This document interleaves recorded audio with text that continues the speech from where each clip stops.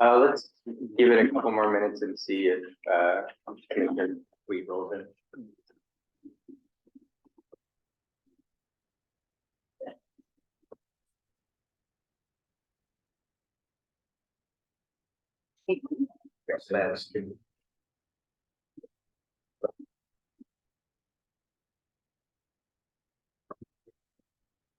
There's Rob. Oh, yeah, there we go. I have to get my glasses off. See it.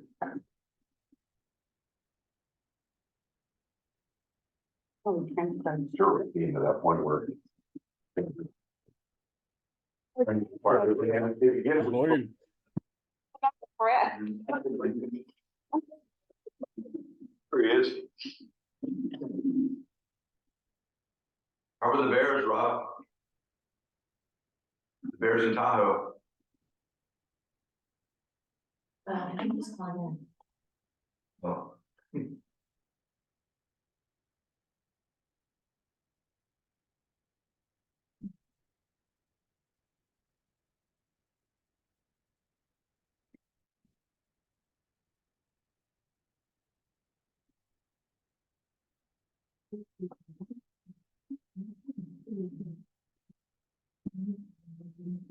Morning, Parker.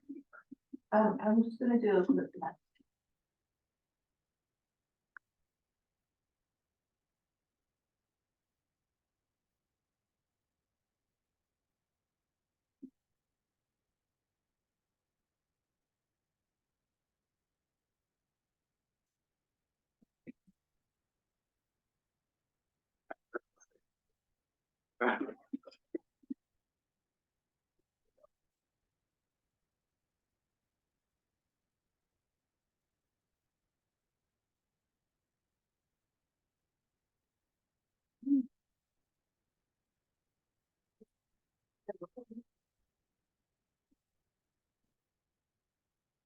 Morning, Commissioner. So if everybody wants to grab some food, now's a good time. We'll eat while we work to start out. I gotta log my food into Noon. I have to log all my food. Yeah. Yeah. Apparently, each banana pancake is 81 calories.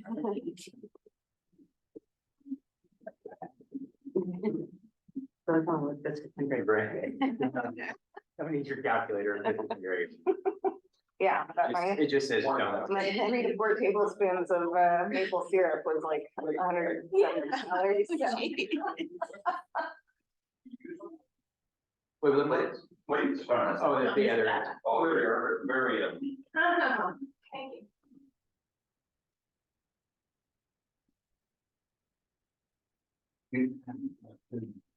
you. Great. That's great.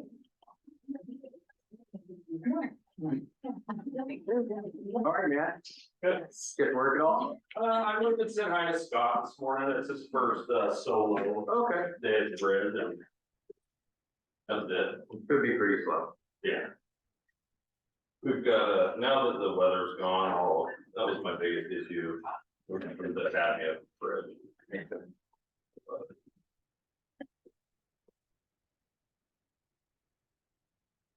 I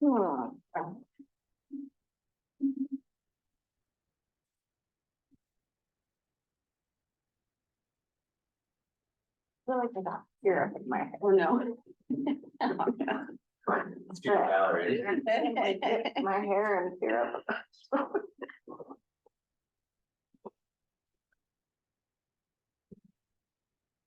old coffee that we have. Yeah. Like super. Cup of coffee. It does. I do think that was the oatmeal. I think that was from the oatmeal that didn't come from. When you don't want french fries, soup, or salad.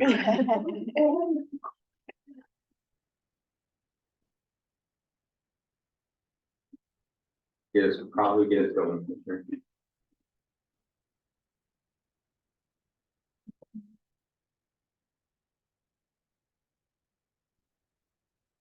think you can get us going, Brad. Yes, sir. I think you can get us going. Oh, I'm running this meeting. You are. All right. All right, I guess we'll call this meeting to order. We will start with the pledge of allegiance. I pledge allegiance to the flag of the United States of America, to the republic which stands one nation under God, indivisible, with liberty and justice for all. Roll call, please. President Ryan, Here. Vice President Clute, Here. Commissioner Lance, Here. Commissioner Peterson, Here. Commissioner Sweet. All right, modifications, additions, and changes to the agenda, sir. There are none. Excellent. All right, welcome, Executive Director Jeremiah. Well, to quote the Grateful Dead, what a long strange trip this. Yes. I would like to invite a lot of you to your first strategic business plan, but I think most of you were present at last year's. I don't know if you Moss Adams remember, but most of these folks were able to sit on the one last year. Were you not at all? In my mind, I remember you there. I think we were on Zoom Okay. for part of it. I was there, and I remember John's guitar came out every time, and I told my wife last night, should I bring my recorder? I'll just play that during interludes. Sorry. So I might only be second in my excitement to have a strategic business plan to this commission. I want to thank you for your patience and your leadership in taking a minute to pause and work through some of the decisions and learn more about port. This commission has already been faced with some really difficult ones, challenging ones, and ones that had long-term impacts, and you guys are seeing that. So I really appreciate you guys taking the 6 months to wrap your brain around the port, wrap your brain around being an elected official, all of the trainings you guys have done. I know I ran you guys out of PTO. I appreciate you being here on a Saturday.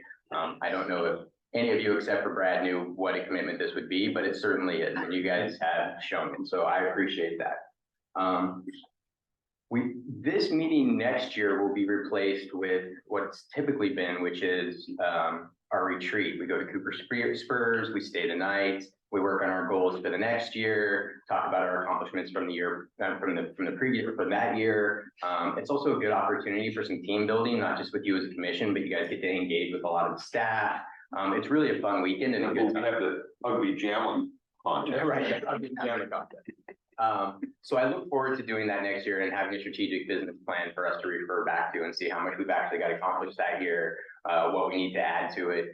We had typically done it in December, which was kind of odd to me, but by the time budget season rolled around in February or March, there'd been like this 4-month gap where either things moved to the top or we kind of forgotten what we talked about. And so we very specifically last year moved it closer to budget season. I think it was in March last year that we did this. We moved it closer to budget season. So next year when we do Cooper Springs, it'll be probably in that March timeframe versus December. So we're getting that right at the right time. These are the goals, this is what we want to do next year. Now the budget comes and it can inform that budget now moving forward. So I'm really excited about that. I couldn't be more happy to get a set of more marching orders from this commission. It's going to dramatically simplify the staff's job and what we do and give us a laser focus. We're excited to have that. It's been a long time since the sports had that. With that, you guys want to take it away? Yeah, sounds good. Well, I will stand up just because it's the morning, and if I don't, my energy will go down. But really nice to see you all. For those of you who I haven't met, for the record, I'm Amy Rose Pedro, and I am a consultant with Moss Adams. And myself and my colleague Jessie here, we work, all of our work is with public sector organizations like the Port. We're trying to do this type of planning work, trying to sort of set the course for where we headed in the future. So we were really excited to be brought on last year to help support. We were really excited to be taking this process back up with you all. And today is really, you know, we've been able to talk with each one of you already. We've been doing a series of interviews up to this point in time and fact finding and gathering and really understanding where is the board today? How is it different from where you were a year ago? That type of information. And so for today's conversation, we really want to have this be a good point for you all to come together in discussion with each other. So we're going to be bringing forward some of the things that we have heard, some of the pieces that came out of those interviews. In particular, in the afternoon, we're going to be focusing on a lot of the key priorities that you all brought up and seeing what other discussions do we need to have, what other information do we need to gather here. So that's where the afternoon is going to be. But our morning session is really going to be focused a little bit more on some of the visioning work. We're going to be thinking about mission, vision, and values, and then looking at a SWOT analysis. So your strengths, weaknesses, opportunities, and threats. So the morning, again, is going to be kind of spent discussing some of these very broad topics. We're going to get you up on your feet. We're going to have you putting some sticky dots up on the wall. And for those joining online, Commissioner Peterson, we will make sure that you're part of the conversation as well once we get into sharing out the discussions too. So would you be able to share the PowerPoint here?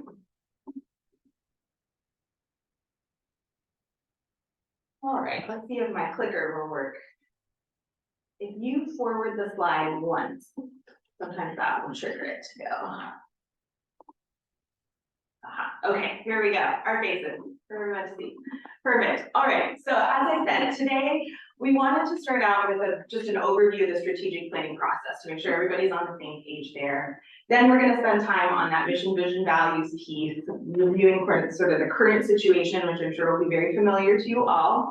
And then we'll spend the afternoon really focused on some of those major kind of key strategic questions around some of the activities that have come up.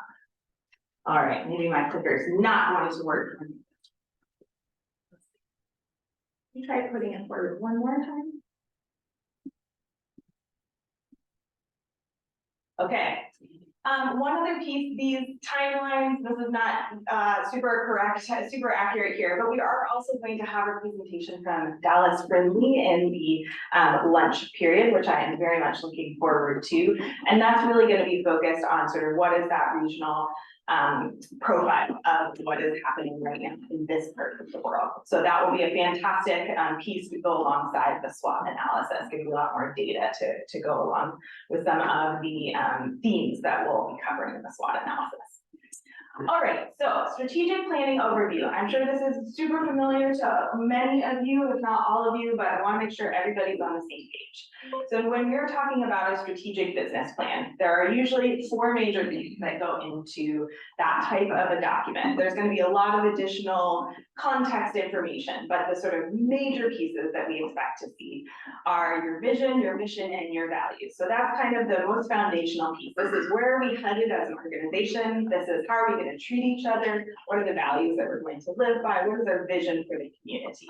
And ideally, the reason we have that at the top of the pyramid is because everything else in your strategic business plan should flow from those concepts, right? We want to make sure that everything is aligned with what we have stated as a leadership team around vision, mission, and values. Then you have your strategic goals. These are going to be the big picture buckets in terms of saying what is the areas that we need to focus on? What is the direction that we want to take the port?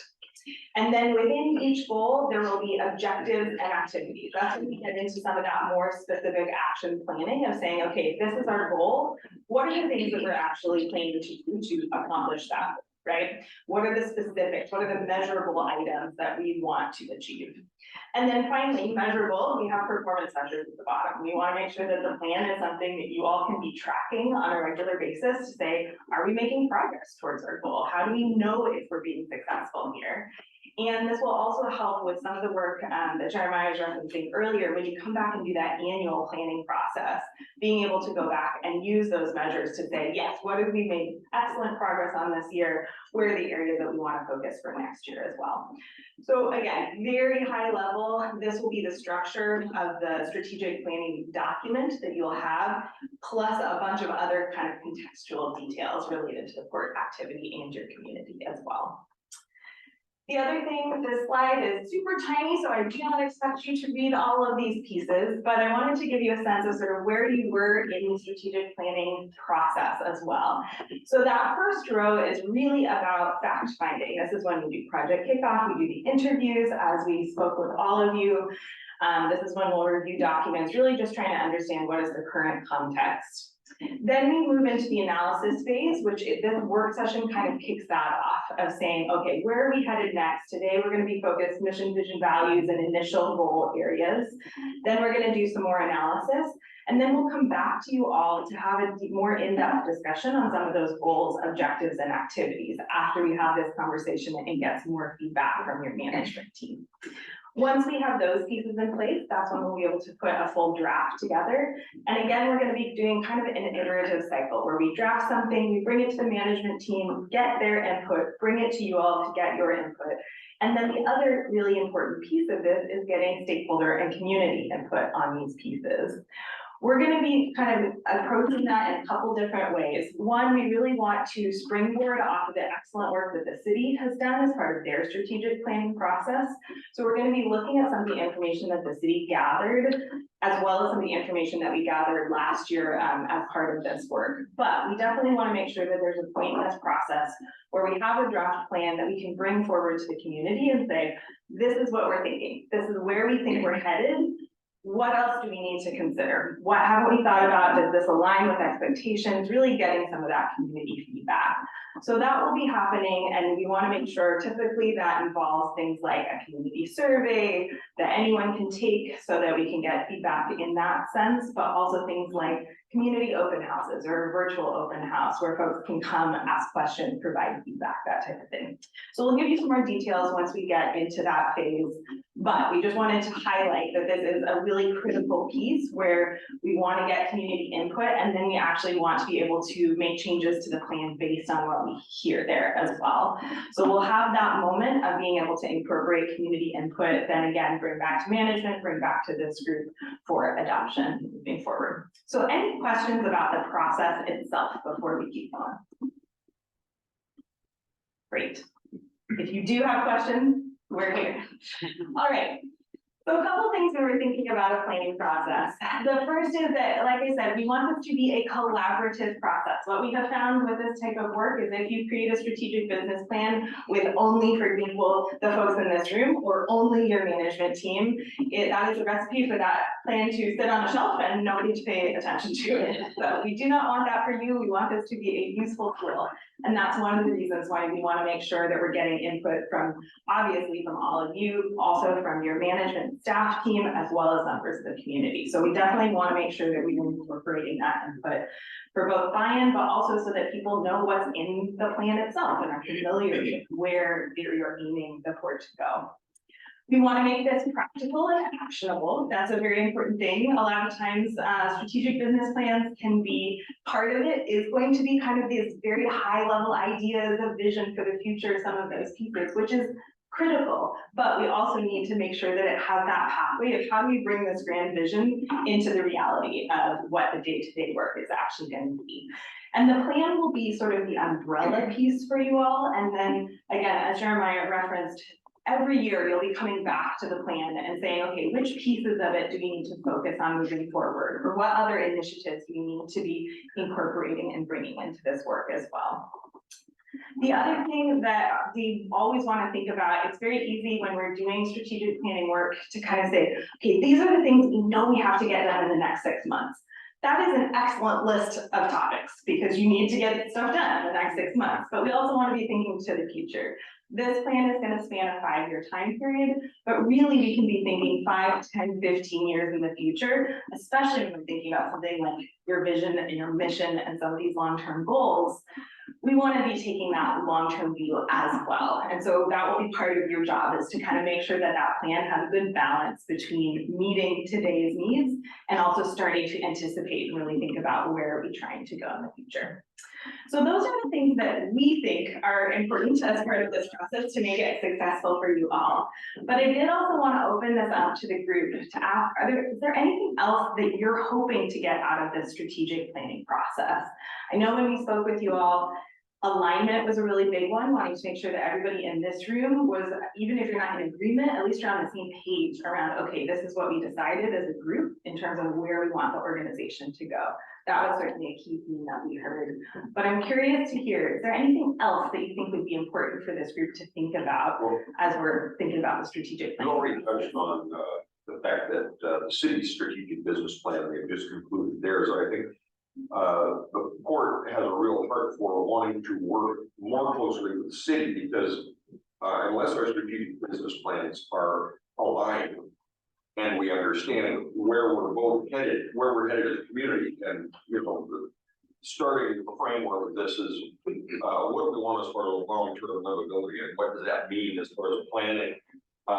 We've already discussed the idea of maybe bringing in a planner that both the city and the port could hire jointly as a connecting thread between our strategic business plans, because I think a big major missing piece that didn't exist in the past was, first of all, the city and the port being aligned, working closely together, having a light vision, and then also that major moving piece is really planning. How do we change our plans? How do we change our zoning? How do we do community development code updates as a part of that overall plan?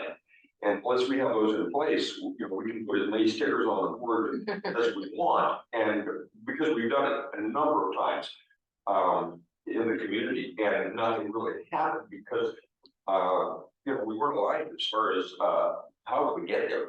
And I think this will be a big part of that. Is I think the commission is well aligned right now as far as where we think our general direction is, and I would say that's also true of the new council.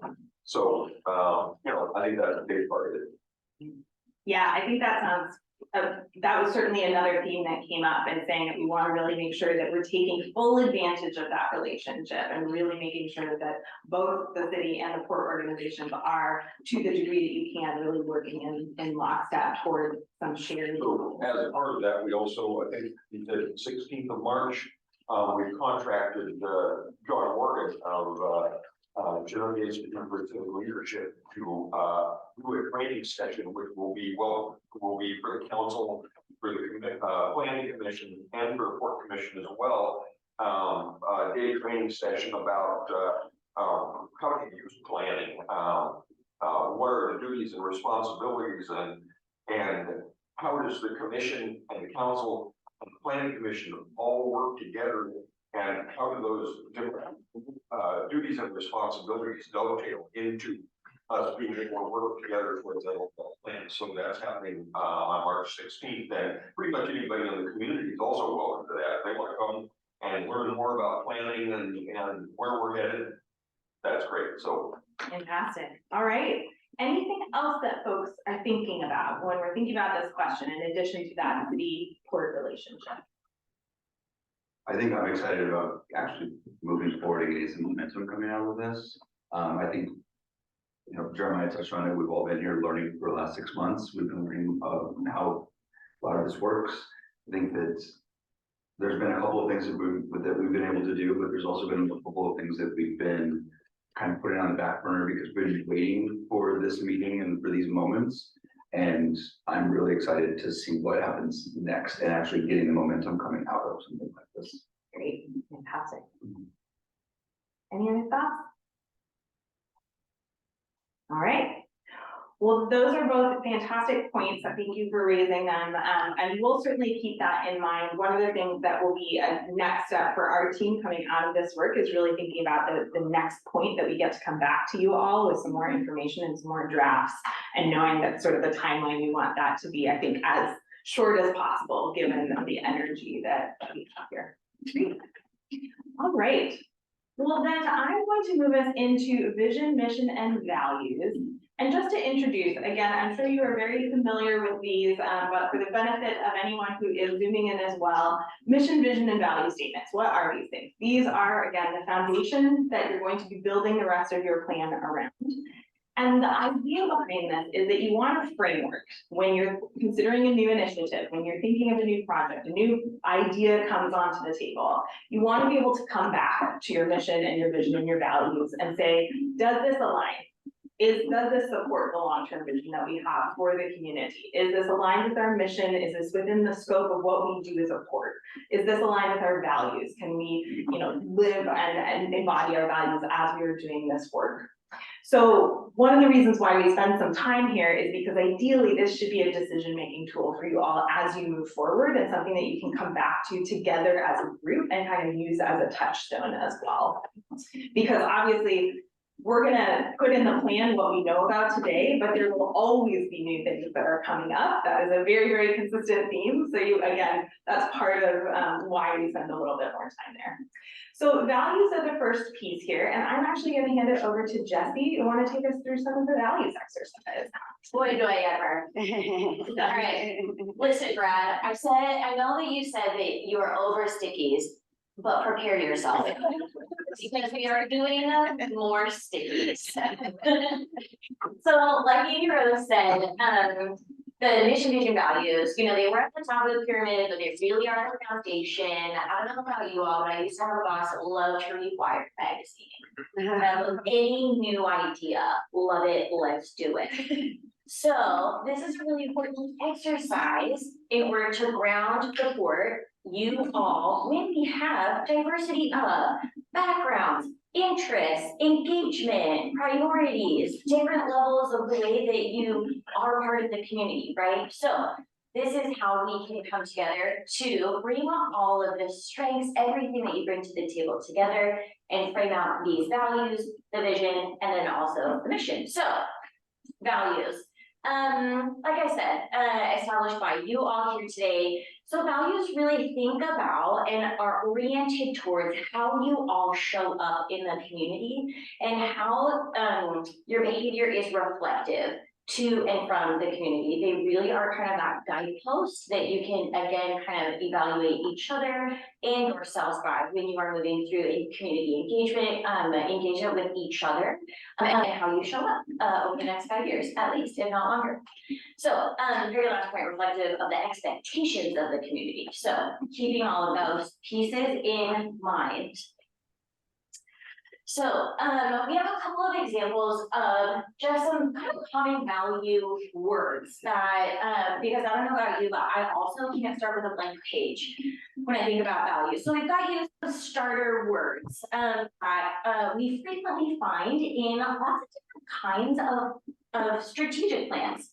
So respectful, embracing change, ethical, collaborative, fair, honest, sustainable, transparent, all of these are values and ways in which people really kind of prioritize and think about how they want to frame their behavior and their interactions with the community and really kind of set the tone of the board. So what we are going to do is in pairs, we are going to have each of you, kind of turn to a neighbor in pairs. We're going to come up with 5 to 6 values. You're going to talk about kind of why they're important, why you think they should be part of kind of the board's next 5 years, importance of kind of based on, again, that your, up until the last 6 months, your membership is part of the community. How did you expect the board to show up? What are some of those things that you really liked?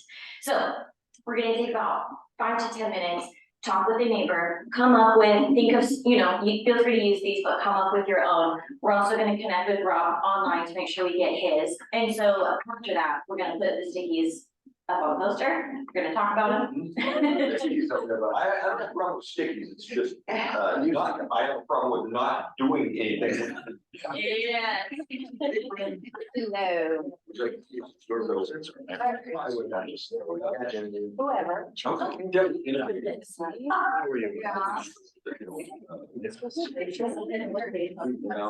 Creative, we innovative. I would say, committed to community engagement. Yes.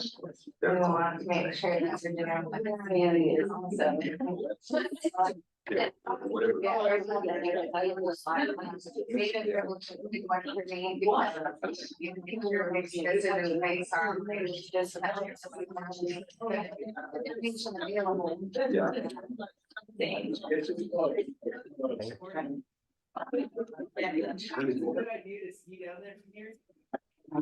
Sorry, what's that? I'm on a Zoom call, I'm sorry. So let's Guys, it's still. With that, here. Because I have.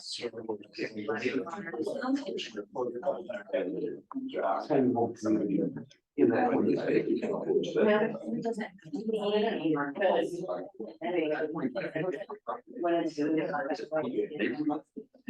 I don't know.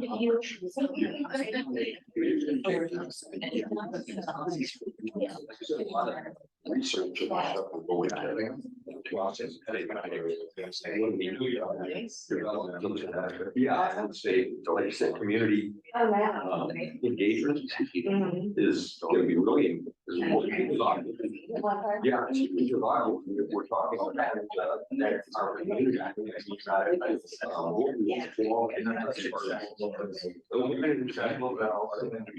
We say, yeah, let's do this. Let's do this data center. You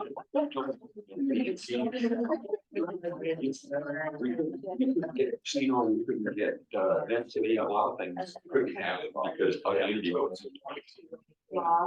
Not all the community, so in general, we need to get other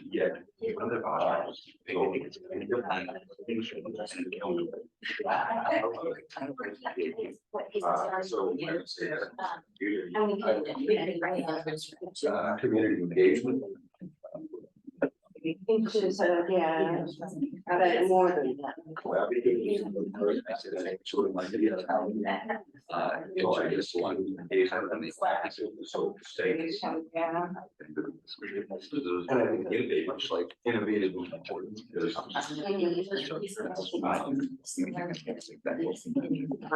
Okay. But they choose not to have it. I like that. I was thinking about it. Community.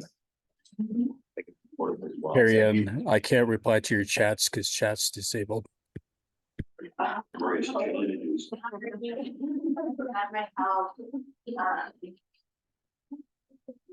we getting any of Rob's? Rob's got Steve hanging up on the bush. Because I think transparency includes honesty and then, okay, we should be good with that. Embrace change. Or. I'm gonna say flexibility. Yeah. My name is not yet. Yeah, like, great. I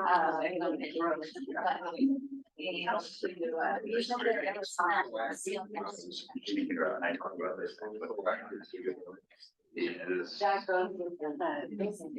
So that they sort of think of the data with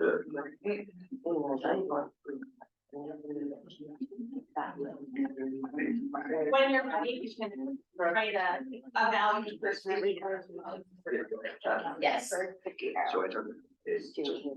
Oh, yeah.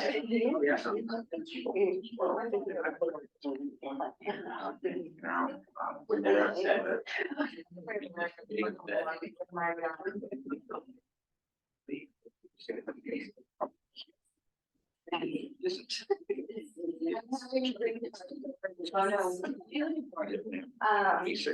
Like when you're able to adapt, adaptability, like to different situations, flexibility.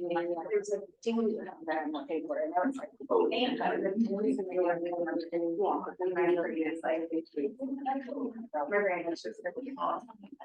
I got home so long.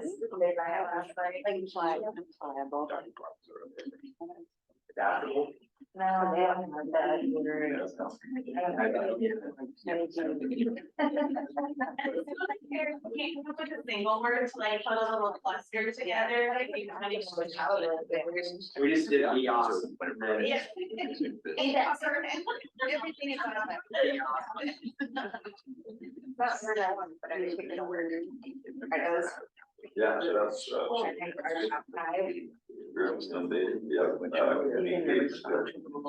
Slash. Yeah, you know, I do, you can get more innovative, all of that, study. But then what I hope at is just ends up being like a domino effect. I think that's so where you do something right or you do something wrong, you do something wrong, it's a domino effect. So maybe things happen, but it's the key is making it happen in the right direction. Have it develop some of its own momentum. I'm just gonna take the very beach. Yeah. Right, perfect.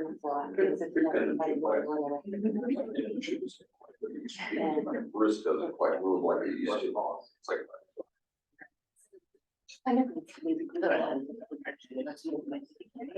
Yeah, let's get a big one in here.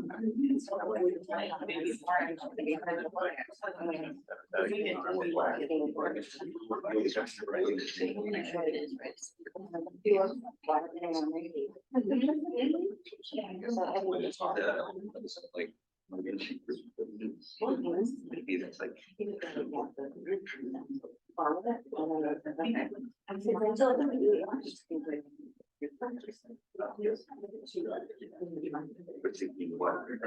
I did. But I always see them definitely,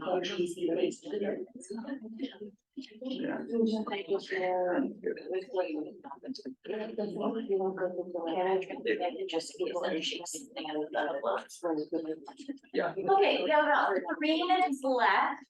You should start to write down some of your 5 to 6 values, 1 per sticky note. And if you need to put kind of a cluster of values together, that's okay. We need sticky notes. Are we gonna talk about it, so we don't get duplicates, or do we want to get duplicates out there? We want duplicates, but we are gonna talk. Okay. Answer is. That was a circular. Well,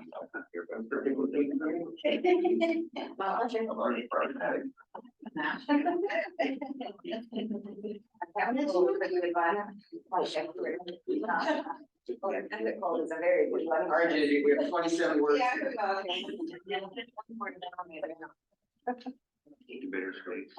Because we have very, maybe the most. Yeah, exactly. And that's exactly what we're looking for. So that's value.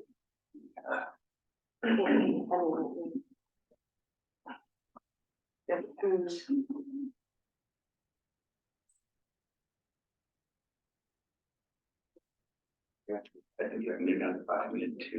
You only get 5? Oh, you do. Okay. You put value on there.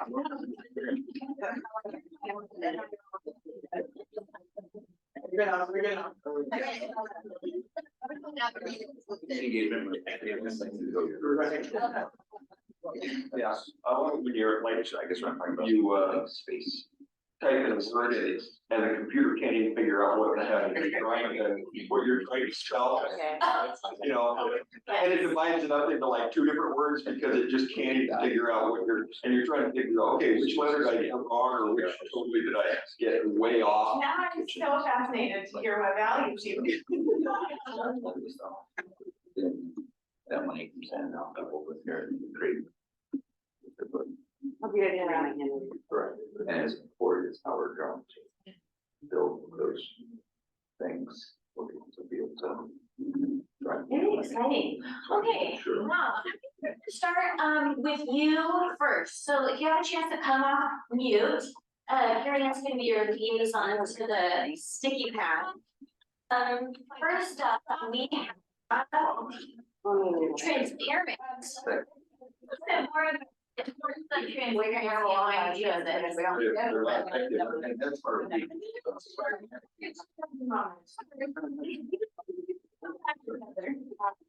Yeah. All right. Do you want me to go ahead first? Yeah. Okay, great. Thank you.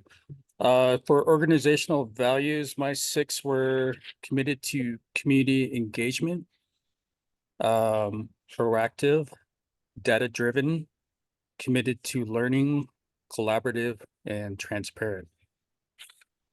Okay, Rob, share a little bit about when you were looking at these values, what were some of the top things that kind of came to mind as why these stood out to you? Yeah, as we have a new city council and a new port commission, I think collaboration is one of the top 3, I would say. working together with our local government partners in a direction that's mutual for the city and for our own self-interests in the organization. The other thing is, since we're all kind of new to this, most of us committed to learning is going to be part of the process here in the first year or two. We need to adapt with the data-driven metrics to make smart and sound, financially conservative decisions.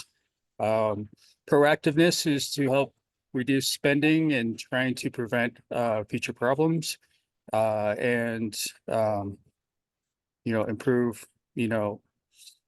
how we plan out for paying for things and everything like that. The last two, committed to community engagement and being transparent, is including the sorry for the background noise, including the community being part of a process, sharing the voices, sharing their feedback about the port. And transparency is an important value to build trust with the community. They can count on us to make smart and informed decisions, and that we're including their vision for their city as well. Yeah, that's great. And Rob, when you were listing your values in the chat, did you order them in from most to kind of the most important to have versus the nice to have? Yeah, I think for the top three, I would do data-driven, committed to community engagement, and collaborative. Yeah. Great. Okay, thank you for being brave and going first. Okay, next up, let's start with Jeremy. We have more than 5. That's okay. Okay. I imagine also that a couple of you heard some values that also reflected your own. So Do you want me to bring them up? yeah, very carefully because we're on two words. Yeah, that.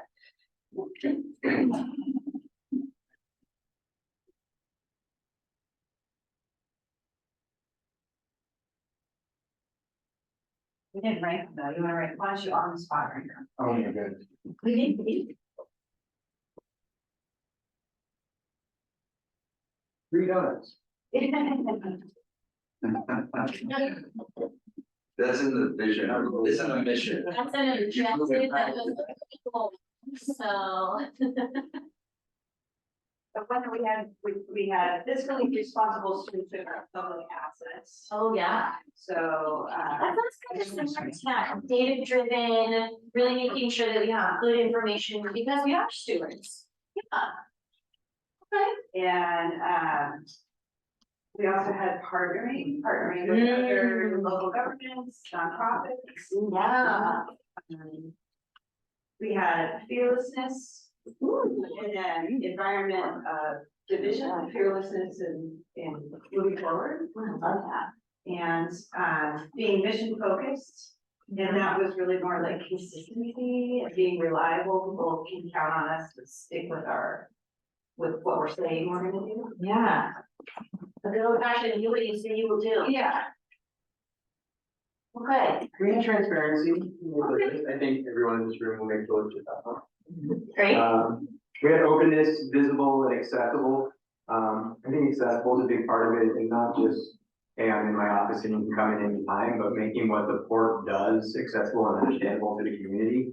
I think there's a lot of us that don't necessarily couldn't walk around and say which assets are owned by the port or why we have them or what we do with them or what our vision is for that. So being accessible to people, but also just available within that. Yeah. With patience and disconcerting, I think patience is probably one that I struggle with the most. I don't come from a public service background, I come from a private background, we get things done quickly and efficiently and move through projects at breakneck speeds, and that's been hard to get used to, and I'm sure for average. So patience. I think some civic pride. We both agreed on that as a group, we should be proud of the basket box. I think that's something that has maybe been missing a while in this town. It's always been that we've been the redheaded stepchild a little bit, and I just don't think that that's who we are anymore. Or maybe who we ever were, but I certainly don't feel like that. And this group, seems to think Cascade Locks is where it's at. Gonna be keep telling everybody Cascade Locks is where it's at. Not same old Cascade Locks. We had community engagements, that one up there was visible and accessible. And then proactive versus reactive, so long range vision, versus reacting to issues that pop along. Yeah.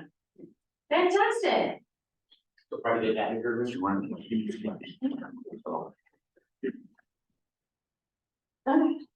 Okay.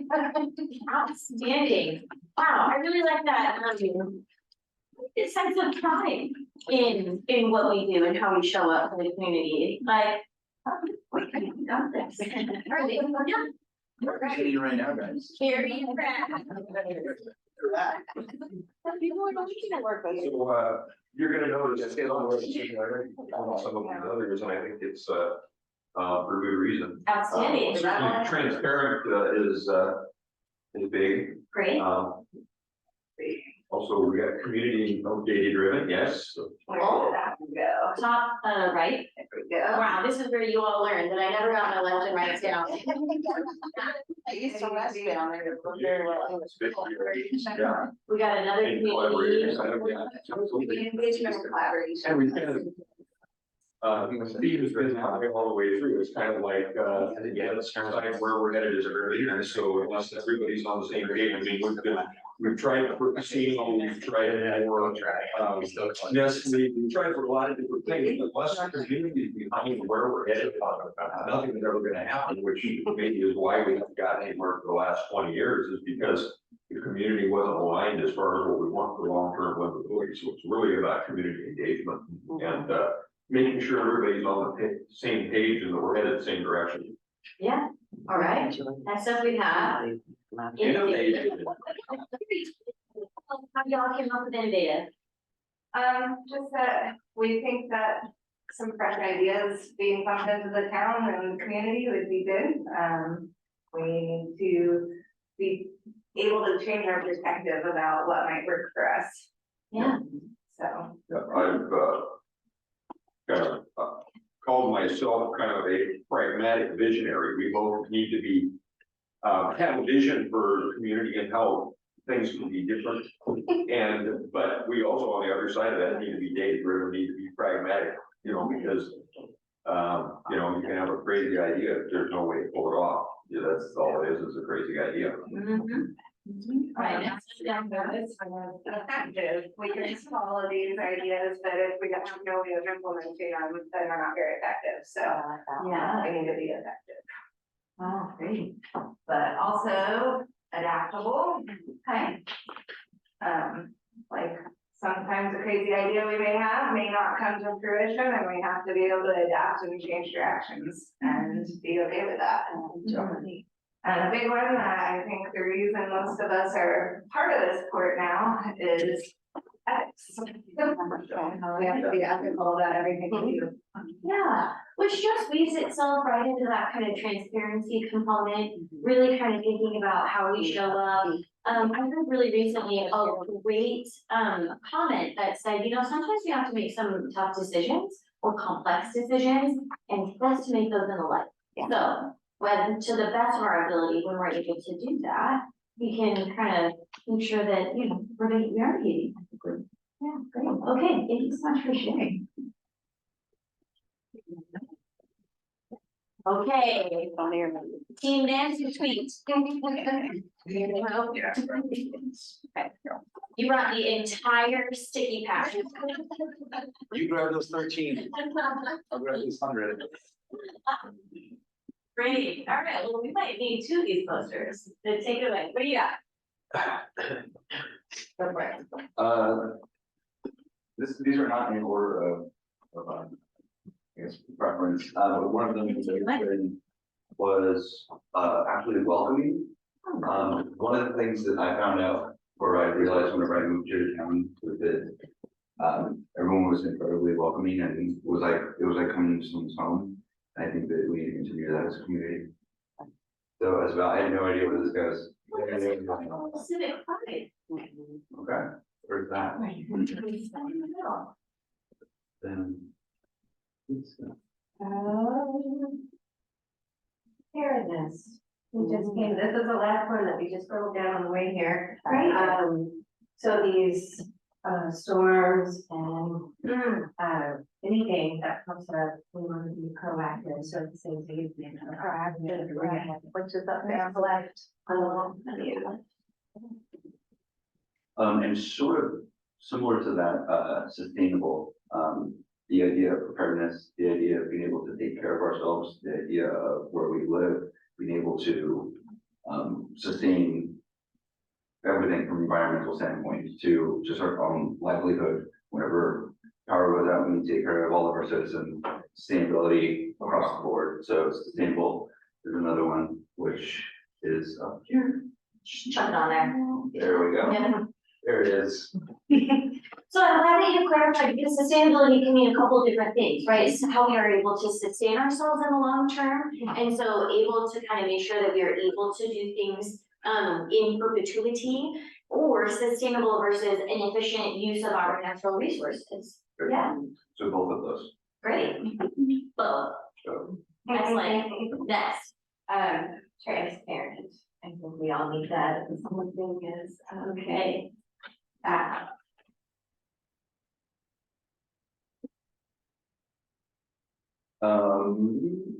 As a board, we're an economic driver, so economic stewardship. One of the things that we have trouble with in town from a business standpoint is just location and places for people to actually open up a business.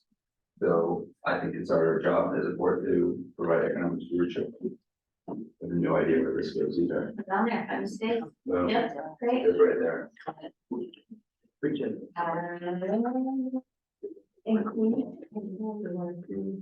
That's part of our. I have a lot of values, I think are important.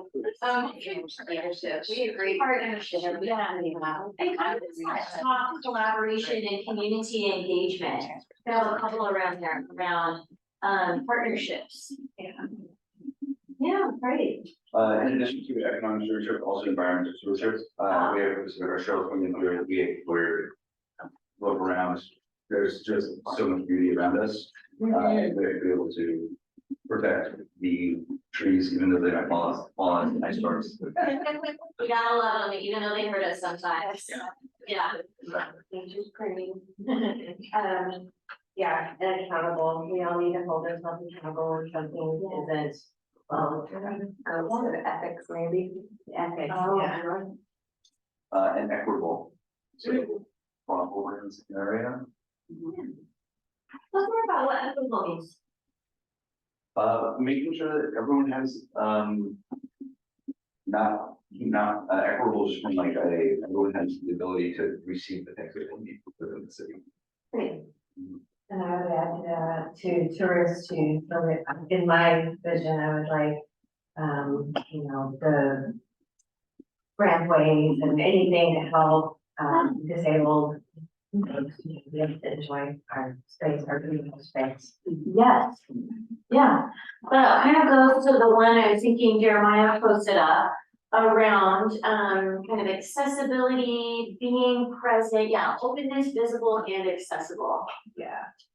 So what are the ways in which we can kind of make sure that folks who may be passing through seasonally and folks that live here year round can really take advantage of all of the things that we kind of bring to the table? I heard somebody speak one time that a disabled person, he said, we're all gonna be disabled at one time once we reach a certain age and we're not able to get around, so, it's something to keep in mind. Yeah. Great, and I hope motion is the last one, all right. And free donuts, free donuts. Great, okay, after having heard all of this, we're just gonna do a little bit of popcorning. What are some of the thoughts that you all had, hearing other people either have different values, similar values? Did anybody put something up that wasn't on your sticky where you're like, oh yeah, I like that too, that's great? Was there anything else? So we're not in an order, but feel free to just kind of speak up.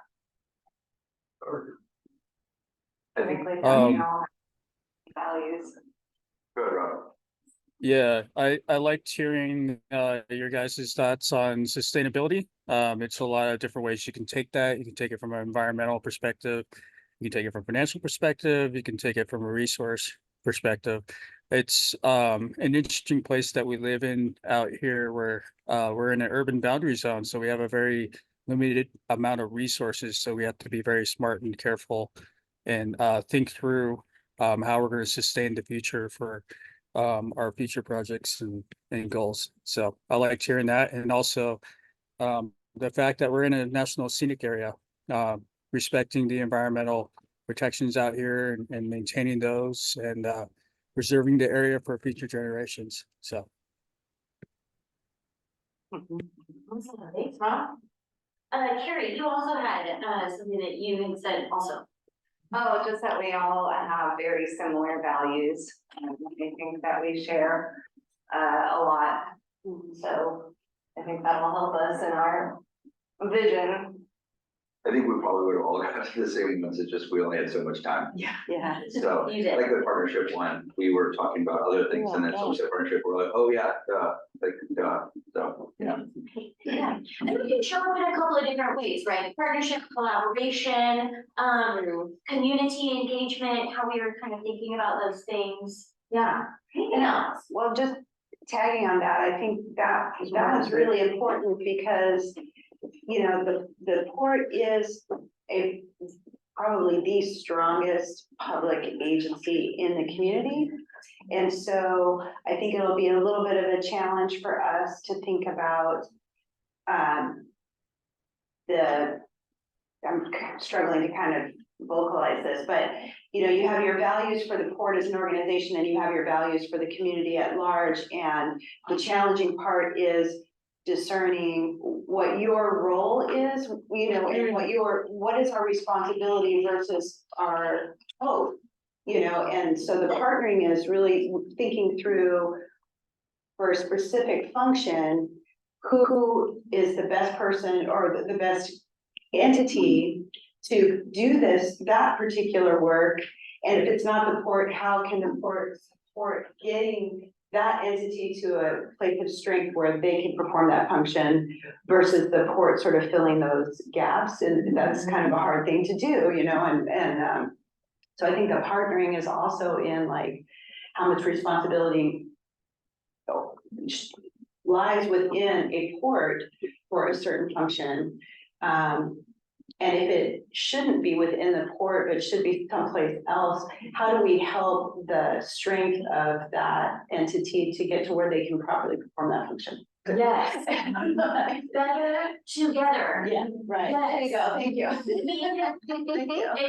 Top of mind, Microsoft just hit like 1 trillion and whatever. We do not have Microsoft money or people. Right. So, Right. and what we are faced with as a public facing entity is so much more complex than what we have had to work with and think about previously. And so as much as we would love to be able to do all things, we just cannot. Right. And so how can we think about how we are using, how we are engaging, how we're supporting, how we're working with other people in order to make sure that we can all bring our resources, our knowledge, our time, our expertise together. We can't do everything for everybody because it dilutes what we're able to do. It's like using a sweeper nozzle. If you wanna remove something, you put a sweeper nozzle on your hose. If you got one of those ones that fans everything out, you know, nothing happened. Yeah. So we have to focus our energy, we have to focus our resources. We've got limited resources. Therefore, we need to figure out what things will create the highest and best use. And ideally, do things that will create a domino effect in the right direction to where it takes over on its own and begins to create its own synergy. So. Yeah. Someone said that this crew knew that we were gonna be talking about mission right after we talk about value. Okay, outstanding. The last, just wanted to get, Oh, Jimmy picked, had good one with presentations, and the number of values that made it up there that are going to require patience, I thought was important. The transparency that it requires patience to be transparent in order for us to make these decisions and for the community to feel like they're involved. It's got to be transparent. For the good fiscal stewardship, that takes data driven. A lot of the things that we put as values are things that support the fact that we're going to have to be patient through some of this, which is not my strong suit at all. Yeah. But I like Yeah. Right? One last discussion topic, when we think about what it means to be transparent, there's lots of notions around, what is and is not an effective way of being transparent. So let's just chat a little bit about what transparency means to you all, having kind of been now on a little bit of both sides. So when you think about transparency, what are some of the things that come to mind? I think allowing the community in on what's going on with our decision making.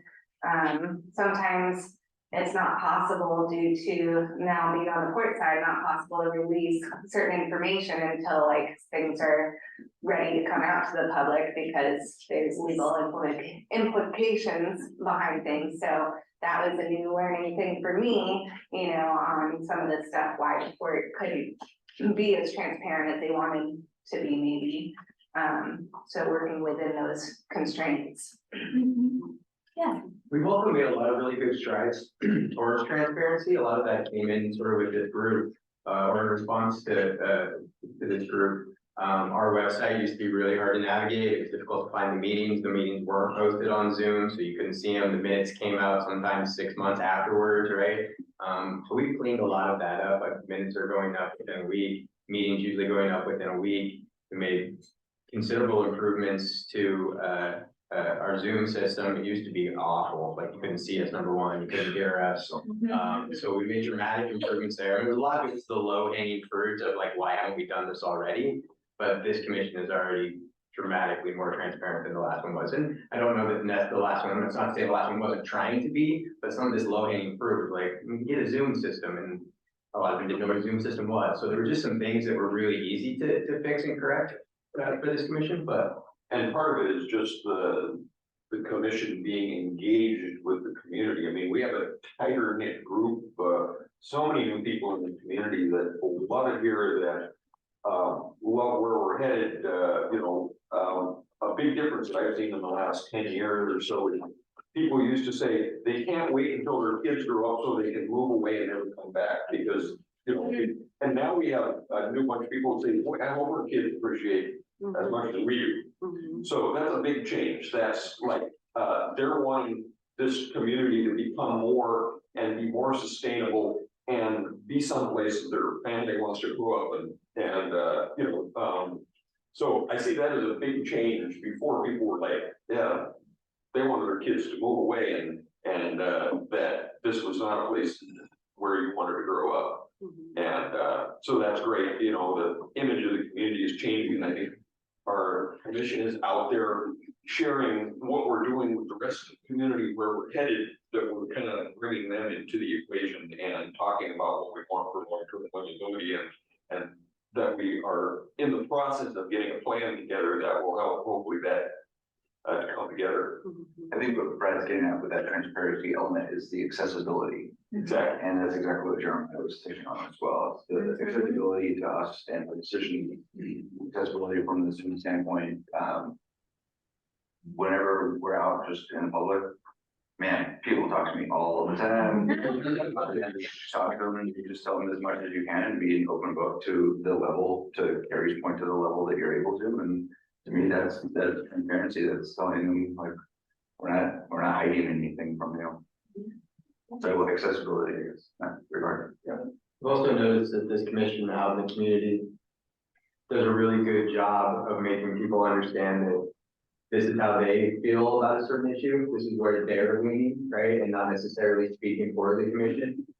So that's one message from a transparency standpoint, just with this group. We'll be out just having a drink somewhere or something and court will get brought up. And they're very quick to say, this is sort of how I'm feeling about this particular issue, not necessarily 5 people out there talking. And so I think that transparency has been good, that this group tends to understand that it takes at least three of you to make decisions, right? Not out there saying this is what the port's going to But do. we're shooting for all five to be in general on the same page. Yeah. All of our votes will necessarily be unanimous, but the level of discussion that we're having between each other means even if we don't agree at the end of the day and it's not a unanimous vote, at least we can respect the thought process that everybody's going through, and there's no hidden agendas, backdoor meetings, and you know, votes that have already been made before the meetings Right. happen. So Very we're working very hard on all being on the same page, at least as general direction for the community. And some of the minor ways we get there might be up for grabs, but you know, at least committed to having that discussion. Our very Yeah. first vote, Yeah. Jenny, a very perfect example of how we worked, like it was 3-2, but we had an excellent discussion and collaboration about it. Great. Changed my stance Yeah. all the time. In a decision. And that's not our only, and that wasn't our only split. We've had split votes since then too. You guys have done amazing. And that's with that. It is important. It's really, well, and I think that is part of the equitable thing as well, is like making sure that the community is represented across the board, because not everybody agrees on the same thing within the community either, so. I mean, Okay. that way, but I chose a different path. Yeah, as Yeah. far as my thoughts on transparency, I think it's kind of a disclosure of various perspectives into an open room for discussion. It's also a way to demonstrate engagement and explaining your process as an organization, that you're actionable to community feedback or commissioner feedback. It's also a mode of where you can view the organization from various angles, from a business tenant, from a community citizen, from a volunteer, etc. It's also kind of taking inventory of how does our business development process work? Does it work behind closed doors, or is it out in the public to some degree where people can kind of see what the progress is? As far as the actionable aspects, developing subcommittees, for example, we're going through an audit, so we have a finance subcommittee. So all these little examples kind of tie in to the theme of what a transparent organization looks like. Yeah, and what I heard a lot of you all kind of referencing is, transparency really is providing the context internally and externally in order for people to understand the path, where we came from, where we are now, and kind of where we're going. So a lot of that there. Okay, so this is excellent. I have also done some sticky rearranging to show the interconnectivity between community engagement and transparency. So we're gonna take all of this information. We have our notes. We're gonna put these together kind of in that draft of what comes after this. I'm gonna segue the conversation. Ready to talk mission? Take it away. Absolutely. So it's fascinating to me to see some of the stuff that I imagine was going to come up in this mission conversation is already coming up in this values conversation, because it does have a little bit to do with sort of how are we defining, what can we do as a port? Why does this mission exist? Why does the port exist? All of those pieces. So if I can't get this lovely slide clicker to go, you can advance to the next slide here. We can, I think, go at least, yeah, there we go, perfect, okay. So a mission statement, this is the most succinct way to say, what are we doing? What are the services that we provide? What is the purpose of our organization as a whole? And a lot of times we're kind of going out, we're starting with mission and then we're gonna go to vision, which is the big picture view of where we want to be going as a community. But the mission is also, how are we going to get to that long-term vision that we have stated here? Usually mission statements, these can change on a fairly regular basis. Usually we don't see massive shifts in terms of the content or the ideas, But certainly they can change as we're thinking about really what is the role of a port. That role is going to change over time as the community changes, as the needs change here. So this is definitely something that we would expect to revisit from time to time and say, what is really making sense from our previous mission statement? What do we want to carry forward? So one of the things that I wanted to sort of have as baseline for this conversation is even before we look at your old mission statement, what is the role of a port? And I have a very, very simplistic definition of here, and I'm gonna, after I share this, ask Genevieve and Jeremiah to also share your thoughts on this. Very, very baseline. If you Google a port, it's like ports generate jobs, right? They support businesses, they provide transportation. These are very, very simplistic terms. But I think it's an important place to start, which is really like, what is the purpose of a port organization? So on that note, like I said, I would love to hear from both of you if there's more that you would add when you think about what is the purpose, what is the mission of a port in general, where it doesn't provide transportation though, right? Well, sure, You know, We're still the easiest way to cross the river. I mean, that's amazing. I think we'll probably get a good 1-2 punch here. Because I am a little bit more laser focused on what I think a port does. And so when you say these are really specific terms, they can be brought out, but I really like that they come back to at least the top two. Supporting transportation, sure, we have a bridge, so we have to. But generating jobs and supporting businesses, I feel like those belong to the top of the list, and that a lot of things that fall underneath of them or start to fan out can become distracting from the fact that those really are our two sort of missions.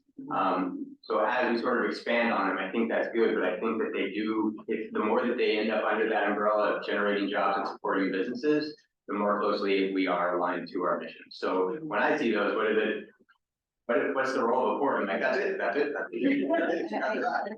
Nailed it, first try. Then you will be able to expand on that for sure. A little, yeah, a little bit. I mean, I agree with those 3 bullet points, but I would add a little bit more about the how is important with ports. Ports don't generate jobs by starting businesses, for example, or creating new programs, community programs. But what ports, my understanding of ports generally is that we develop land, we build buildings, and create economic conditions that would foster job creation and business retention and expansion with those buildings, for example. We, as a very unique port, operate a tolled interstate bridge facility, and that really changes a lot of the way that we have to look at things on in our business model. And so definitely a major transportation partner regionally. And that's a huge responsibility, not just on sort of that stewardship side. This is a major public asset. It's you know, I don't think of, there's always sort of this cultural question about ports that yes, you have to run a port like a business. And it is a business, but it's also a public local government agency that's run by an elected board that is, you know, accountable to their constituents to deliver and leverage that business side for the public benefit. So we always end up thinking about our profit and loss statement in terms of public benefit, not necessarily dollars.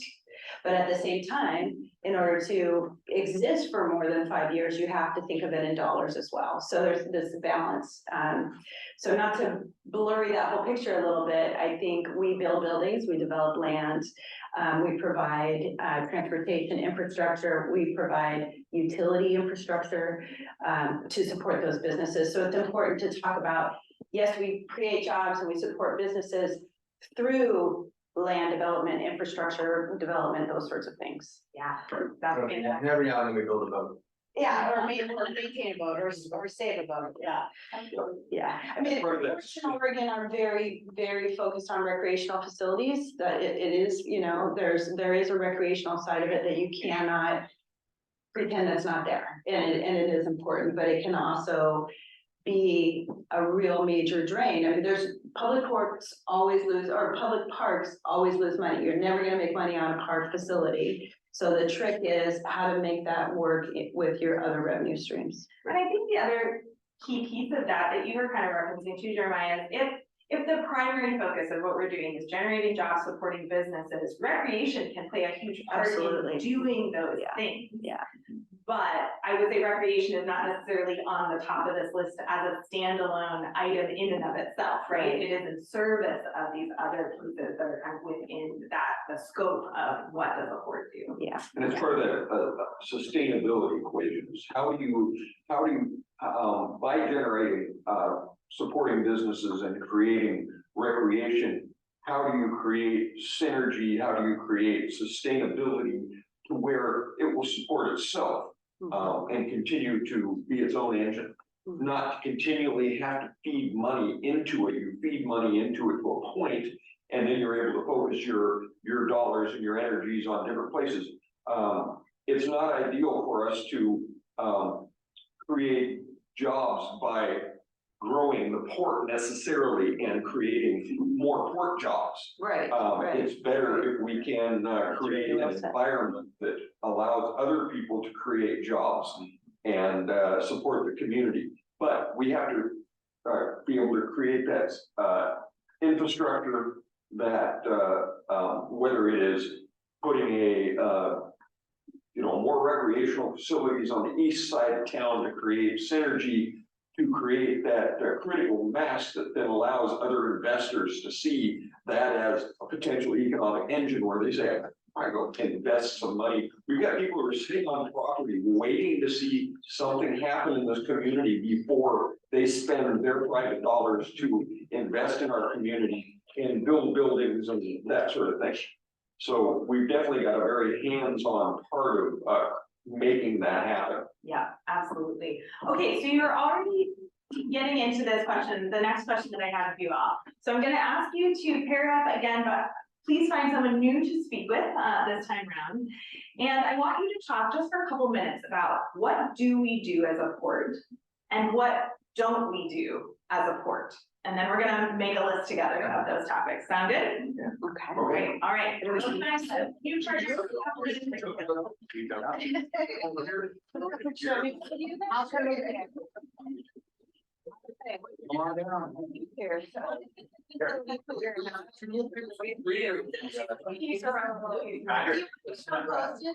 Yeah. You guys sit here. No, whenever you want to take notes, okay, we're gonna make a big one. Thank you, Joe. We provide a research facility. We build. Jeremiah, you take this turn. You're standing, you take your present. All right. We develop, develop, maintain, build.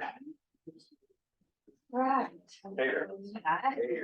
Fix it, I like it. I'm purely analog, so. We, So what was the mission? campground. Just about what we do, what don't we do? Okay, what don't we do? Okay, well, what we, or what are we doing that we shouldn't be doing? That's terrible. It's great. Well, and I would say that We. one new thing that has come to light is We balancing. seek and So I don't think that we can build too many more buildings. As a way of community creating jobs.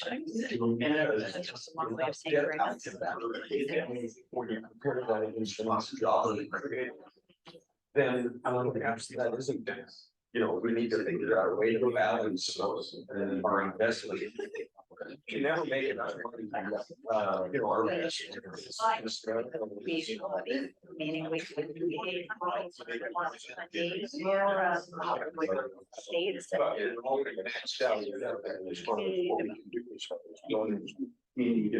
We can't continue creating. Jobs are created. We used to be rigorous here.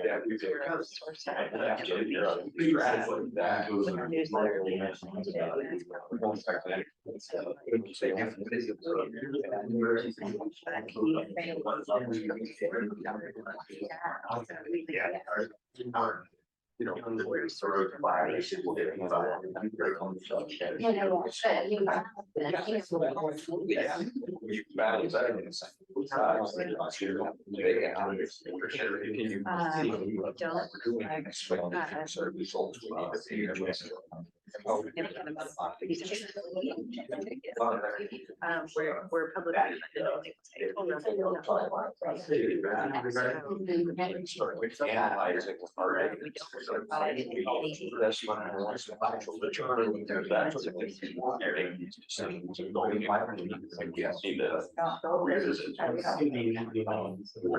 Create. Hopefully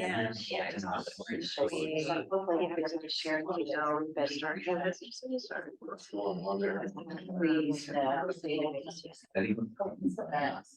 I will think of another public agency that we don't. Just be aware. We don't. What it's gonna do is use zoning for new ideas and zoning and we don't play that. Even though we could, can sell electricity, but we don't. We have a utility.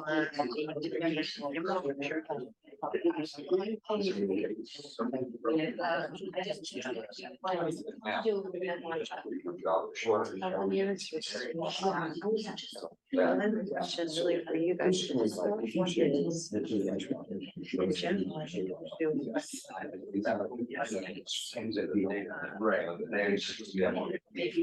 You know, I just don't understand it. Yeah.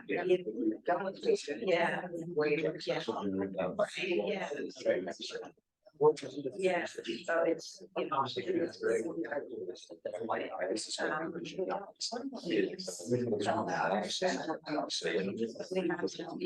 yeah. It's really important because, you know,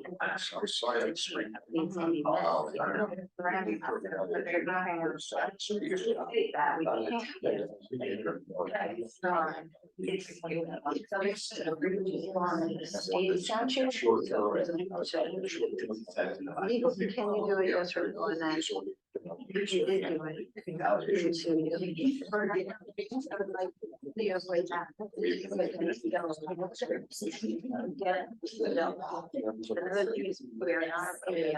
we're not giving the emergency response. We don't have really emergency response.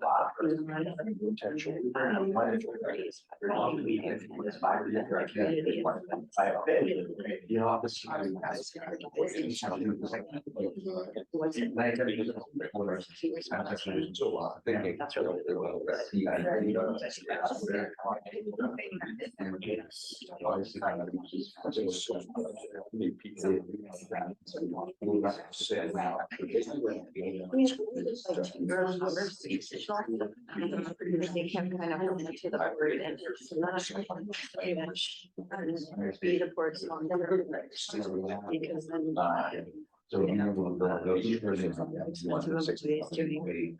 Already distracted by staff. You said the only thing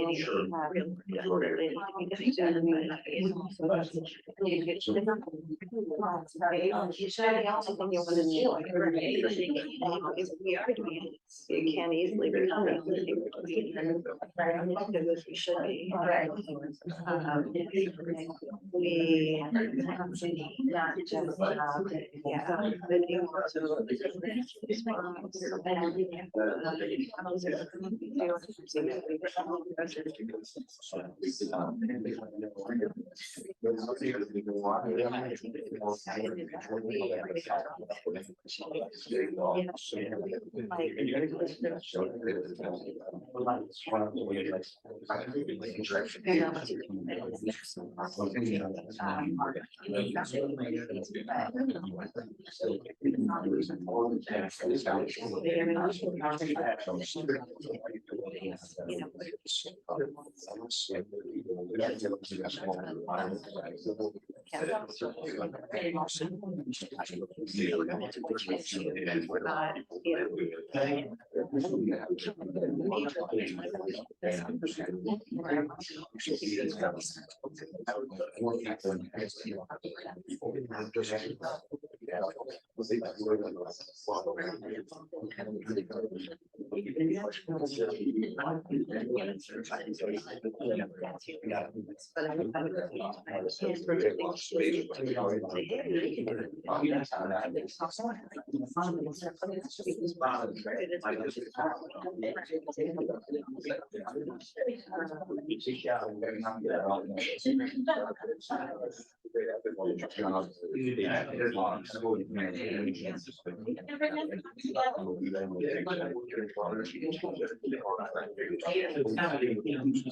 Sounds like there's excellent conversation.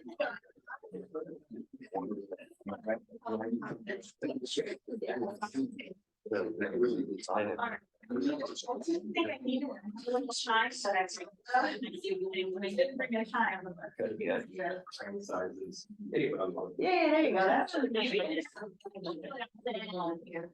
Alright. Well, thank you all so much for going through that conversation.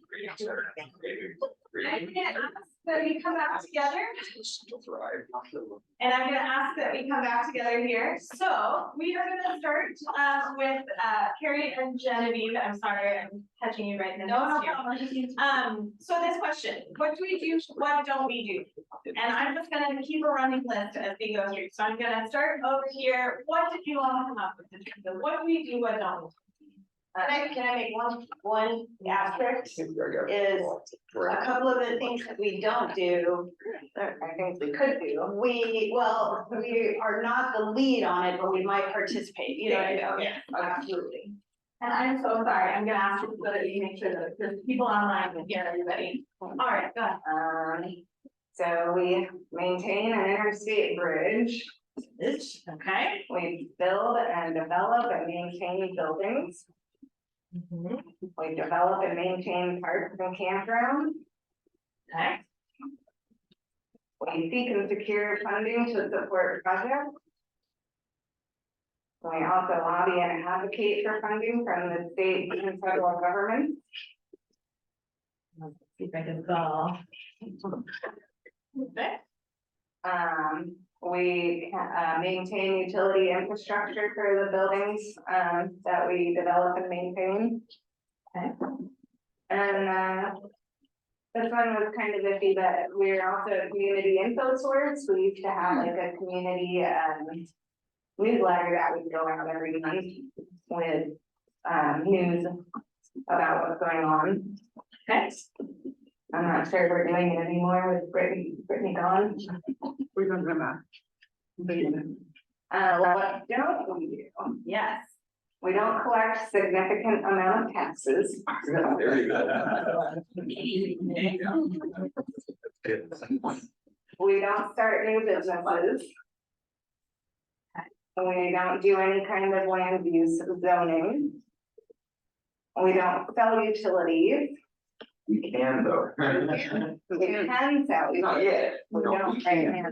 Can generate. We have a legal right to. Yeah. We don't provide health or human services.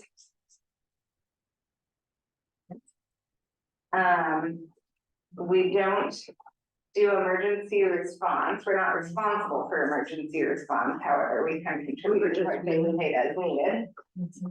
Same for financially supporting community events. We don't, it's not really our role, but we do as a favor to the community, but we're not in the Chamber of Commerce.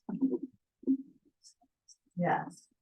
Can you talk a little bit more about, we're not a Chamber of Commerce? I think that comment's really interesting. Can you say more there? I think that we used to have like the Lions Club here or something that would do support community events and picnics and stuff like that. And since they dissolved, it kind of has come as a port. Well, the community expectation is that it's a port responsibility because they're like, oh, the port has money. Let them financially support with their resources this community picnic and barbecue. So they could use their employees to help set the whole thing up and their resources down at the park. And financially it is becoming more of a bigger burden without having, and it's really not within our role to have to do and support that. So having a Chamber of Commerce back in town would be beneficial to help take some of that responsibility off of us. Yeah, great. Thank you for sharing that context. That's really helpful. All right, this is a fantastic start to this list. Your group, I believe you and Jeremiah, what would you add to this list? Did you have similar lists, different things? I mean, a very short list. Well, yeah, we Very did. concise. Yeah, it was pretty concise, and we also sort of, again, got on some of those philosophical discussions of where does emergency response kick in. I mean, it's a hot topic right now, so that's just based off the storms that we came in. I know we played a huge role in when the Eagle Creek fires were here, right? We had staging down the thing, did free trips across the bridge. I know we played a large role in that. At what point in time does that kick in and become an overriding part of our mission? Obviously, we're not responsible for plowing the streets. However, we have 3 plows, right? At what level does it snow so extreme here that we need to play an active role in making sure that the community is safe and those types of things can continue? So there was sort of a philosophical discussion just about when does that kick in? At what point does economic development take a backseat to just the survival of this little town? Yeah. And so we kind of went down a path with that. We also talked about that we've seen some pretty big success out of the incubating small businesses and helping businesses grow and creating an environment in which they can. That's something we've done previously. We did it with Thunder Island Brewing, and obviously that's one of our great success stories. They're a great success story. I'm glad that we could play any sort of role in it that we did. But creating more opportunities for some of those smaller businesses to grow. I think that that's one of the places that we've struggled as a port, is the generating jobs piece. We got really excited about building buildings, and then we got really excited about getting people into those buildings. And then afterwards, we'd be like, oh, how many people are you gonna employ? And be like, yep, just me. And we're like, and you don't even live in Cascade Locks, right? Which is great, we want them, but we want them to grow. We want them to add employees, and how can we, as a port, create those opportunities for them? Great. And when you think business incubation, what do you mean specifically by that? Because that can encompass a very wide range. So what we had done previously is made a space available to somebody and then brought them in at a lower rent with a business plan in place that showed escalation up into moving into their own space. Does that mean that the port steps up and becomes a partner in creating your own space? Sometimes I think it does, especially if you've got a business plan that's just rolling. Other times it's just, this is as far as we've been able to incubate you. Whatever your next steps are, good luck with that, right? So both of those, I think how we see incubation. And I think it kind of goes back to what we were saying earlier of economic stewardship. One of the things that has been top of mind, actually, is an inspiration from Brad from a long time ago, was building out more spaces, smaller spaces, or just even bigger spaces to allow for the economic growth. Whether those happen to be incubator spots where we have a lower rate just so they can get their feet like set, or not, just something to bring more people here locally and support those businesses and to generate jobs, primarily and hopefully primarily in Cascade Locks. But we have to realize that we're a regional economic driver, because there's people that live elsewhere and come here. There's people that live here that go elsewhere. So how do we see ourselves not only in Cascade Locks, but just the region as well? But yeah, we from an economic stewardship standpoint, we need more business spaces, available business spaces, period. Fantastic. Thank you so much for clarifying that, because sometimes when people hear business incubation, they think we're doing like providing coaching or, Research and development. yes, many other things can fall within that. So really clarifying that the port's role is really primarily through that physical space, making sure that there is space for businesses to come in and then doing that partnership and Like development. Genevieve said at the very beginning of this part, was like, we build places for businesses to have, like to use as a space. Yeah. And we need more of that. Yeah, great. All right. Rob, I'm gonna go to you next. Anything else that you'd add based on what you've heard so far? Yeah, as far as the mission statement, I think over the years the port has kind of substituted as a business association or a chamber of commerce, being the leader of economic growth in the town. We do have a lot of resources compared to the city, so we're trying to be a collaborative partner there. But I think in the next 2 years, there's probably going to be a business association or a chamber that's going to form and can act independently, and we can kind of shift our focus to our main priorities. I also think that we really need to focus on sustainability of the area. We have the largest waterfront area, and part of that is driving the economic stuff is developing business spaces on a smaller scale too, because there's a lot of businesses out here that are started from home and they're not going to be wanting a like 40,000 square foot building. So I think we need to start looking into another building that's got smaller spaces. In regards to sustainability, also, we are a key provider of transportation infrastructure out here by state, the PCT trail, access to recreational facilities on the waterfront. Those things I think, should be kept in our main mission, sustaining and growing those opportunities for the public. Great, thank you. All right. The final group over here, what else would you get on this list? What we got? They've touched on a lot of it.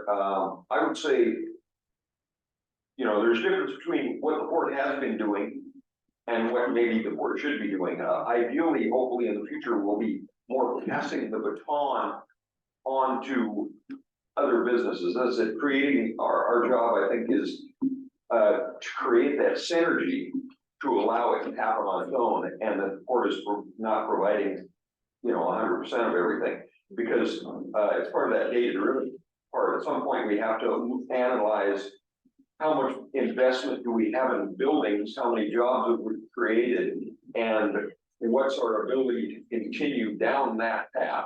We're nearly maxed out on our ability to actually build buildings, and but we, on the other side of that, we've done an excellent job, as they mentioned, at creating an environment.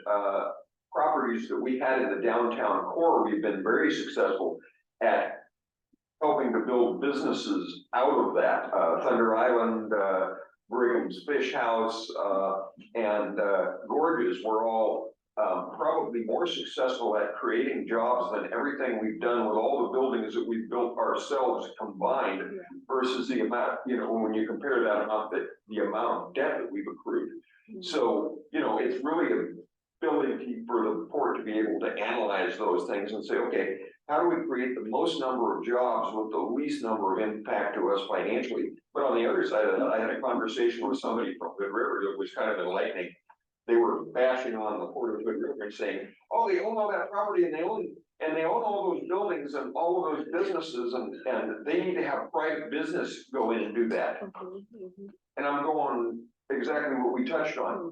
There aren't many startup businesses that can move into a piece of undeveloped property and put 3 years and $2 million into developing a building when they're just an idea in their head.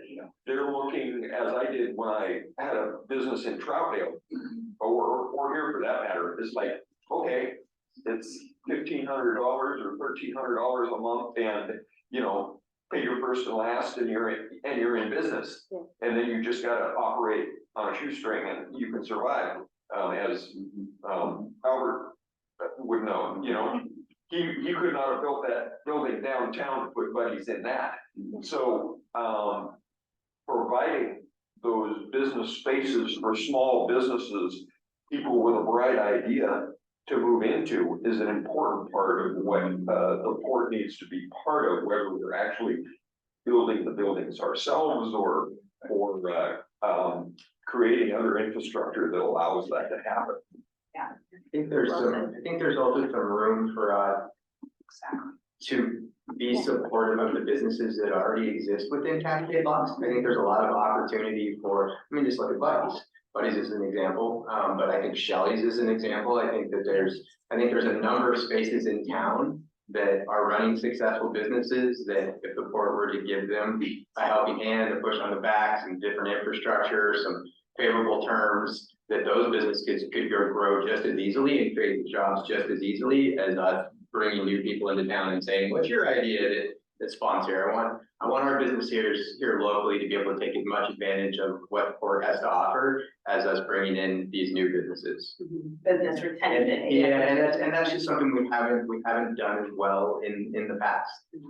So that's important, I think. I think that's part of that inclusiveness that we've talked about, that accessibility. Well, it's expanding the definition of support, right? Like, so far, a lot of the support businesses we're talking about is actually providing infrastructure for a new business. Right. But there are businesses that also need support in other ways. Agree. So support comes through the entire longevity, entire lifespan of a business. Yes, well, and that leads me to the question, when we're saying support in terms of retaining businesses, are we also speaking about infrastructure support? Yep. Or is there something else that you would also add to that list?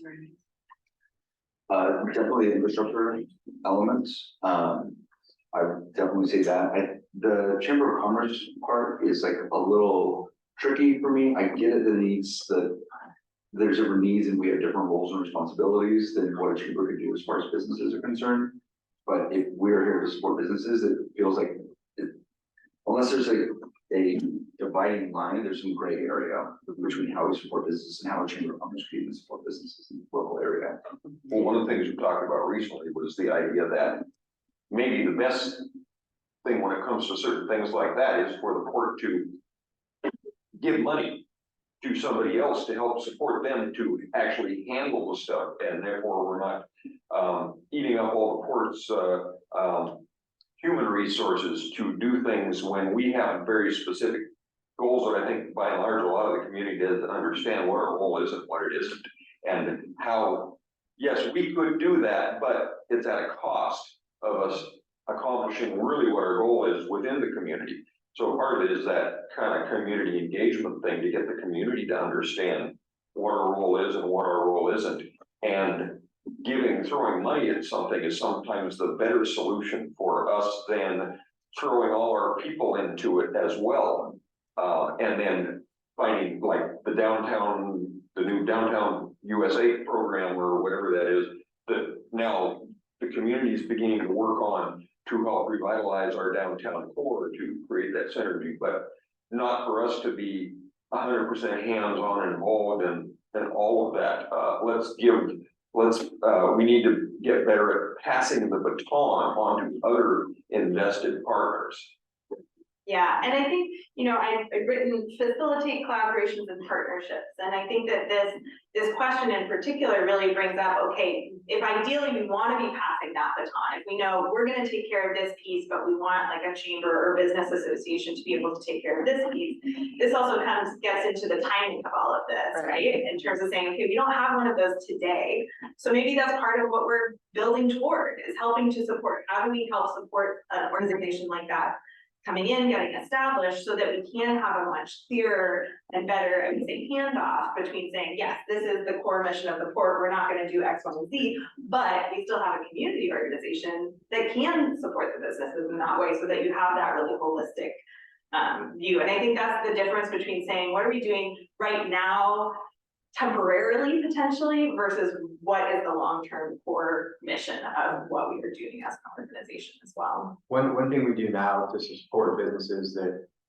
drives Melissa nuts, we set aside what was it, almost $50,000 or $60,000 this year. It was more than that, wasn't it? That's what's left. That's what.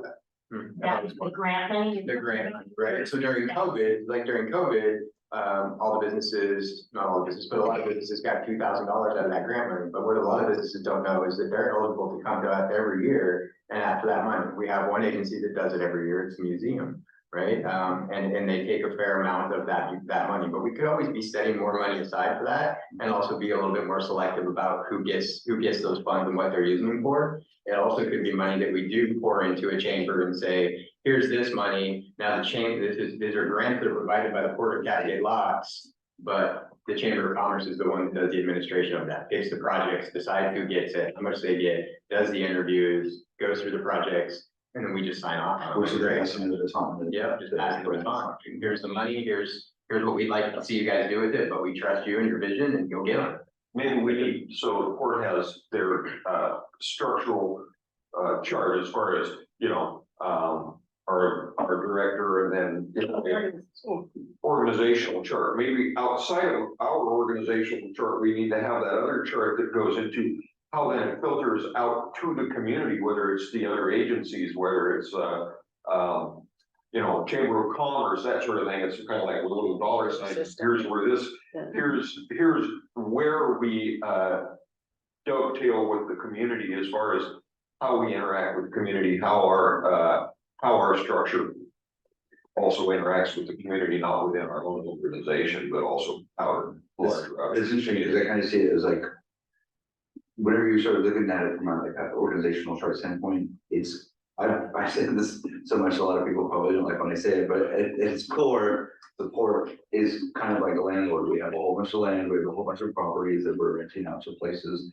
So we have that element, that piece, or there's properties, we take care of all of that.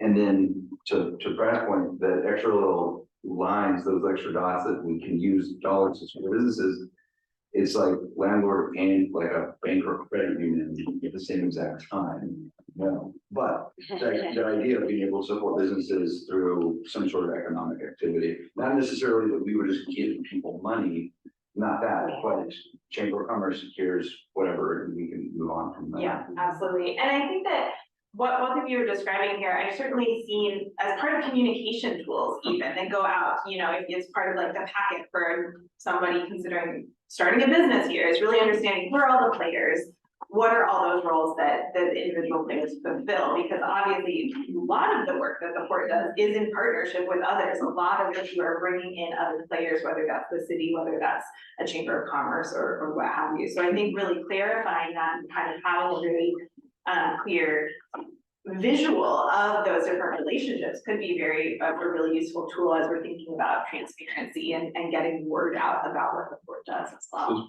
And you have more to add to that, No, I love the discussion that we're having. What I would like to see in order to make those decisions is to have a map of the city, who owns what is zoned, Okay. and then, well, I started it.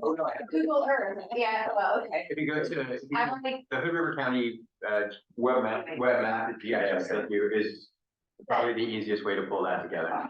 And it says the sweet drop down. And, I'm gonna say that we should put this in the But- meeting notes, so that we can come back to this at another level. Anyway, but that's what I would. I don't really think this, but I think it would be good for everybody. open precincts, tax-free areas, it's got fire districts, it's got like 20 different. all right, so I'm hearing that we need to include some excellent visuals as part of this work. But I think that's really valuable, again, as we're thinking about how are we communicating out what we do, even understanding like what are all of those areas. Yeah, and they're zoned, if you look at it, it's like you could tell it wasn't planned, it was just how it came about. Right. And so if we can, you know, scoop it all up and understand and make adjustments, and we can have a section of this is what this town does, this is part of the town, how can you know. Well, and you were already highlighting a discussion that we're gonna have this afternoon too, on exactly some of those pieces, when you think about land development, because that was certainly a really big theme that came up in the interview. So this is fantastic preview. Can I say one last thing about on the what we don't do list? What we can do for those health and human services, we don't provide health and human services or emergency response or those sorts of public services. But as a political entity, especially the five of you, we can hold those agencies accountable to make sure that the service levels in Cascade Locks are adequate. So we can hold the county's emergency response services accountable for the service in our city through your literal political clout, right? You can be the voice of, hey, we're underserved in this way. How can we help you do better for our people? Same thing with, you know, I mean, I think we did this actively when the Hood River County Chamber of Commerce did cover the entire county. Then way back, I mean, you know, another lifetime, Cascade Locks was really good at making sure that we got attention from the staff at that chamber and we got those service levels. I know it's a challenge with public safety and police force, and we're always kind of talking about how do we make sure that we are receiving an adequate level of services in that way. Small business development centers, you know, those sorts of support. If we don't do it, we should know who does, and we should work to make sure that they're doing it at an adequate level here also. Would it be fair to say that advocating for a Yes. community would be a piece of what we do? Yes, as a great, board? great way to say. Okay. And partnership for sure, like one of the examples was the warming shelter, right? Yeah. There was a big push for the warming shelter, like who's doing this, right? And so there's the county and the city, and some people feel like it's the port's responsibility. And really, when you sort of look at that warming shelter, the way that we sort of, when we came back together and talked with the fire chief, and he talked about what he was gonna do with the county was, could you guys make the pavilion available? Yes, but we don't have a way to hook up a generator to it. Could you guys get a grant so the generator could hook up to that and it could be available? Yeah, 100%. Those are the types of things that we can do to be helpful, but we're certainly can't be the ones who decide when the warming shelter opens. We can't staff it. We can't do those pieces of it, but you need a partner that can provide you with a space and can maybe try to go get a grant for that. Yeah, sure, we can do those types of things. But it just can't be our responsibility. We can be good partners in that community service pieces of it, but it's just as a partner. That's technically a city. It's your county's the one that brought down the generator for us. And it was very much an afterthought. Rob and Chief did a lot of work on that. It was an afterthought. They brought it down without gas. It didn't hook up to Thunder Island. So, but us being advocates, like you said, and saying, you know, hey, It's not county. okay that, you know, 22 miles of driving makes it so you can't serve the community. We're in this county. And as much as we engage with the county, we do have a voice in saying, hey, listen, our citizens during the last spell, we didn't really get the services that you guys are, how can we help? How can we help? And Well, to you talk about start off. awareness, and maybe we should have that prior to the storms coming in. Exactly. If you look on the city's website, the last one we had was in 2013 before the fire. So you would think that the fire would have provoked a new one for not just fire, but winter, everything. So I think they need to do some good work, and then it'll establish all the connections that they need with the county. It'll have first, you know, who does what. That's what that document is for. So one of the things that I'm hearing out of this conversation too, is that it would be very important as we're going through and kind of building out this description of what the port does, is that we're clarifying where are the areas that we are taking the full lead, where we are fully responsible for moving this work forward, versus where are the areas that we can play these really critical support roles as well. Because I think a lot of these pieces are things that probably the community has heard. Well, yes, the port's involved in emergency response, of course. So being able to clarify and say, this is how we are supporting that work sounds really important. Okay. Was there another question from Rob? Yeah, go for it, Rob. Yeah, for example, that warming center example is kind of a improv collaboration between the fire chief and myself. We're like, all right, let's figure out what buildings in town could serve as a warming shelter. And unfortunately, you know, looking at it from a port perspective, it's not really our responsibility to do that, but we can be a provider of facilities such as the port pavilion. It's designed in a way that can trap heat. I would make a recommendation for the port to install a power generator inlet so we can hook up a generator to it and then make that facility accessible during emergencies, and be a partner to the fire department, who leads the charge usually on that. The other thing that we have been kind of helping the city with that we really shouldn't be our responsibility is helping talking to those vacant buildings and lots on the main downtown street. That's more of a city responsibility to kind of encourage them to lease it out, get businesses in there, develop on there. But the port has a little bit more clout in terms of attracting marketing and all that stuff. So I think we've been kind of filling that gap, but I think as we get a business association or chamber, we can kind of push those duties away and refocus on what our main responsibilities are with our waterfront properties and infrastructure. Great, thank you. And on that topic of filling vacant buildings within downtown, is there consensus within this group that that is ideally not a port function moving forward? Or is there any other discussion that needs to be out there. Yeah, Well- I mean, the other thing I'll add to that before we do the group thing, there's probably two other buildings that are looked at. There's the fire department. However, their main area does not have heating in there in the event of a power outage. They are getting solar panels installed on the top, so that might be an option in the future. The other option is the city hall building. It's kind of an inefficient building heat wise, but if they got a power generator inlet installed, that would be something the city could lead. So Thank you. Any other thoughts on that topic? Or we should? Well, I think part of what we had as a vision, I think, is the idea of helping with revitalization of the downtown core. Because I think a lot of times, what else can happen in the community is largely the vision that people have when they come into our community. You look at Troutdale, at one point it was 2 gas stations and, you know, a bar. And somebody got the idea, one person put in an art gallery, and then a contractor growing some property on the north side of the street said, that's kind of cool. And got this vision for building out that side of the street and got synergy, and pretty soon he had people buying up lots.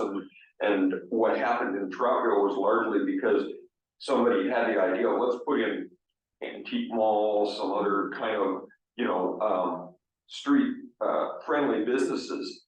And so I'm hoping that we can partner with the city on the city putting in, say, a derelict building ordinance that can kind of put some pressure on some of these people who are sitting on pieces of vacant property that are not kept up. Hood River has a similar code where you can't have vacant buildings that aren't kept up to a certain level. You can't have police tape, you can't have blue tarps on the roofs, deteriorating buildings. And maybe that pressure from the city then we could parlay that into a partnership where the port could come along and say, hey, can we help you with that? Can we help you find somebody for this vacant building? It's not doing you any good.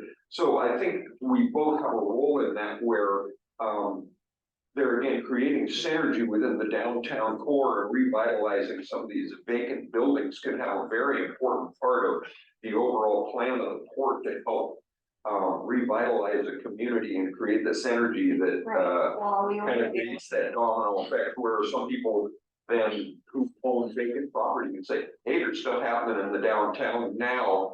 Maybe now's the time for me to develop that piece of commercial residential zone property. It'll be easier for us to attract other businesses to our port properties if the downtown has the needs, meets the community needs. Like if we get a bank in and a doctor's office and kind of like the actual active downtown area, then businesses will be attracted to port properties a lot more as well. So I think the partnership is important. Great. In fact, I've got a friend right now that just bought a building in downtown that plans on building and putting an apartment above it, completely renovating it. So I've been working with him on, you know, the steps of the zone change for the property, and talked with the building inspector in Hood River and got a referral of somebody who specializes in zone changes and in architectural development and that sort of thing. So kind of just helping to facilitate them doing something that is, you know, it's right next to City Hall. They're going to put a lot of money into this building, and it's going to actually open a vacant part of that building that will be then become a gallery and space where they'll live in the summer, because they live down in Scottsdale where it gets too hot to live in the summer. So anyway, like I said, so not as my part as being part of the port, but as part of our role as community member is getting involved, helping to facilitate somebody to redevelop a property in the downtown that then is directly across from this big vacant piece of property that the people are wanting to develop. But when you start seeing other things like that happen in the community, that can sometimes be parlayed into other things happening. So Sure, yeah, and Part of what you said with that was good was, what do we lead on and what are we supportive or a partner on? And the reality is that we lead on very few things. anything that's self-sustaining, that keeps the port up and running every single day and keeps our bank account full so that we can partner with people, those are really the things that we lead on. Even you talk about like just that parking lot that we did up there just recently, which we really were part of the lead on that. We still had to partner with the city on that. We still had to partner with a number of other agencies, the Forest Service, to make that good, so sort of things happen. So very rarely do we lead.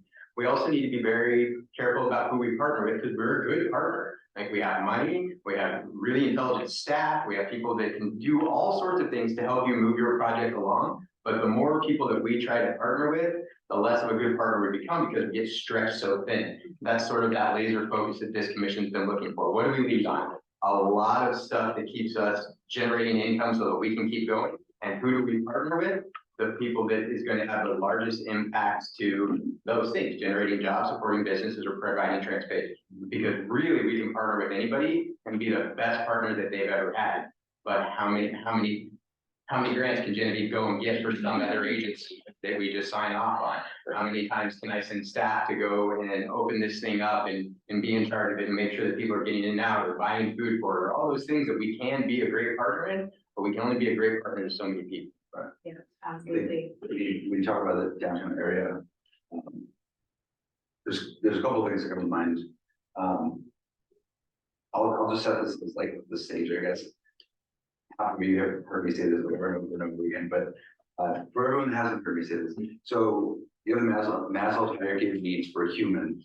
We have them for towns as well. And as far as our city is concerned, we have the baseline, we have the EMS, we have the water, we have, you know, the utilities, all of that. But we're missing a lot of the middle components. We don't have a bank. We don't really have like, we do have integrated health, but we don't have, if someone breaks an arm, where are they gonna go? We don't have those types of emergency services. We don't have a bunch of things that should be in the middle. And those middle things, a lot of times do live in some sort of downtown-ish area. Yeah.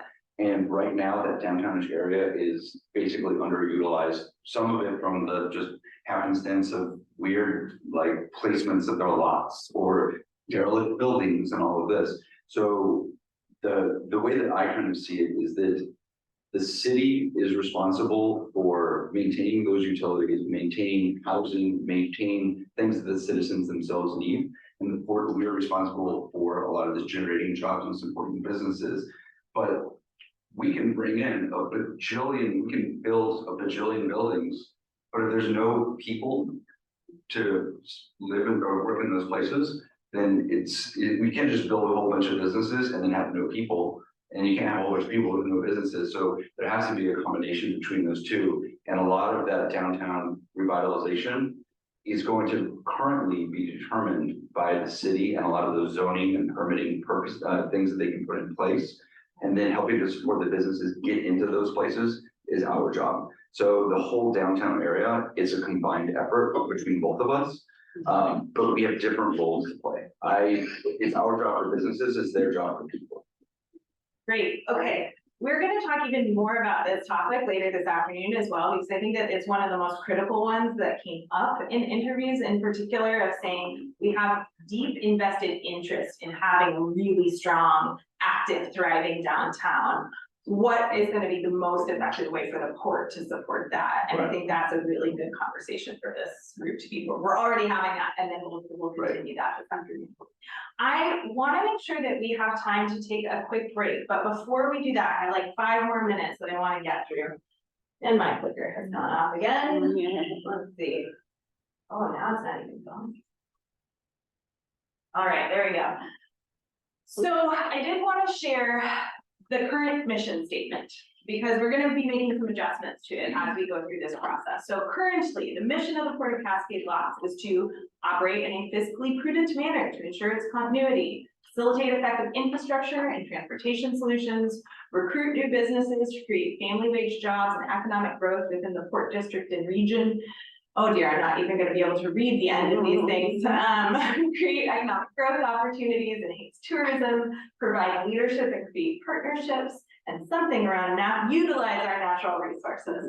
So when I think of a mission statement, I think of something that you can, ideally, when a community member asks you, what's the mission of the port? You should be able to say the mission statement. This is is not something that you can currently say. What's great about this though, is that it is very detailed, it's very specific around what the role of the port is in certain ways.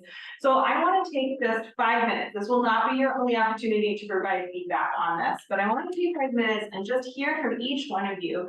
When you look at this statement, what is resonating for you? Where do you have concerns? Is there anything that you take off? Anything that you think definitely needs to be added? And we're just going to do a lightning round. Like I said, we'll come back to this. But when you think about the current mission of the port, what is resonating? What would you take off in a minute or less? Anyone want to go first? I'd say, the most important, maybe two that the community would, resonate with is, number 3 and number 4. Recruit new businesses, create family wage jobs and economic growth within the port district and region, create economic growth opportunities, which that's almost redundant, for existing businesses. So it's really, and that's probably the port's main focus is creating opportunities within our community, leveraging, and I would say our overall goal is to be stewards of our community's resources and leverage those resources to create jobs and opportunities. Wonderful. Thank you. Who's next? I think there's a lot of redundancy in these bullets that could be shortened quite a bit, about, being economic growth and economic development, stuff like that. They're all the same. So just kind of make it more concise. The utilizing our natural resources, I don't know if that needs to be part of our mission, but I think if we are going to include something about natural resources, it would be to protect our natural resources and not overutilize them. Great. Thank you. I'll go next. Yeah, I agree with that, and Carrie. 2 things we can probably remove and maybe specify a little bit more on the current mission statement is to remove the utilize our natural resources. That's something that it doesn't really have a sustainable mission behind it. It's not very specific, so I would probably take a look at removing that and putting something else in. The other option or the other item is enhanced tourism and recreation for the Columbia River Gorge region. We've already have kind of the infrastructure for that with the year-round campgrounds and beach access. There's obviously a few projects we can improve there, but I don't necessarily would put that as the main mission statement. We can use a lot of other resources in town, like the tourism committee from the city, and maybe the future business association or chamber to kind of drive those missions. Great, thank you.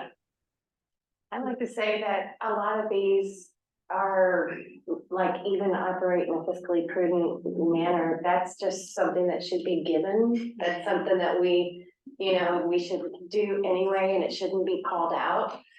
And same with infrastructure and transportation. Those are things that we just do. So I think that's part of it. Yeah, a lot of it is creating a resilient, create a resilient community, with job opportunities. You got your minute, Brad. Cut off for now.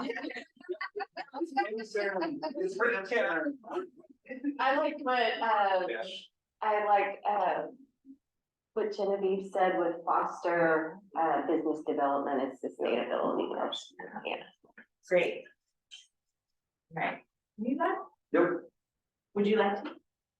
To me, all of this can only be summed up in one sentence. It is the mission of the Port of Cascade Locks is to support economic growth opportunities within the Port District and region. Period. Everything else there fits within that sentence. Great. All right. Any other short and sweet comments that we want to add? I'm just dwelling on the first bullet, in a couple of ways where it's operate in a fiscally prudent manner to ensure its continuity. I would change to talk about, you know, a fiscally responsible stewardship of the public assets, not so much the port's existence in its own. Again, it's, you know, you do have to operate the port like a business, but it's not a business, it's a public agency, and everything that we own is owned by the community. It's a public asset, and so. Such a good team. You have to keep reminding me this isn't a business. Well, yeah, but it is, you know, so I don't know, I don't have anything short and sweet to say about that first bullet, but I have issues with it. Yes, that is, Okay. that's good enough for me. Only you add in a legally defensible manner. Yeah, I think it needs to be a little updated to modern. Anything else you wanted to add on this before we take a quick break? All right, so what we will do with this information is, based on this conversation, we're going to put together a draft mission statement and bring that back to you all for additional input. So we'll at least have something to play with there. But this was a fantastic conversation. Thank you. Let's take a 5-10 minute break and then we can come back together.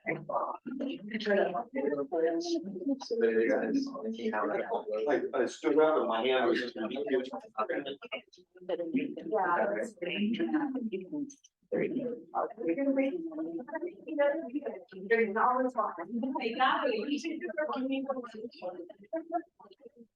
It is very special. Keeping all the helicopter on.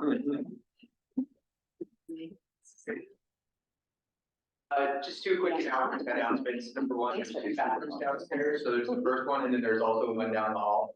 Sound like we were all utilizing the first one, so There's two. there is those bathrooms, one down the hall. And then the city also booked out the library next door for a birthday party. I have no details on that or what sort of volume we will get from it, but want to make everybody aware that we might have some neighbors next door, so hopefully. Well, we want to go swimming in the aisle, whatever you want. No, I just can't think of city hall would come up as like, let's go there for your birthday. You know? So I'm hoping it's a relatively excitable birthday.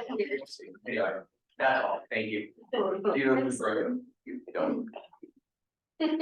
More importantly, do you know what kind of cake? Yeah. It's fine. Okay. But it's not like. Okay.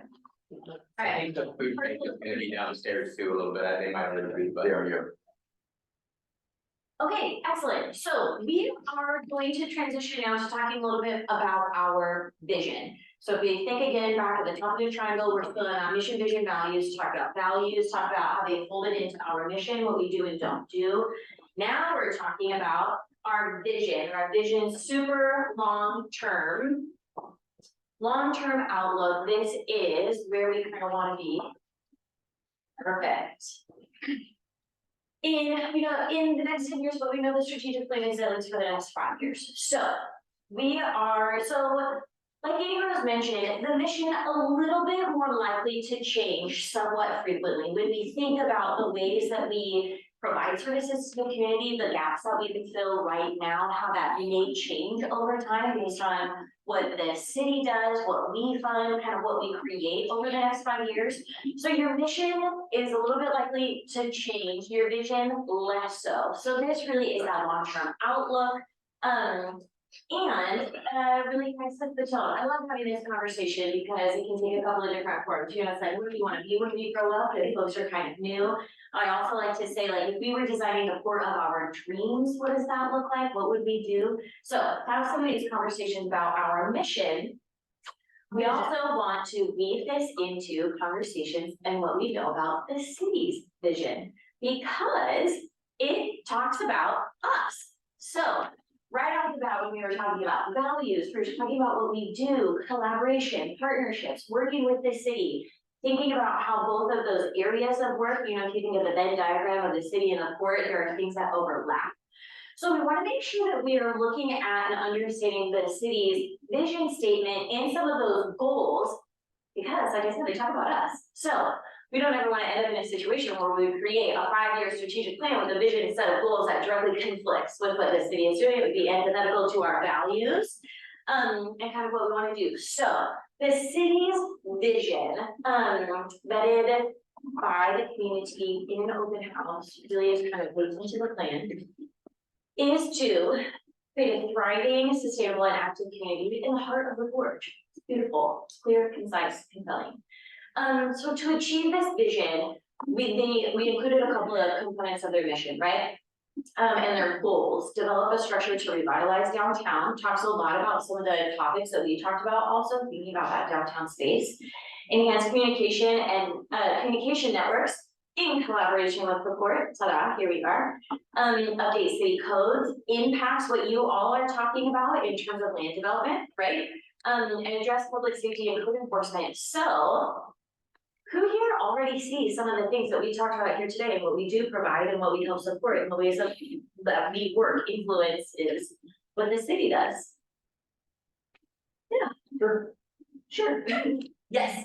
I don't know what they mean by enhanced communication network, so that seems a little ambiguous. So, Denise Baker was talking to me a lot about that the last couple of days, and she feels like that if we're all attempting to tackle things like the revitalized downtown, the city, Main Street, the port, that there needs to be some sort of way that we're all sharing information around what piece of that we're tackling, so there isn't an overlap, a conflict, that we're going after the same grant money, or that somebody's already doing those efforts. I think that's where she was coming from with that. I think that was her goal point.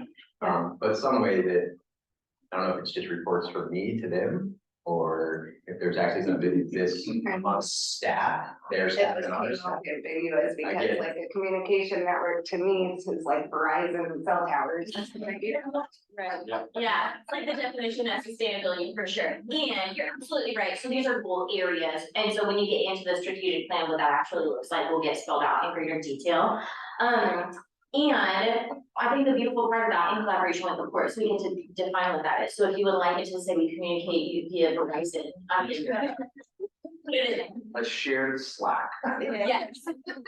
Yeah. Well, the other way that I like to think of this is if we think of Cascade Blocks as one big kitchen. I've been watching a lot of Great British Bake and one big kitchen, you need a head chef, a sous chef, a dessert chef. You need a lot of chefs. And we can't have different chefs making the same thing. It's not very efficient, it's not a good use of resources, and ultimately at the end of the day, the customer, the community doesn't necessarily get maybe what they need, or two things of what they didn't really need, and so we're all just one big set of chefs in this big old Cascade Blocks kitchen. So when we think about our vision of the port in that long time horizon, what are three concepts that should be included? What kind of community do we want to help create? So pick a different partner this time and talk amongst yourselves, and only three. What are three concepts to include in a future vision that help to find the kind of community that we want to create? So a helpful way to also think about this is to complete this sentence. Our vision is that, Our vision is that the port, fill in the blank. Long horizon, big picture, aspirational. What kind of community do we make? Okay, different partner, framework, get that, go. Now it's time for free donuts. Now it's never going to, exactly. Get it in. Vision for the future. This one, unlimited free donuts. I already picked pan, so. Well, Come on down. Okay, so. I think it's.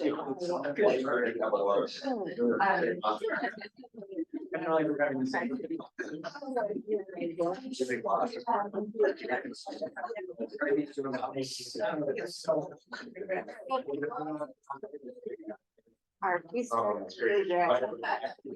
kind of. Big jar.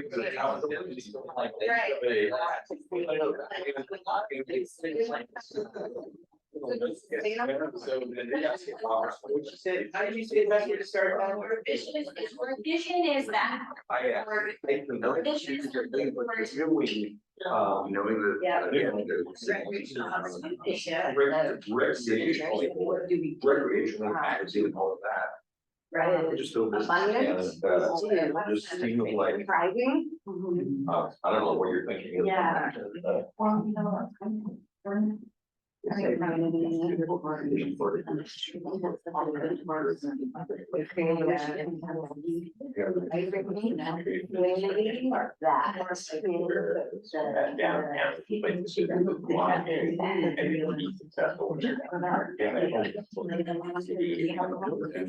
like what he's like, are we just starting out? And it's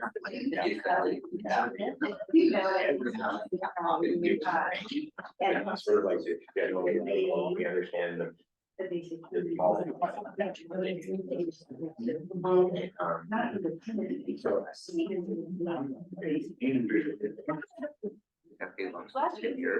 Here we are.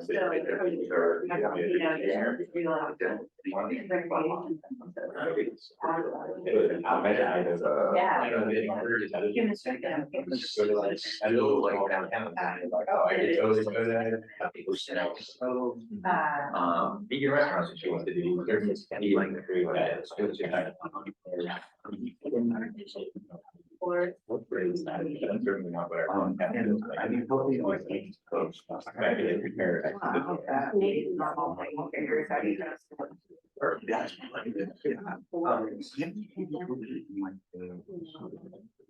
something to go on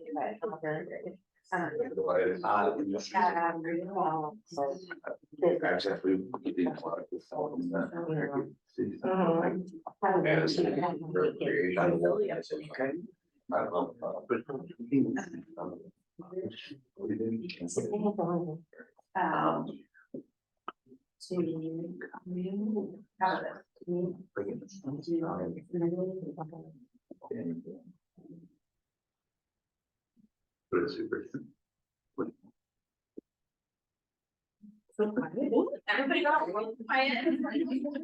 That's where we are now. Right. So I think. To provide. Just like, and how we, I wonder if I say that all mean.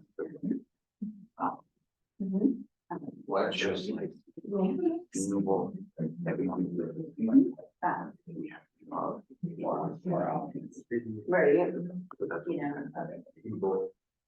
You know, when you talk about that. Like, Does that make sense? Right. And also, you know, so. Like people think about it, like, they're all at that time. Like, why would you wanna hang out there?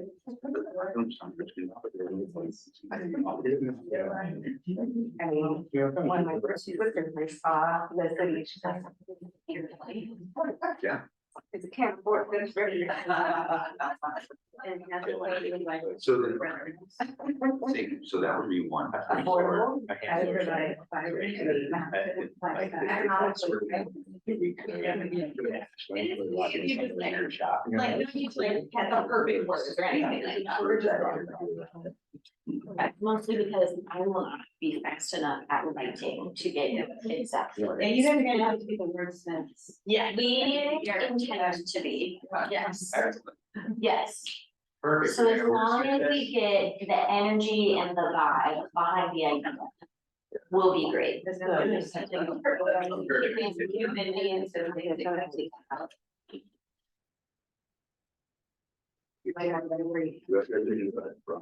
Throughout this, recall also our values, what we do and do not do as work. I think that's right there. So, yeah, so talk about that, you know, is kind of vision have to like. And don't do it. It should, you don't want to put something in your vision that we just don't do.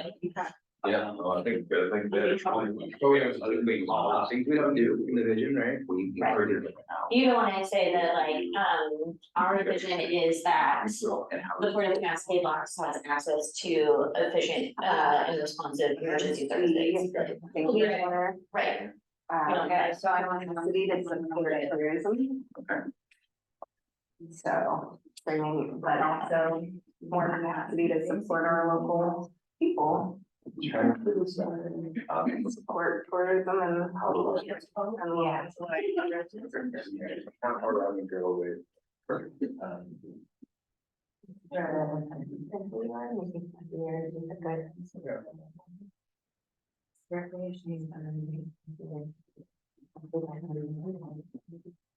you do is leave it there.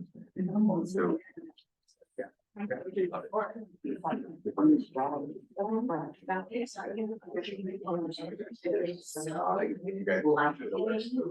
guys can do is today, tomorrow, regardless of whether they're. Right. Yeah. But everybody was like, this conference, which is now our now the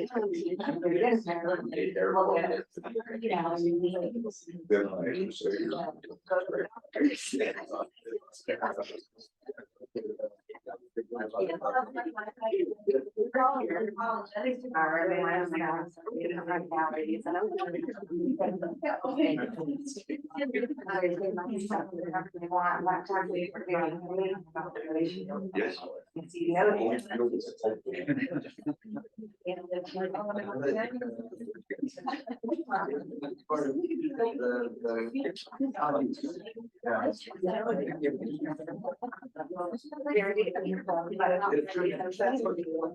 You know, we've got. Various others, we got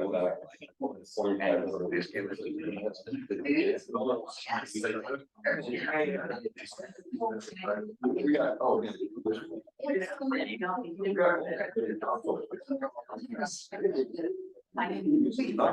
You know, it's like, but then we were like.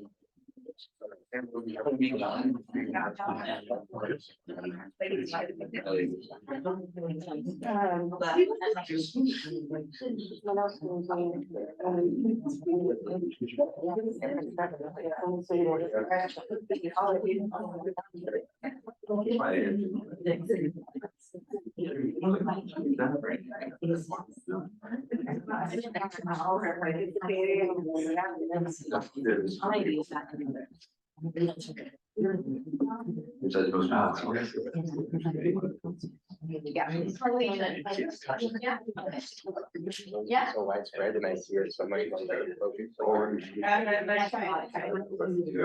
Oh, I normally choose. Margin and engagement. Yeah. That's why. Yeah. Projects that we work on. Make it stick. Something that's like with that. It's like, it does a good job. We make it our life. Oh, these are here.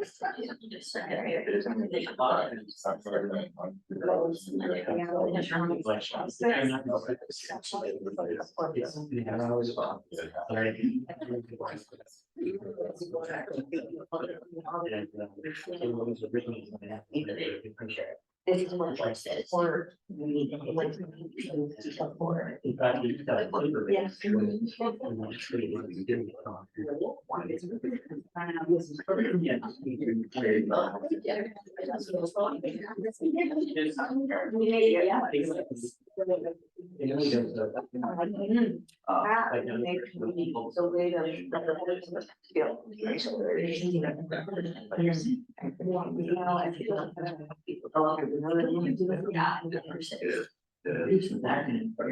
I have some ideas already.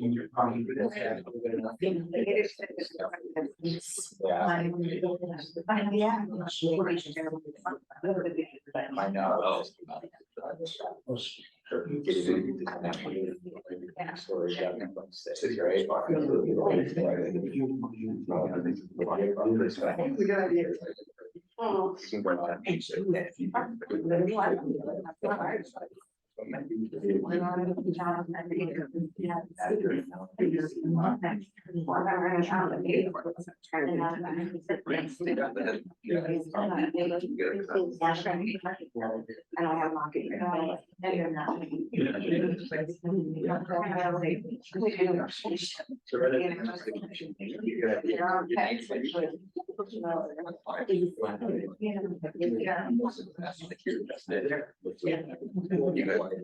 It's your negative. Yeah. So you don't really. Yeah.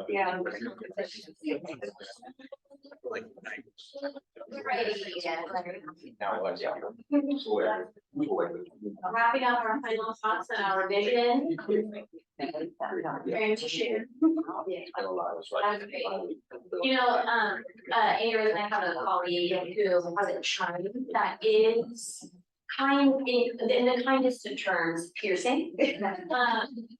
And I am not thinking that I'm of any gong. Yeah, Well, this is when people talk with a gavel up there. Yeah. I'm saying, okay, I saw this and I was like, is it attached? Is it not attached? Am I gonna look ridiculous? Am I like try and pick it up? And it's like, push the whole thing, you That's know, our, avoid it all together. Very different meeting than it was last time, isn't it? Yes. Okay, great. Zooming out, vision, long-term, what we want to see in our community, and Amy Rose and I were chatting about this, what do we want to see in our community in the areas that we can influence? It's a great way to kind of frame and bring together a lot of this work. So, start with Team Shoalering. Because you were wordsmith. You don't see this from wordsmith, but we That's fine. we got to, the key concept is realizing our full potential As a community. as a community and a port, to provide a vibrant and active lifestyle for all abilities, for everyone. And the idea of security, being secure and being able to, provide basic, keying off of Albert's basic human needs, basic business needs idea of being able to provide that in a secure, reliable way. So our vision is that the Port and Cascade Locks community have realized its full potential to securely provide the basic needs of businesses. You've got a lot, so we'll have more spent for us, but we didn't quite get to the full statement. That's great. That's great. All right. Okay. Team, Carrie and Albert. Generator, you want me to read them? You can read them if you want. We have 3 different vision statements or concepts for this. Great. One is our vision is to build a thriving, healthy community. Healthy, not necessarily just in health, but just in the idea of a lot of these other things that we've talked about here from a value standpoint, sustainability, the circular economy, the pride in the community, all of that lives within healthy. Another one would be our vision is to create capacity to support tourism and locals alike from a business standpoint. And then the third one that we wrote down is our vision is for Cascade Locks to become a destination, a town that we can all be proud of. Right now, as a business owner on the strip, I cannot tell you how many times people come in and visit only because they stop from the river to Portland to use the bathroom. And I don't want to be a stop on the side of the road to use the bathroom. I want people to come here because they want to come here. And I lived here long enough that I'm like, I love it here. Yeah. And I think everyone else should love it here too, or will or could love it here. That is the #1 way that brides find us to have their weddings here. They stop at the bathroom. And they're like, what is this? It's beautiful. I'm having my wedding. Yeah. You gotta ask all of them and it's always, we like to go to the. Yep, so we want to be a destination. And it's very popular, it's a very popular spot. Capacity to support tourism and You know, locals. make the transition from visitation, for some reason, there's a lot of Yeah. the worst compliment, to drop their kids off at Cascade Locks and make the exchange. I don't know what that is. I get so many people that are trading their kids off. Oh. So it'll be like a mom and their kid will be stop at the arcade and they'll just wait until their partner comes up so they can. Divorce discount. Keep that dark. Areas. I'm gonna go to you next. What are some of the three concepts that you have about the vision of the community? Yeah, my three concepts for vision are infrastructure and connectivity. Number two is collaboration and engagement. And number three is quality of life. For the first point, infrastructure and connectivity, we can obviously maintain our investment in the Bridge of the Gods, expanding the PCT walkway, improving access to the city main street to Marine Park and our other recreational facilities. For number two, the collaboration and engagement, we need to continue our values to foster strong partnerships with local governments, businesses, nonprofits, residents, future chambers or business associations, and also have a transparent communication that involves a lot of strengths, SWOT analysis, making smart goals, and being accountable to our commitments. For number three is quality of life, is maintain access to our recreational amenities, which creates health benefits for our community, improve facilitating trade and tourism, improving our walkability, rideability in the area, and maintain our cultural history and stabilize our environmental impacts. You got that? Rob didn't even have a. Okay, not Jazzy, I'm taking more details. Oh, yeah, and you know what transcription is on this, so I'm not worried as well, that's fine. Okay, so, last year, Team Tweet and Blue. We were talking first, is businesses, being supported by the port in the city. Sustainable balance of business and people, circular, and entrepreneurship. Jeremiah was firm with. I like that. I like promoting entrepreneurship, especially as like one of their culture within our town. Yes.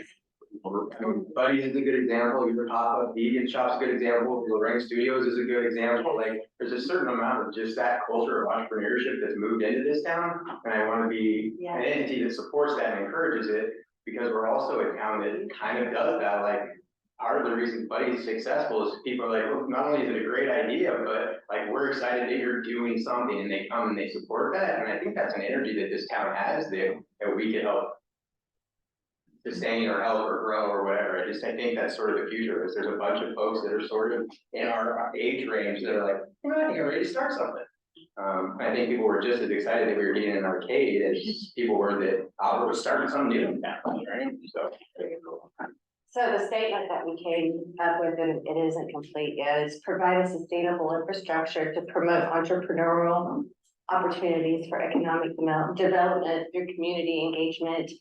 And somehow include data driven, not just like, oh, squirrel, this looks fun. Yeah. You know what I mean? Like something that's planned that we have. We didn't quite get those words out, but that's what we. Yeah, well, and here's the beautiful part of how a strategic plan comes together, is that you don't have to say it all in one place. That's why we have a section on vision, or on values, why we have values around innovation, being data driven, facilitating those partnerships, right? And so, as you will see when we go through your current vision, you don't have to say everything, you don't have to be everything to everyone. We don't have to say everything in every section. It's how it all works together. So, lots of really, really good. And I did not hear anything that was wildly different from the conversation that we had related to our mission, related to the values that we have kind of discussed. A lot of this does talk about kind of supporting the economy, driving businesses, being supportive, but I also heard a lot of real intentionality around being able to sustain it. So we don't have the one brilliant idea that then disappears. So we don't have the one great business that then has to shut down. So thinking about how we are able to show up and sustain our community, I think that was a really, really good part, also about what I heard. Okay. Yeah, okay, I have one question. To become a destination, town we can be proud of. I thought that was a really interesting concept, and I'm curious about, this has come up in a couple different places around, you know, are we here to serve local residents? Are we here to be a tourist hub? And are those things opposed to each other or actually part of the same vision? And I was curious if folks had thoughts on that topic. Well, you know, I mean, Gorge Canoe Club is a great, example of that. I mean, active lifestyle, canoeing, kayaking, you know, active lifestyle for our residents, but also it's partly what brought our residents here. Hiking, biking, all of that active outdoor lifestyle, but also the main thing that brings people in, aside from dropping off their kids, you know, but yeah, I would say they're not, they coexist, and actually play out each other. Especially to some of that place that Albert was talking about, some of that middle ground that we're missing. We're missing a bank, we're missing a dentist, we're missing some of those economics, we're missing some of those economic staples that will make a huge impact in our local quality of life, but also to create jobs and make people spend a little bit longer in town here and come and raise families here, et cetera. So it's a balance. There certainly is that middle ground that we're missing. The tourism will bring in tax dollars that will allow more businesses to grow. We are an international destination. We have the PCT. We have gentlemen races. You know, people from all over the world come here for specific things. So we should So I raise to don't the think occasion. we can have one without the other, really. But we have Stop definitely that need to film, just before you Game dismiss. for the views. Yes, and of course, that's next year. Slogan. What Cap's talking about is like, we are a destination in a certain capacity, but it's a very, very limited capacity. So it's the Columbia Gorge Racing Association, they have their international regattas. We have the gentleman stuff, we have the PCT, we have the Bridge of the Gods run, we have all these things where people can come in and they come here for a day and they leave and then we don't see them again. And all of those things that I just mentioned are like part of the important things that we do. So I think that there's a huge opportunity that we have from a business standpoint to put in the infrastructure and support other businesses to kind of live around that. So people can be like, oh, there's other things to do than just that one thing that I know about. So I think they all live together. Well, it's funny, though, is people come into town, like you said, for one day, they come into town, they look around, they go, holy crap, this is a great place, you know, and And they also say that, you know, they didn't know we had a park that was beautiful, they didn't know all of these things that, you know, it's like an onion, you know, just like, you know, all these layers that Cascade Locks, things that it is, well, you look at, a lot of the people that belong to Gorge Canoe Club came here for an event and they said, I'm gonna move here. Yeah. And they're building businesses, they're doing that. And that's what we talk about the downtown corridor so much, because when you peel back that first layer, there's so much here. But the first layer is the derelict buildings downtown. The people are stopping on to use the restroom, the brides that are stopping, like, oh, that thing's about to fall. This is old, this has a tarp on it, this is like just terrible, like, right, that's a terrible first impression. Oh, exactly. And, you know, one of my jokes that I make that is, I don't know if you remember a scene from Gladiator. He says, I have a dream that is Rome. And this is not it, as he charges up the arena. Well, my joke is, I have a dream that is Cascade Locks, and this is not it. So, you know, we're working on that dream of Cascade Locks to be what it is, which is, you know, I just said, will may emanate out of that downtown core, and that's why the port's going to be involved in revitalization of the downtown core. Why we're going to possibly address the idea of some sort of more affordable housing, so that that service sector people, that if we are going to be a destination and we're going to have residents that are going to need to be able to live here in order to work in our community, then we need to address at some point that missing middle of how do we create more affordable housing. But that's But our job is businesses. exactly. But affordable housing. But they're sometimes interconnected. But yeah, I think it's an excellent question because what she's prompting us to do is set a priority, visitors versus residents, because as you're developing, going after the economic benefits of tourism that are tremendous, there's also harm that can be done. And so as you're planning the how of expanding tourism, you've got to put in controls in place so that the tourism still makes sense for someone to be able to live in the home that they own. Right. Multiple generations and not lose that wealth that they've already built up over generations and not have to move because there's just too much activity, there's too much noise, you know. I grew up in South Central Alaska and they understood the potential, the international destination potential, cruise ships and beyond. And we're very, very careful to put the quality of life and maintaining and growing property values, but not too much so you can't afford your property taxes anymore, of the residents. And so this can be almost, you can almost think of it as a pipeline. You control how the tourists move through your residents. When we were developing the Fruit Loop, for example, really huge asset now in the Hood River Valley, to promote value-added agriculture, you know, sort of new revenue streams for farming to host weddings and things like that. All economic development, economic benefits, but the potential for real harm done for someone's relationship with their home, basically, and how they live there. So how do you also say, this is not a visitor farm, stay out of the trees, you know, don't go, you know, mess with the pears, you know.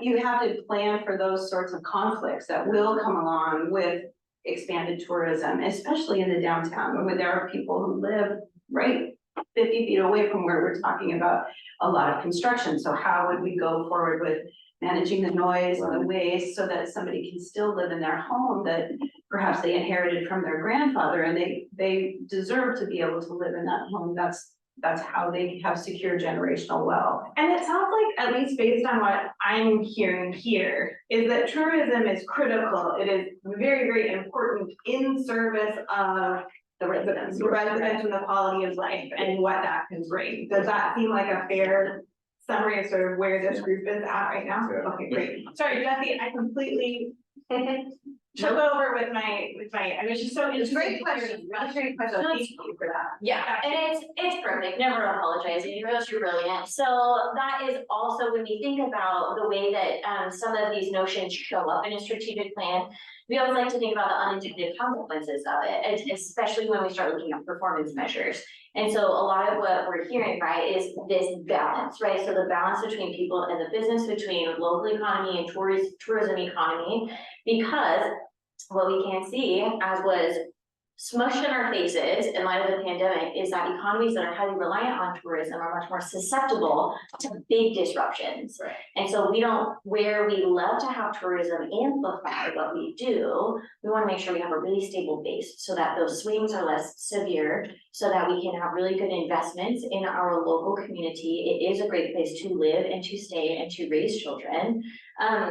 And right, so and one that is sustainable. So we love it and we balance it so that we don't have and are more susceptible to a lot of some of those unintended consequences. All right.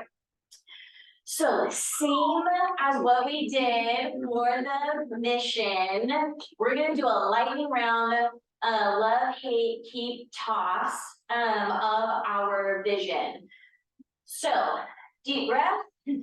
The current vision is that the Port of Cascade Locks, located in the Columbia River Gorge National Scenic Area, is a business-friendly engine for economic development. The port is responsible for the creation of more than 500 jobs within the community of Cascade Locks in the last 10 years. The port's success is largely due to collaborative partnerships and grant funding for civil infrastructure. The industrial park is now served by a full interchange on Interstate 84. The Bridge of the Gods is well maintained, adequately funded, and serves as a regional economic resource. The port's ongoing work efforts have contributed to a vibrant downtown. The beautiful community of Cascade Locks is now for recognition of one of the best places to live, work, and recreate. That doesn't sound like a vision at all. It sounds like what already. That's a resume. Here's what we did. Look how great you are. That's a rear view vision. Well, and that's not true because I contributed to a vibrant downtown. I think that we sometimes see, and I think this vision statement is reflective of that, is that sometimes the prompt is when we're looking back in 5-10 years, what do we want to make sure that we've accomplished as part of our vision? So I think that that's where this one is primarily coming from. That being said, I think that there's still, I'm imagining some things that you might like and things that you might dislike about it. In the year. That's my recollection, is that was the exact prompt, was if you were, if you're now looking back, what do you want to be able to say you did accomplish? And so it's not meant to be an accurate reflection, it was like, oh, 10 years from now, I want to say we created 500 jobs. Gotcha. 10 years from now, I want to say we did these things. I was like, Escape in the blue tarps and see.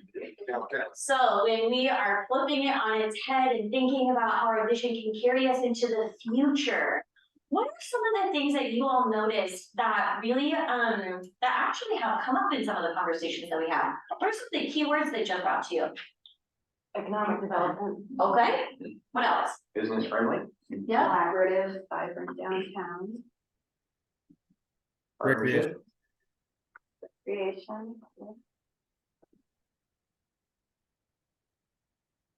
Livability.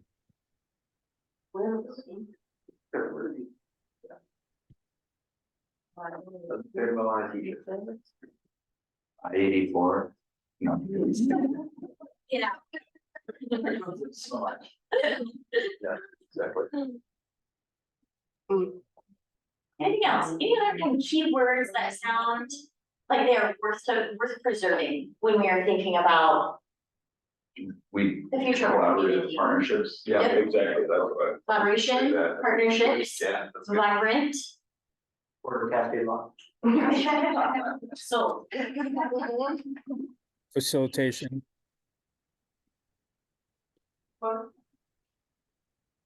Facilitation, Ross.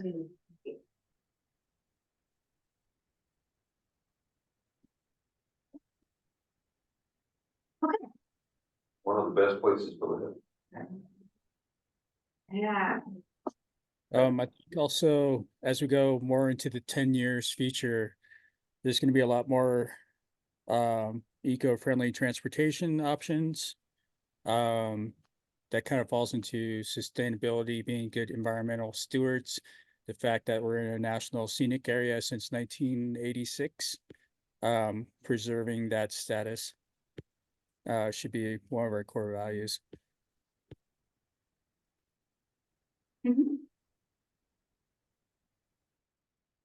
Yeah. When you kind of look at some of those keywords and things that have that kind of stuck out that are very familiar to the conversations that we have had, is there anything that you think that you see is missing, kind of based on some of the conversations that we have that are not in the current vision? Rob touched on a couple of was sustainability and stewardship.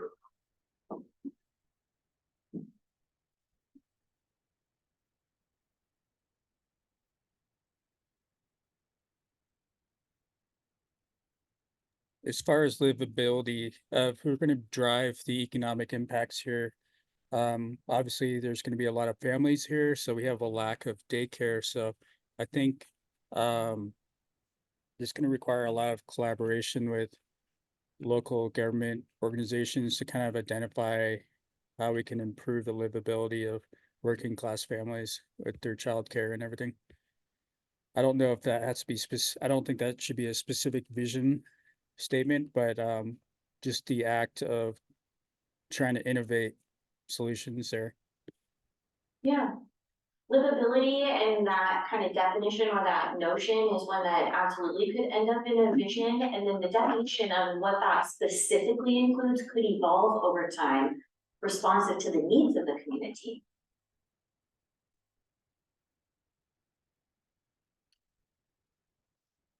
Great. Final thoughts on the vision. Things we love that we want to preserve, things that might be missing, things that we would really love to do without.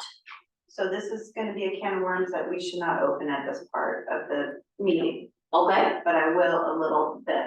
And that is the sentence that the Bridge of the Gods serves as a regional economic resource. Ah, 5 years from now, it'll be 2029 and 2030. And we do have a policy in place about the use of toll revenue at that point being totally dedicated to bridge repair, replacement uses only.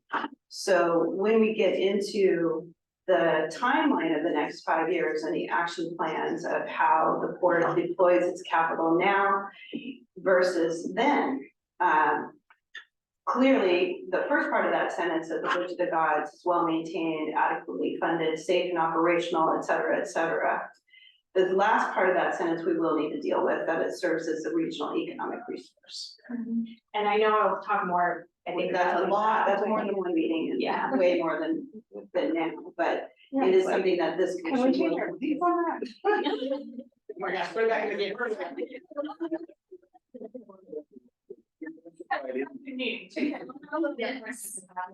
is the diversified income stream for the port. Back in, back in.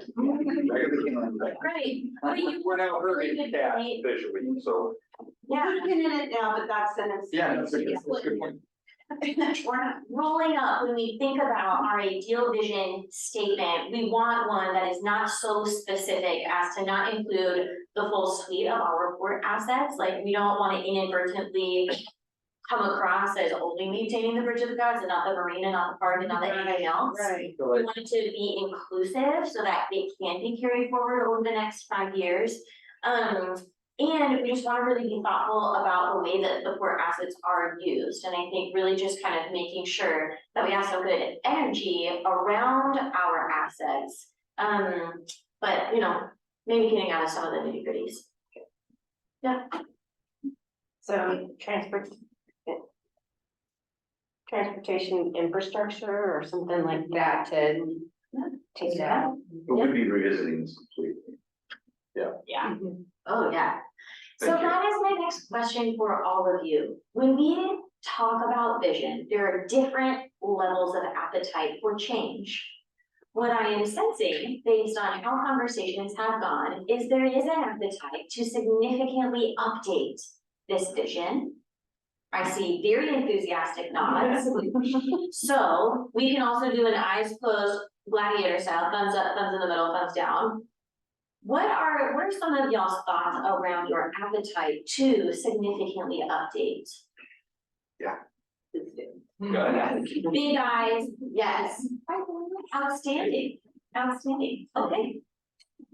Big thumbs up. Can I make just one comment? Sure. If you guys don't mind, it really is fascinating, this is like a little time capsule. Yeah. Cause I can see the exact things that were happening in the commission at the time that this was built, like the I-84 interchange, that was the holdup in Nestle, right? Was kind of how that truck traffic was gonna work and all this stuff, so there's so much reason to update this, cause it's just, it was built around some very specific decisions that were happening at that time, and you guys are in it. Hey, I have a publication from the mid-50s that has the vision for Port of Cascade Locks. I should have brought it. It's very similar to this one. Next time, we'll have like the National Geographic timeline, the history of Port Cascade Locks and various visions. It's really funny because they talk about how the new I-84, how much it was gonna do for the community. But the concept of saying makes a lot of sense. So much more traffic. You're trying to sell Nestle, or you're trying to sell the Nestle idea or something. If you want to know, Right, I don't know, like, it's big, but I do think this is super fascinating for me, right?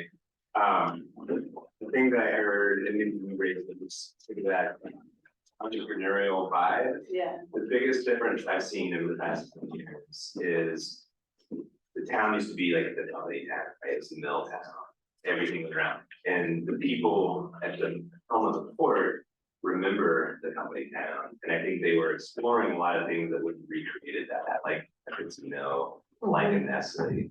And then about the time this was happening, I think they were starting to see that the more entrepreneurial stuff was happening. So they were kind of melding those two things together.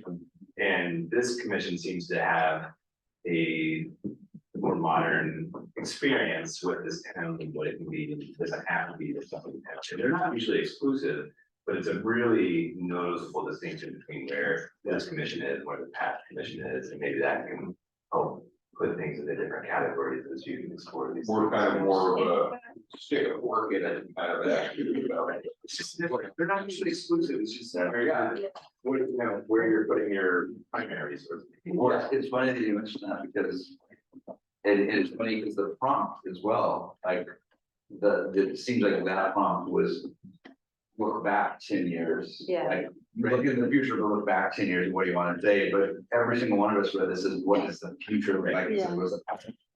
yeah. I think that's right. So it's just interesting, just that to your point, our mentality is this way, not that one, yeah. All right, I'm gonna keep us rolling here because I know we have an excellent presentation to get to as well, so I wanna make sure that we stay on time. So we are going to spend a bit of time talking about the SWOT analysis. So I'm sure you may be familiar with the SWOT analysis at the very highest level. It includes your strengths and your weaknesses, and those are internally as a core organization. What are we really strong at? What resources do we have already? What are the positive things that will help us achieve our goals versus what are the challenges that you might have in terms of in terms of some of our internal people system processes, those types of things. And then opportunities and threats, these are really the external factors. A lot of times you don't have a ton of ability to influence those external factors. They're just things that you're gonna have to deal with either by proactively planning for it or just knowing that they exist. So some things that are outside of the report. And now these are loose categories. Things can come and you'll often see what is an opportunity is also a threat and vice versa. So based on our conversation, and I'm actually going to quickly go through, we'll share these slides with you. We put in some pieces that came out of the city's strategic planning process as well. And so there's some community context here. There's the strengths that were identified as part of that city plan. So we will share those to make sure everybody's on the same page because we want to think about some of these pieces too. But what we started doing here was we started putting together a list of potential ideas for what might come onto the port's SWOT. This is absolutely not comprehensive. This is some of the ideas that you all brought up as we were having interviews and conversations. So things on the strength side, things like we have this beautiful Bridge of the Gods, we have scenic beauty, we have water access, recreational assets. We have a fantastic port staff that are really collaborating and working well together. We have a community that is engaged. We've seen growth in events and some other things to help with community connectivity. In terms of weaknesses, we know that the Bridge of the Gods costs a lot to maintain. That's going to be a really major thing. We know we don't currently have pedestrian access. We know that it's getting more and more expensive to maintain assets as they age. And then we've also seen a big shift in staff and leadership turnover in the last little bit, which again, that's not necessarily a weakness, that might also be an opportunity, but certainly part of the context that we're looking within. On the opportunity side, we have things like there's a lot of options to develop land and see how we may be able to work in partnerships to really make sure that land development is as effective as possible.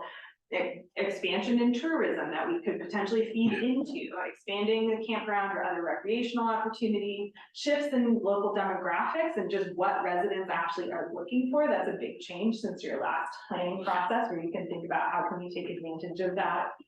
Collaboration, that's been obviously a really key theme here, as well as that bi-state relationship. What could that look like? Threats, I think a lot of these will not be surprising. If there was a bridge failure, obviously something like a major natural disaster, those things are very critical and can come into play. State and local legislation, which you have not necessarily a lot of control over, but will influence the operations of the port. Insufficient and expensive housing, lack of affordable housing within the community, which also really comes into how are we recruiting staff and what does the staffing pool even look like?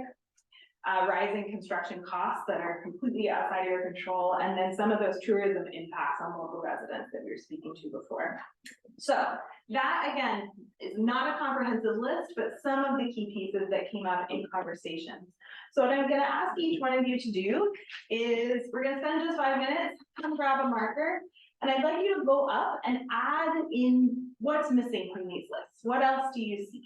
What else would you add when you're thinking about strengths, weaknesses, opportunities, and threats? And one of the reasons why we do this work is because we'll come back at the end of the planning process and have a check to say, does this plan take advantage of our strengths? Does it take advantage of the opportunities that we identified? Is it addressing the weaknesses and the challenges that we have?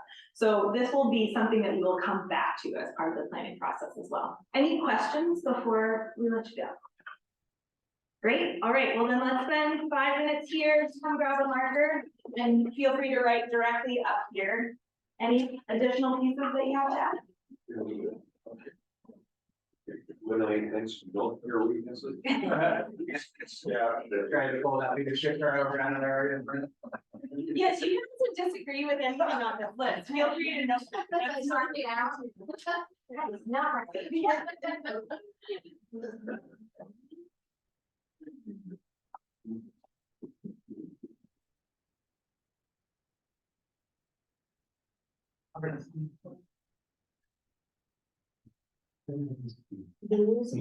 are 10 out of 10 for topics. No, first, basically. We all have some time to get lost or two minutes. Yeah. And then just fall off. 10 out of 10. It's like brand new and has good caps.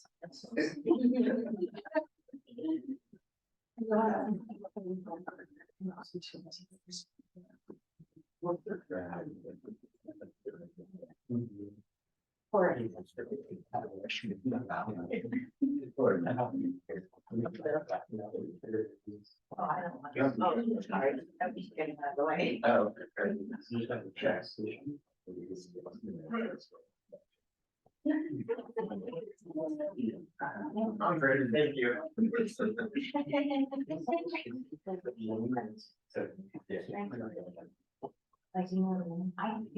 It's more like Jeremiah than everyone else.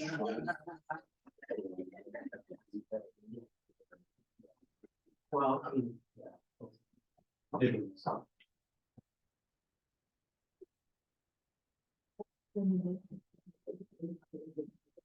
But hopefully we're going to see it next. we won't fix it today. Definitely. Yeah.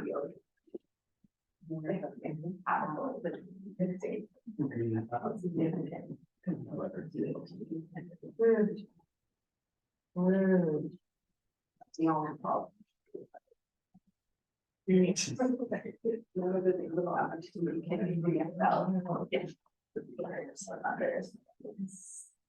Yeah.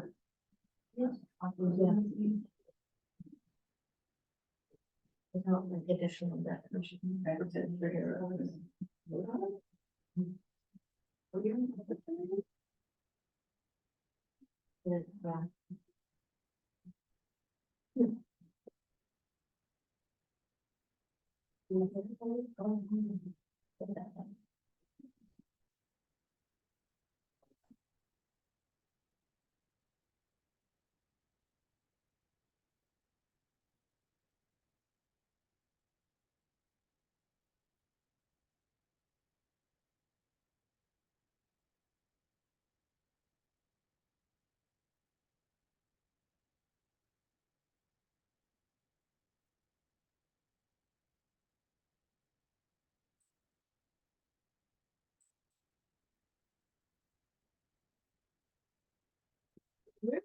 That sounded like it was lower than what you thought it was gonna be. The chair was got under.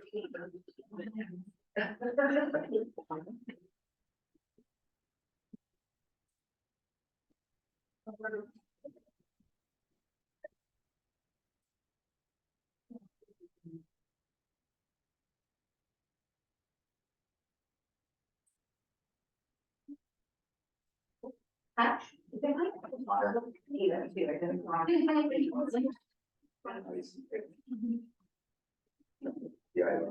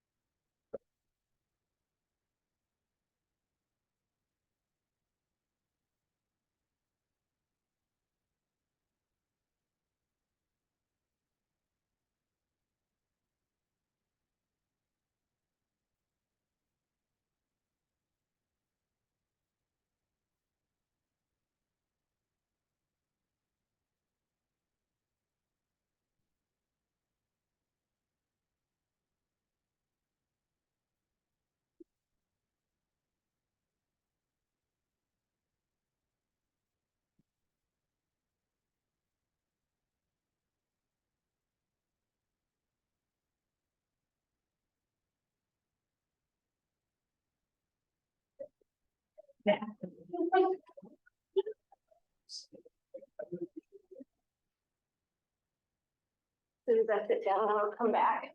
It's guaranteed. These lists could go on for days. Right. We'll just get the most top of mind ones.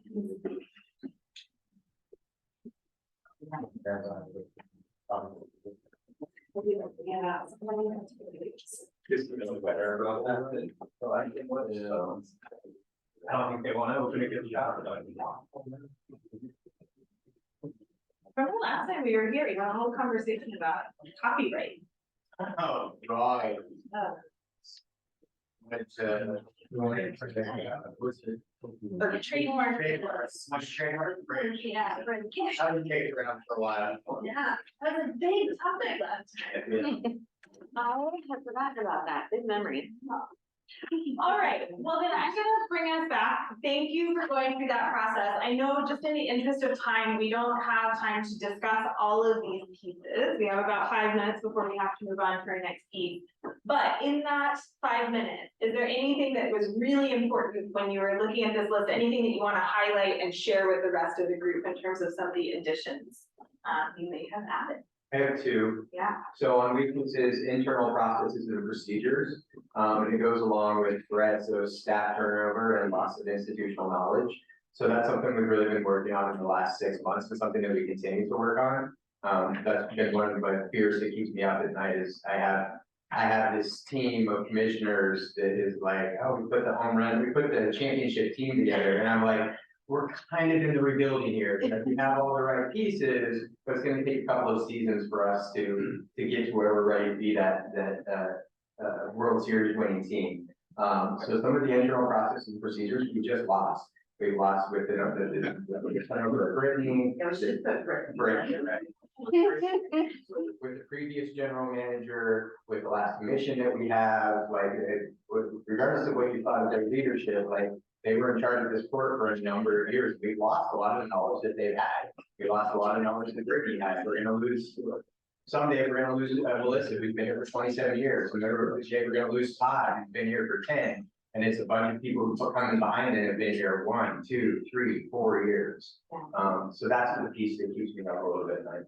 Thank you for adding that. And Rob, I see you have your hand up, and I meant to tell you, if you wanted to put yours in the chat log, we can collect them as well, but go for it.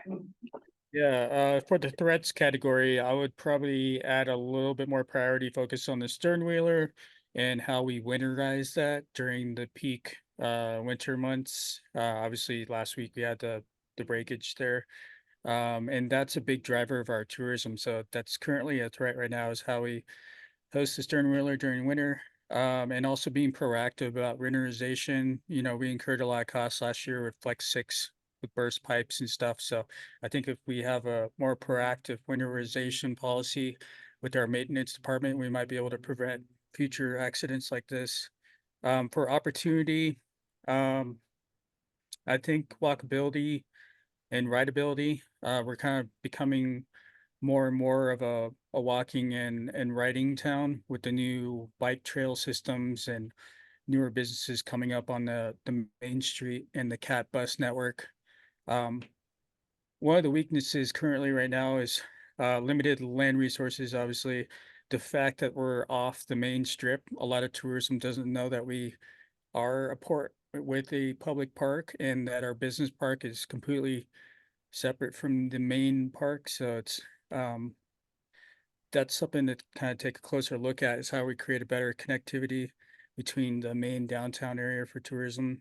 Also, I think I've heard a lot of um, issues with getting toll booth coverage to maintain our toll revenue coming in. Sometimes we don't have the staffing, and some managers have to cover for that. So figure out how to fix that up.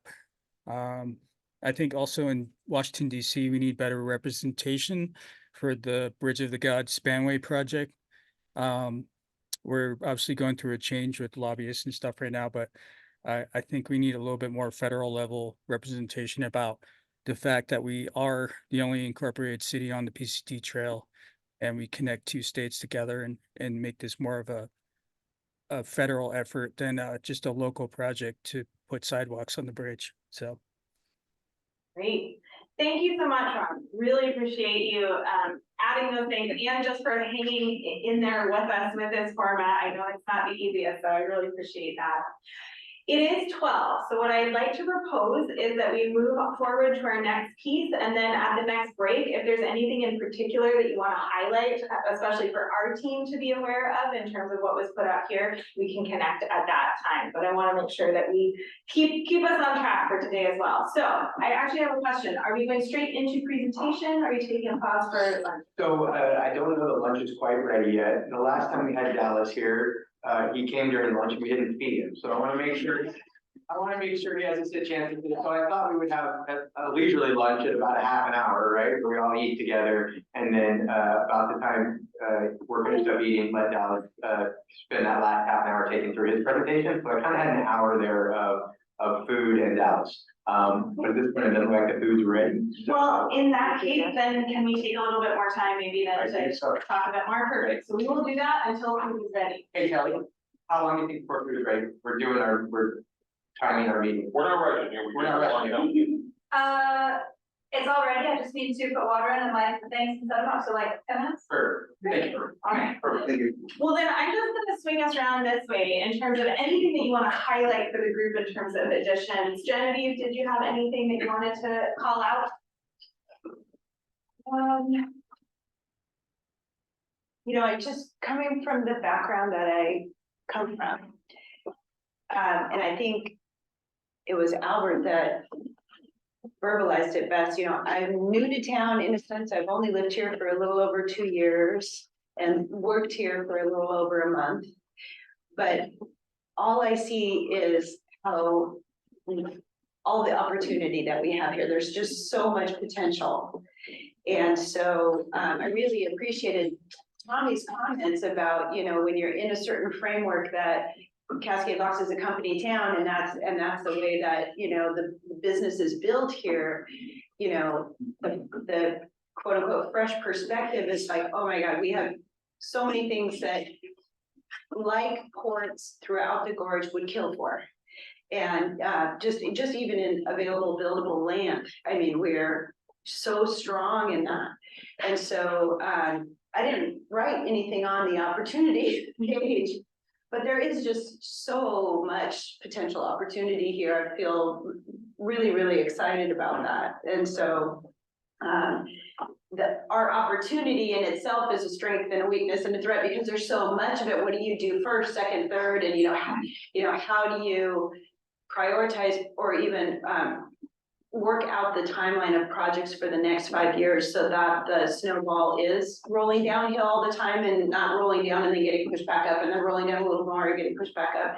You know, so for me, it's the implementation timeline is going to be really, really important on the back end of this whole process. But the opportunity is we're just so lucky to have all of this, the assets that other ports really literally should be very, very jealous of. You know, it's great that we at least have all that we have to work with. Wonderful, thank you. Yeah.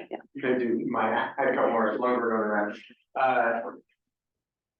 On the internal processes and procedures, I also bracketed modernization, which I know is something that this commission has pushed for. I want to let you know that that is something that we're actively trying to do. We're looking right now to move over to QuickBooks Time, to do some other things to bring our processes sort of into the modern age.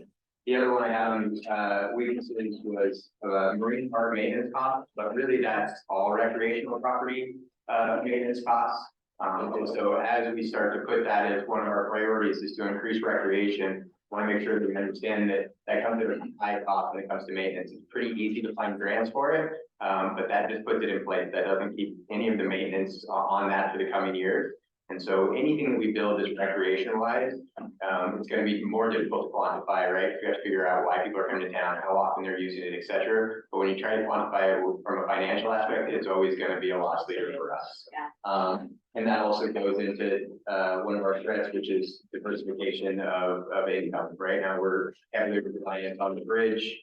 So we need to find ways to generate some more income for the port. And then it sort of dovetails with recreational properties that those aren't going to be one of the ways that we do that. I would say I've never worked with a public agency that had recreational assets where it didn't show up on both these strings and we did Right. that, right? Like having going to be part of it. And that it's a fantastic thing you're providing and it comes with really significant costs associated. Yeah. Carrie, anything that you want to highlight in terms of any additions you made, or do you feel like it looks pretty good? Well, I added, on the weaknesses that we currently have all these wonderful assets, but no clear plan on how to develop them. Yeah, with the future. Great, thank you. I guess, as far as opportunities, I mean, there's a few things that one of the items we put on there that is new emerging. I mean, who anticipated that, one of the positive fallout of, COVID is the fact that more and more people that we're meeting here in Cascade Locks are operating remote. I mean, they live here because they can, because they're operating remotely. So how does the port help facilitate that? Maybe we put in a new building that has a WeWork space where people can come in and they might not want to, they might want to work away from home, but in their neighborhood. So, you know, that creates an opportunity. Also, state expansion of affordable housing priorities. They've more than doubled the funding for Business Oregon from $1 billion to $2 billion, and they've doubled their staff. So a lot of that has to do with focused on affordable housing projects.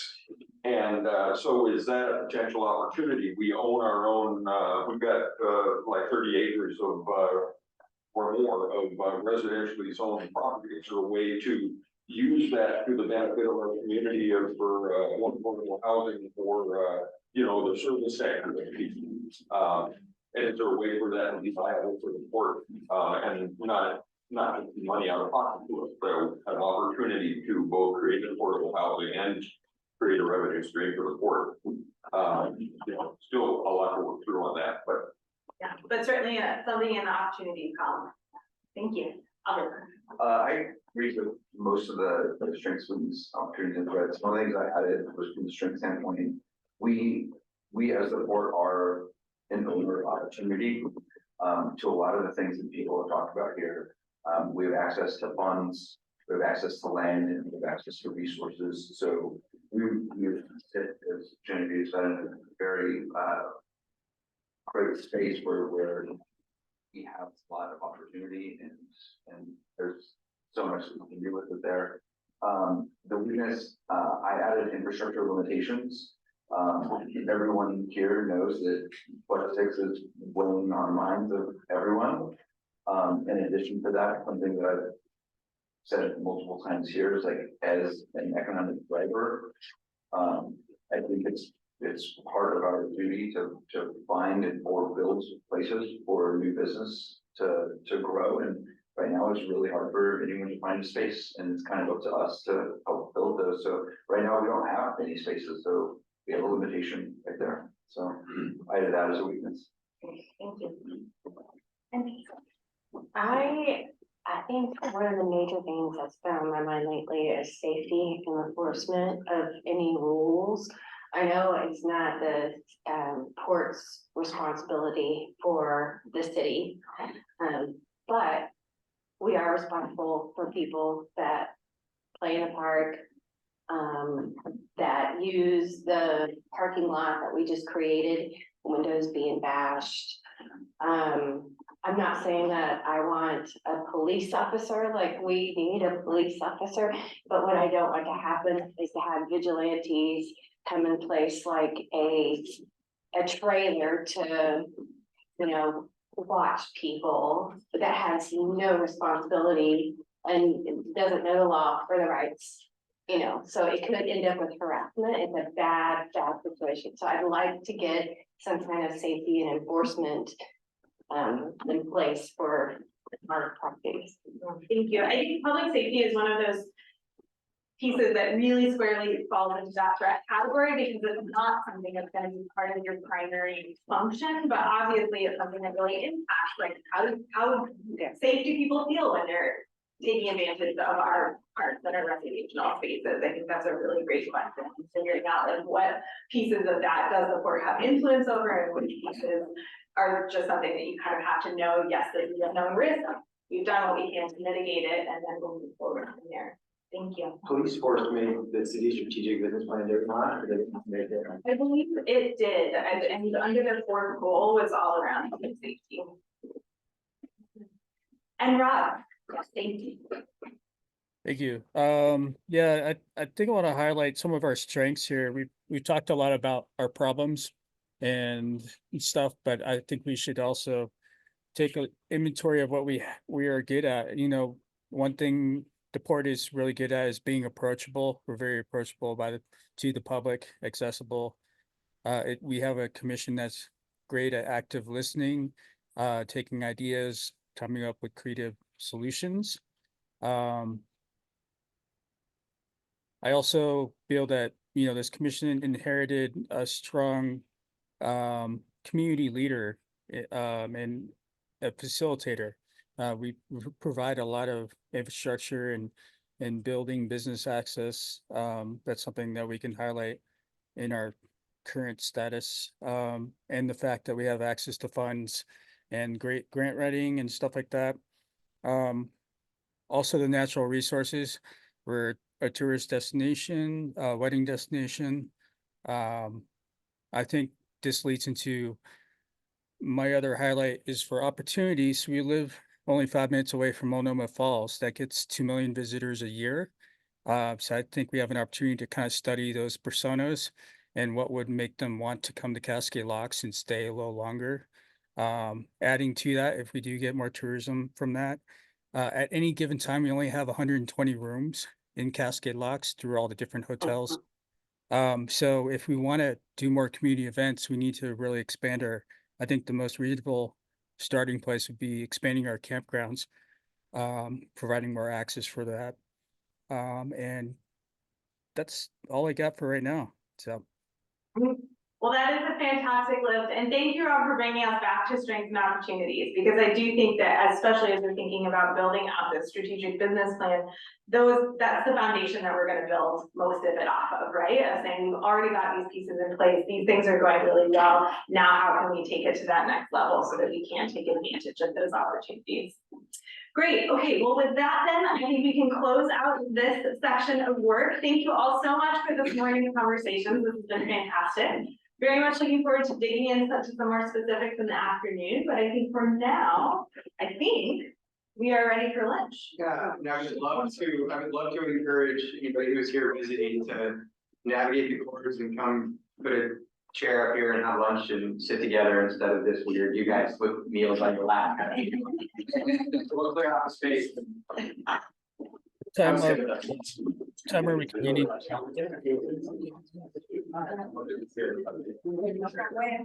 Yeah, good job. Time are we coming back from lunch? Any different markers here?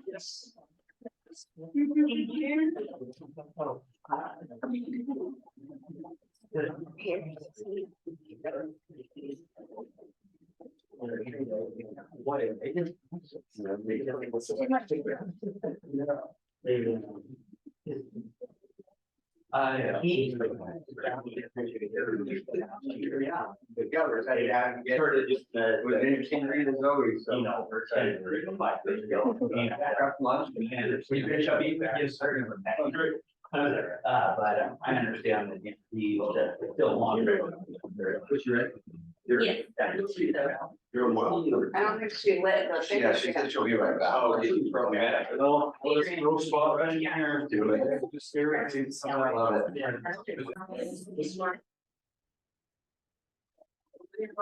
We're gonna go get started with Dallas' presentation, interesting comments. We're also back on Zoom.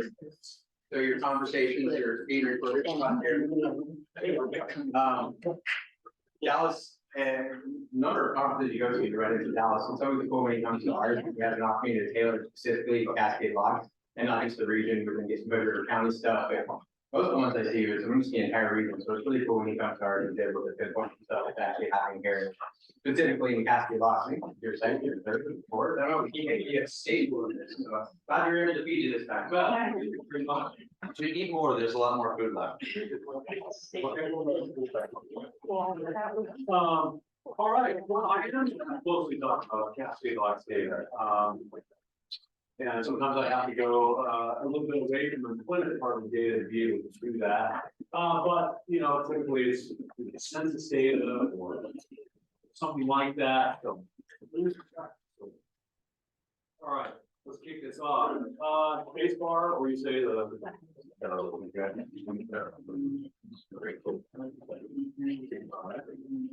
Everything's got a run like the city, yeah, very powerful.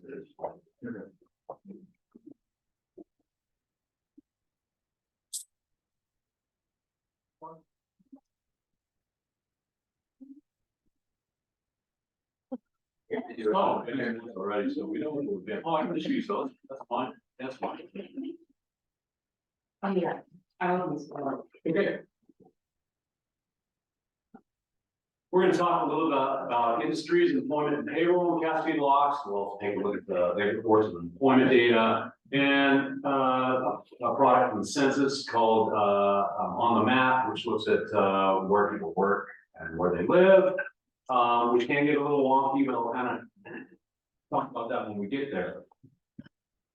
All right, first let's talk about 22 payroll, employment and average wages. And so we do have some geocoding capability, and this comes from our geo data. And so this is looking at the city of Cascade Locks, city limits specifically.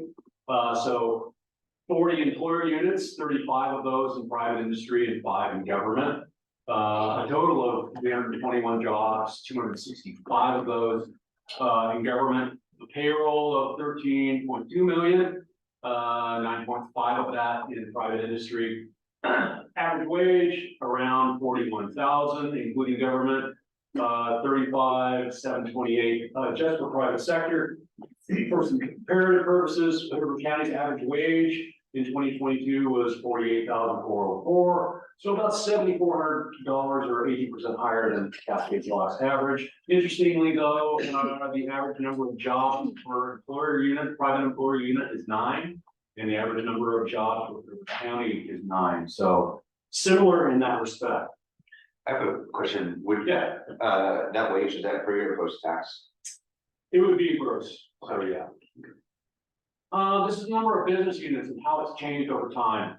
I picked 2018 because kind of 2018 was the high point, at least in terms of number of business units. And I'm mostly looking at units that have jobs, so they're can't be all business units from one year to the next, but They don't always have an annual average number of jobs, so we maybe have one or two during the year, during, a few months, but it doesn't average out to it averages out to zero, so at any rate, I tend to leave those out.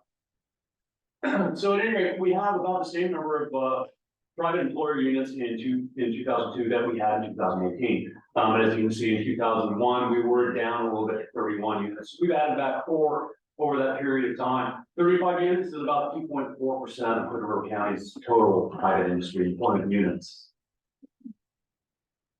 And in terms of employment, well, we're a little bit down from 2018, but not much. A loss of 9 jobs compared to 2018, so 265 in 2022, and that's about 2.1% of Hood River County's private industry total. Payroll is up a little bit. Let's go to inflation. So I'll deal with that a little bit later. But private payroll up 0.6 million since 2018. That's an increase of 6.7%. 9.5 million in payroll is about 1.6% of Hood River County's private industry total. So again, we're right in there around that 2% of units, 2% of employment. In terms of average wages and how they've grown, average wages are up $3,357 since 2018. That's an increase of 10.4%, but again, inflation a little bit higher than that. There are 3 industry sectors that I can break out employment for, and those are manufacturing, retail, and accommodations and food services. So I need at least 3 employers in an industry group to be able to talk about employment. Otherwise, it's considered confidential. So these are the ones I can break out. I have a couple coded in blue down there under accommodations and food services. It looks like Bridge of the Gods Hotel and RV Park is now TG Ventures LLC. So that's what's going on there. That's why I have 2 listed there. But again, these are pretty consistent over at least since 2018. There hasn't been a heck of a lot of change in terms of the primary employers in these particular groups. This is looking at job count by industry and year.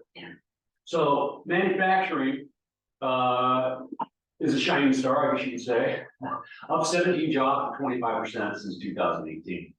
Retail trade, on the other hand, down from its 2018 peak by 17 jobs. That's a loss of about 36%. Accommodations and food services also down 19 jobs, 21% since 2018.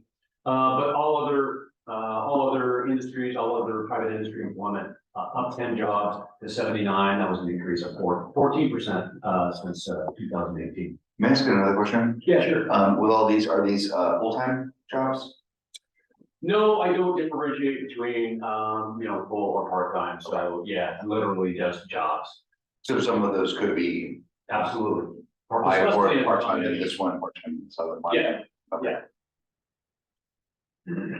And total payroll, so manufacturing, a nice increase in payroll as well, 1.3 million, which is an increase of 53% since 2018. Retail trade, although they're having a pretty good loss of jobs, it's down 0.8 million or 53% since 2018. Doesn't have a huge payroll to begin with. Accommodations and food services, down slightly, or excuse me, no, it's actually up. My notes are no good. It's actually up 0.2 million or 8%. I got that part right since 2018. And then looking at all of the private, down slightly 0.6 million or minus 3% since 2018. Do you think the renewal workshop fell into retail trade? Well, it depends on if they were, I'm trying to figure out why that. depends on what the activity was. That would have been such a big gap that we lost this one. They didn't manufacture it. Things came in that were already manufactured and they repaired them and then resold them. Let me read it. So I from that. Typically, the way it works is it's what your primary activity is. So if the primary activity of the facility was to remanufacture, it would be manufacturing. If it was to sell stuff directly to the public, then it would be retail trade. So, but, yeah, and a lot of times, those codes can change over time as well too. So sometimes when you'll see a loss in an industry, it's not necessarily a loss. Sometimes it's because, there was an economic code change or a non-economic code change. So there are a variety of things that can happen to that. So I might be able to answer, a follow-up, by email about the renewal workshop, what names they were in. I have a question about the all other. Sorry to change my same color. So anyway, manufacturing average wage up over $8,000 since 2018. That's an increase of 23%, down a little bit from 2021, and that's not really surprising because 21 was a pandemic year, and so employment tended to drop in all industries. And employers tended to hold on to their most senior, their most full-time employees, the highest paid ones. So it was kind of what we've seen: construction wages going up in construction during the pandemic, which is maybe not something you would expect to see. But when you let go of the lowest folks on the pay scale and keep the senior folks, and you end up having higher wages. Retail trade. Average wage going down, $8,233 or 26% since 2018. So obviously there was a higher wage employer in there at one time. Accommodation and food services up $8,707 or 37% since 2018.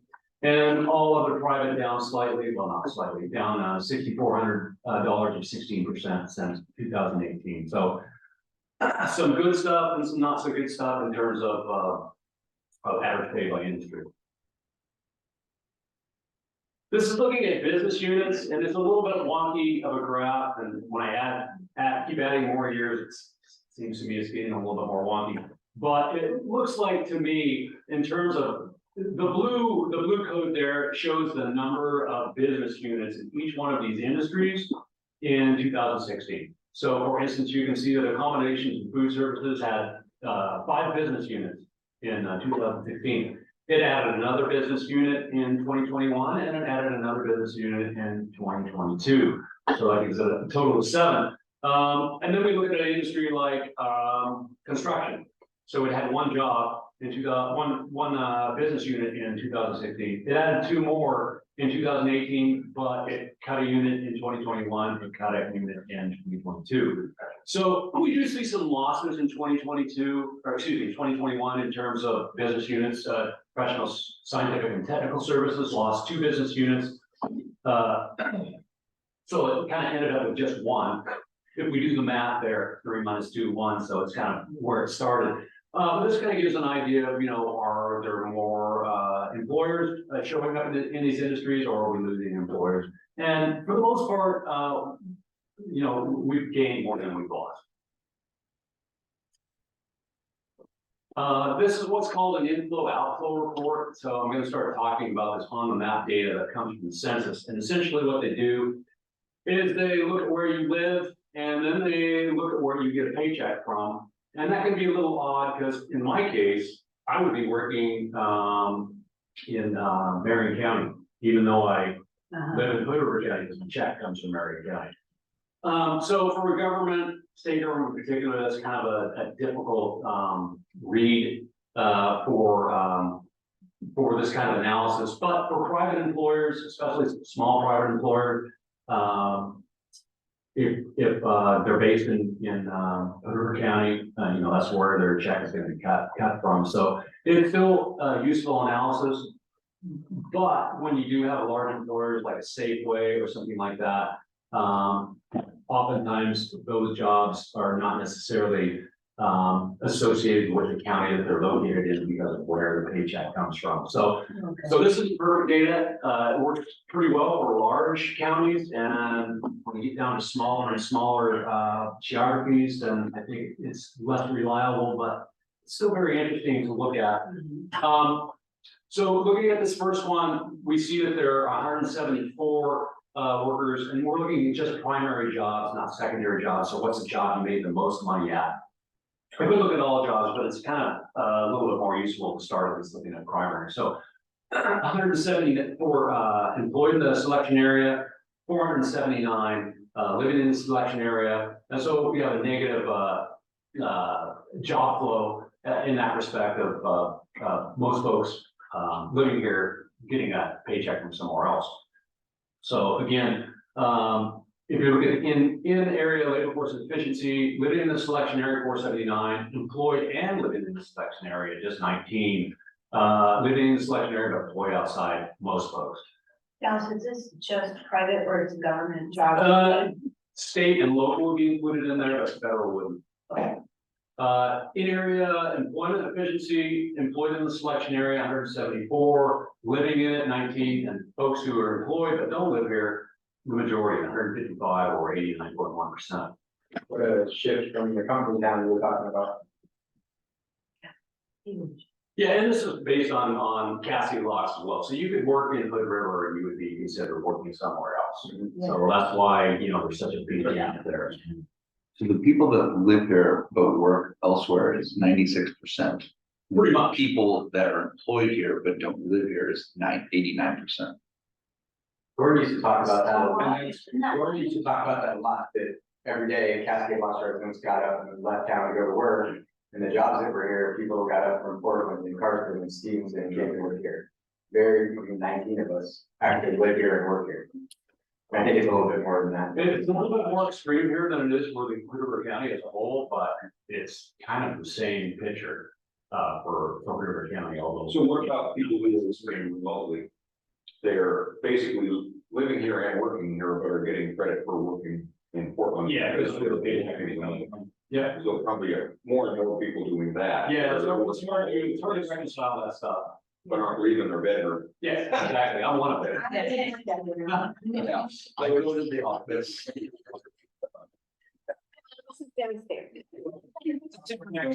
Our next slide then is looking at where folks live, and this is at the place level, so rather than county, I'm looking at place this year. So job counts by place where workers live.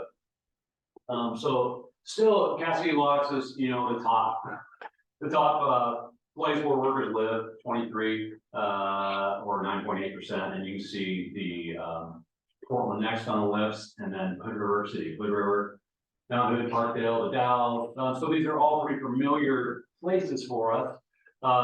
Job counts by places where workers are employed, not necessarily where they live. So number one, Hood River County, or City of Hood River, 94, so about 64.4% working in City of Hood River, Portland next, then the Dalles, then Cascade Locks, Odell, Salem, those could be people like me. Gresham, Bend, Hillsborough, Beaverton. So again, fairly interesting location. That definitely speaks a lot to what we were talking about before, of like the need for just more opportunity here from a business standpoint. Because it's also tough too, because if we're creating these jobs, who are we creating them for? Because what it says here is they're coming from somewhere else to work here. Right. But we're, I guess the argument could be made, like, maybe what they do just isn't here, so they have to go somewhere else. oh yeah, here. So like we talk about, yeah, we talk about all sorts of stuff, it's just not here. Well, yeah, Port of Cascade Locks, excuse me, Port of Morrow, Norman, which is another area that I cover, they create a lot of jobs. If they were just creating jobs for folks in Boardman, there'd be nobody to fill them. That's the absolute truth. So they get a lot of folks from Hermiston, they get a lot of folks even coming down from Washington, because they have a pretty good interstate highway system there. It's easy to get to Boardman. Yeah. And so it's kind of the same thing with the Port of Hood River as well. Hood River County definitely has more folks flowing in for jobs than we could fill with our residents. So, you know, we rely on an outside labor force to fill a lot of jobs in this county. And part of that is due to agriculture as well, because it is a large industry, and the recreational industry too. All right, so employing workers, so folks who come here to work, what do their ages look like? This is kind of what we'd expect, because a 30 to 54 year age group is, you know, it's a pretty big cohort compared with 55 and older and 29 and younger. So I really don't find anything too significant about this, but it's kind of what you would expect. You retirees in this slack. Yeah. The young folks are more likely to be working than, than us older guys. Happy not to be contributing in many ways. In terms of what folks earn, that are coming to jobs, coming here for jobs, well, there are a few that will earn $1,250 or less a month, 23%. And the ratio earning, between 1251 and 333 a month, and those earning over 333 a month is the same, 39%. So, at least, most of the jobs are not in that lowest category. Employing workers by industry class. So goods producing industries includes construction, manufacturing primarily. So most of those jobs are in goods producing industries, trade, transportation, and utilities, fairly small percentage, 15%, and all other service type industries, which include health services, other services, professional and business services, financial services, 41% of the jobs, or excuse me, workers. This is comparing home area, so folks who live here, with work area, folks who come to work here by education. So very few folks who have less than a high school education are coming here for work. The biggest group coming here to work have some college or an associate's degree. And I think you can see then that bachelor's degree or advanced, definitely they're a higher percentage of home workers in that group. I'm sorry, I'm fully, so home just means that they live here and work just means, okay. So I don't know if there's really that big a difference between these to begin with, because we're talking about a really small, Right. not really small, but not a large group of workers to begin with.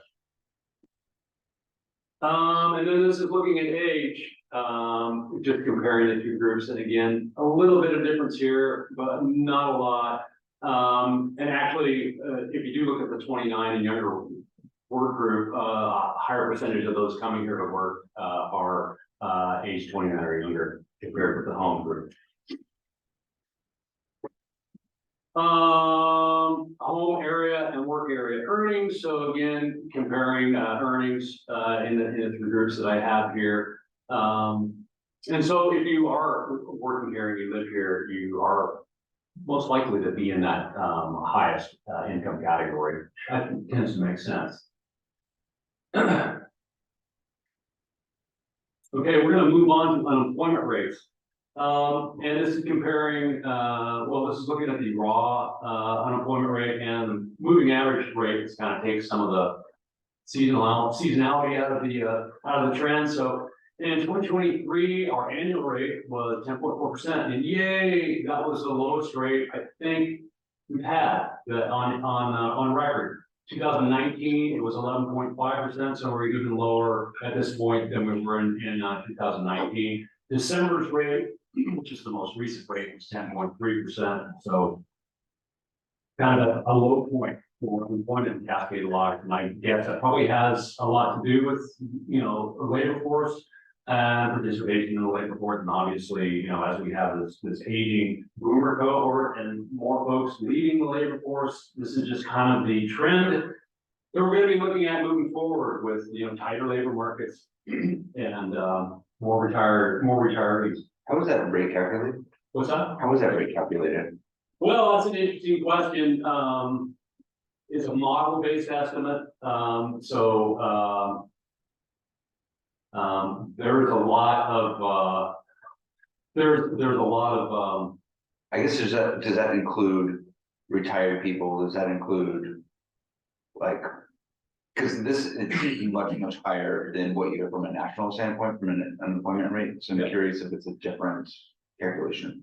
No, not in that respect. You have to be available for and seeking work to be considered part of the labor force. And that is okay. So casting lots, as you can see, always have fairly high unemployment rate, and most of that, I would say, has to do with industry structure and the types of industries that are here, which tend to be more seasonal. Or manufacturing is probably an industry that is the least seasonal, and recreation and those kinds of things, obviously the ones that are more seasonal. So depending on how that basket is filled, you know, you're gonna have higher rates. And this is the labor force estimate, so kind of what I was talking about is we actually had a larger labor force, you know, if you go back to 2012, and it declined through about 2016 and was pretty steady, had a slight bump up there during the pandemic, but has fallen off rapidly, and now we're even below what we were in 2019. So labor force of 549 in 2023, and that is down somewhat from 2019 when we had 576 on an annual basis in the labor force. Annual unemployment rate, so here we are going to compare Cascade Locks with Oregon and River County. And River County's rate very similar to Oregon's, although slightly below it. That's kind of something that happened around, I don't know, 2005, 2006, sometime in that period, River County started drifting below. River County as a whole started drifting below the state of Oregon. Obviously, this is looking at a recessionary period because we were heading into a pretty big recession in 2008, and it took the state a long time to recover. I don't think we even recovered until 2017. So we're seeing a lot of recovery from the recession in 2008, and then a kick up in during the pandemic in 2020. And we've improved every year since. So River County's rate 3.7% in 2023. It was 7.6% in 2020. That was the average for that year, that pandemic year. Excuse me, that was Oregon 3.7 and 7.6 in 2000. River County's was 3.0 in 2023 and 6.3% in 2020. And Cascade Locks, again, at 10.4%, down from 19.8 in 2020. So basically, all of these rates got out of the way. What's that? We're on the right track. We are on the right track. Still high though. Yeah. Population estimates, just threw in this here for fun, but definitely Oregon's growth is slowing down. A lot of that is due to in-migration, and in-migration turned negative the last couple of years. And Oregon doesn't have the most vibrant birth rate in the world either. We tend to have more folks dying and more folks being born. So we rely on the influx of migrants for growth and have for many decades. So if this is going to be the new normal, where we have to rely on birth minus death for growth, we're not going to grow very fast. It's going to be slow growth ahead for us. There's been more than 5 people for the town the last year. Yeah. At least. You're gonna have to argue PSU on that. I said, I know a couple of kids that were wondering. I know 3 kids, I was wondering. Yeah, first nice death, remember? Oh, right. There you go. All right, payroll wage is an industry job growth. We're gonna look at River County here a little bit, and I only have a couple slides, a little bit for you guys. So this is looking at total non-farm employment. We had 12,130 jobs in 2019, that was our peak. We gained 70 jobs or 0.6%, our 2023 total. I'm not really sure what note I've left myself here because it doesn't seem to make sense, but we gained 70 jobs or 0.6% since 2019. So we are above our prior 2019 peak in 2023, but not by much, only by 70 jobs. So not a heck of a lot of growth there, but at least we're past the pandemic. This is just looking at leisure and hospitality, since that was the industry that was most impacted by the pandemic. We can definitely see how hard an impact that was when it came along. Our peak in 2019 was 2,380 jobs, and we just got past that in 2023. We gained 10 jobs or 0.4%. You can really see the seasonality in that too. And now I figured out what my note that. Okay, so we're plus 40 jobs over the year. So we gained 40 jobs over what we had in 2022. And going back to the non-farm employment total, we gained 240 jobs over the past year. So we gained 240 jobs in 2023 compared to 2022. So that was an increase of 2%.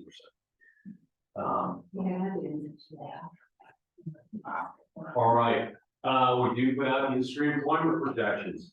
And this is the most recent projection, which came out for 2022 to 2032. A lot of the pandemic impacts have worked their way through out of this because the last forecast we put out in 2021 through 2031 included a lot of growth in leisure and hospitality and those industries that were impacted by the pandemic. This one, not so much. So employment growth for this 10-year forecast at 9%, which is pretty pedestrian, and that compares with a growth rate of 10% for Oregon. And while we don't necessarily pick a year that there's going to be a recession, we kind of work that into the 10-year forecast, and we kind of consider there's going to be a recession during that 10-year period. And that's one reason why the growth rate is only 9%, but it's only 10% for Oregon, so we're really not that much different. Construction growing pretty well, 14%. Construction has definitely been a growth industry for Oregon coming out of the pandemic. Definitely has created a lot of jobs. Manufacturing not expected to grow so much, only up 5%. Information up 17%. You will find the server farms in there. So Google definitely in there. Financial activities, not so much, 3%. Professional business services, that's where we have some in situ jobs, but most of our jobs are manufacturing in particular are in Washington. So while we do have some in situ jobs in Hood River, it's not a huge amount. Government up 7%, and we do have an estimate for self-employment. 2,690 jobs in 2022, growing to 2,690 jobs in 2022, growing to 2,830 in 2032, or an increase of 5%. Okay, another fun one. This is looking at Hood River County's covered employment and payroll. And most recent year I have available for annual basis is 2022. I'd rather give 2023, but I just don't have it. 13,802 covered jobs. So this does include agriculture under the natural resources and mining group. So 2,060 jobs in that group. Payroll for all ownerships, 668 million. And the average wage again, 48,404. Employment growth over the year, 202 jobs added over the year, 1.5%. And payroll growth was 20.6 million or 3.2%. Trying to look, we did have some losses. We had pretty good loss in professional business services, which I already mentioned. That's where you'll find in situ, and in particular, we're in professional and technical services. So we did have some loss there. On the other hand, Google was in information. And you can see that information went up 46% in terms of its payroll growth, 3.6 million in a very short amount of time. Construction, as I'd already mentioned, didn't have a lot of jobs, but boy, look at that payroll up over 2 million or 8.5%. So definitely growing faster than all industries in terms of this payroll growth. Leisure and hospitality definitely added back some jobs and some payroll, 148 jobs or 6.8% growth. 9.6 million in payroll or 16.6%. So obviously wages did go up considerably in that industry. Okay, this is looking just at Hood River County's all payroll over time and how it's grown. You can see we were one of the few counties actually, I think there were 4 or 5 in 2020 that actually had a payroll growth, or excuse me, had a payroll loss in 2020. So we were in that group, unfortunately. Most counties were kind of flat. but Hoover County did have a loss that year. But we bounced right back from it in 2021, and we grew again in 2022. So we're up 94.2 million over 2018. That's an increase of 16.4%. We had a loss of 5.8 million in 2020. We gained back 66.9 million in 2021. And some of that could be the payroll protection program as well, adding some dollars there. And a gain of 20.6 million in 2022, which was an increase of 3.2%, which obviously didn't keep up with inflation that year. And we're going to see that right here because I have our average wage and then our average CPI adjusted wage. So you can see that we actually have had CPI adjusted wage growth since 2011, but we definitely dipped in 2022. So nominal pay up 17,700 and some change since 2012. That's an increase of 57.7%. But if you were to CPI adjust that, it's only an increase of 23.8% in 2022 dollars. And over the last year, payrolls increased by just 1.7%, CPI adjusted for $797. So not much of an increase in average wages over the last year. This is looking at job growth in Hoover County over a 10-year period, 2013 to 2023. And I know it looks strange to have education and health services with a loss of 250, and that's actually due to what we call a non-economic code change. So at one time there was a home care brokerage in Hoover County, and they basically handled payroll and dispatched workers across a bunch of counties in Eastern Oregon. So basically it was again a home care brokerage that paid home care workers across parts of the state. And what they did was they had probably more details than me, but they had one account. And typically when we have somebody that has jobs spread out all over the state and they're located in one county, we ask them nicely, is there any chance you can break that out by county for us? So eventually they do, and they did. I think in 2013 or 2014, whatever year they did that. So at any rate, what that means is then those jobs get adjusted into what counties they are actually located in. So then you end up with a job loss in Hoover County, which again is strange for an industry like education and health services, which typically has jobs no matter what year you're talking about. So transportation and warehousing and utilities, another job loser.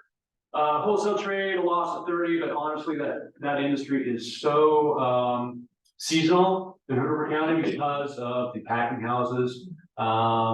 Our wholesale trade tends to be non-durable wholesale trade. So again, it can be very seasonal. So I really don't put too much stock in that. Most of these industries are growing and adding jobs. So the good news in that is we had 480 manufacturing jobs in 10 years. And that's a lot of jobs for one industry. Construction also, another high paying industry that added a lot of jobs, 280, retail trade up 140. Food service and drinking places up 190, professional and business services, another high paying industry up 130, accommodations adding jobs, arts, entertainment and recreation adding jobs. So pretty much all growth again, except for a couple that I kind of explained away. Okay, this is looking at the last 2 years. So we talked about the first 10 or the last 10 to start. Now we're going to look at, well, what happened over the last 2 years and since 2021. Well, it should be a lot of growth everywhere because we're coming out of a pandemic. So education and health services somehow comes out on top with 130 jobs added over the last 2 years. Local government education had some weird years there during the pandemic. And I don't talk specifically about leisure and hospitality, but I've included the components here. So food services and drinking places, which is somewhere you can expect to add a lot of jobs since 2001, since the pandemic. So it is up 110 jobs. Arts, entertainment, and recreation up 60. And the other component of where's the other component? Yeah, at any rate.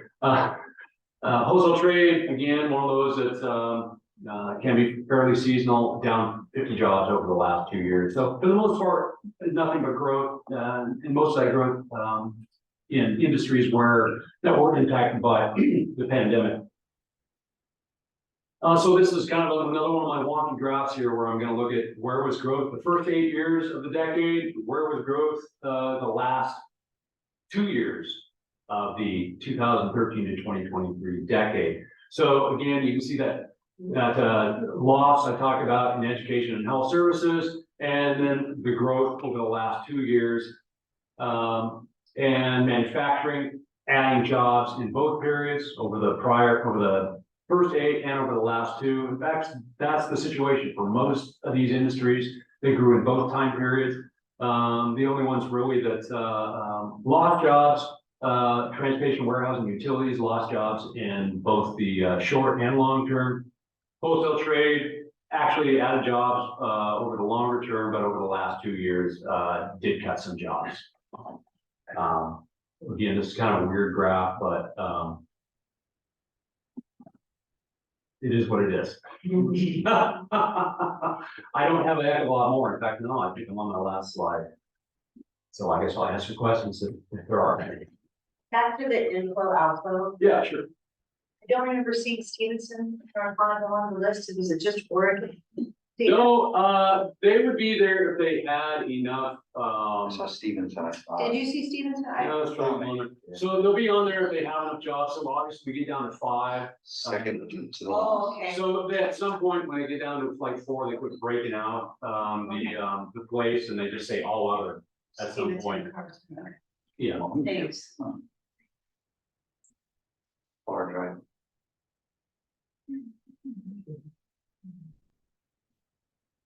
Yeah, interesting. Log would be on there.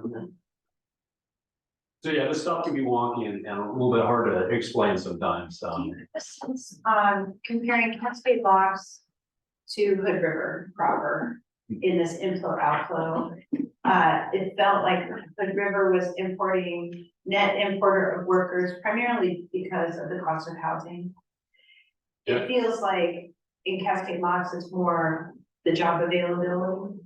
Would you characterize it? The job mix as well. Okay.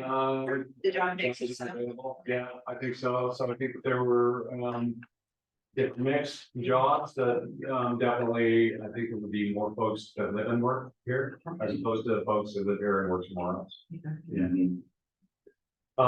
Yeah, at one time, I guess we went back to the 90s. Hood River's biggest trading partner in terms of workers would have been Wasco County.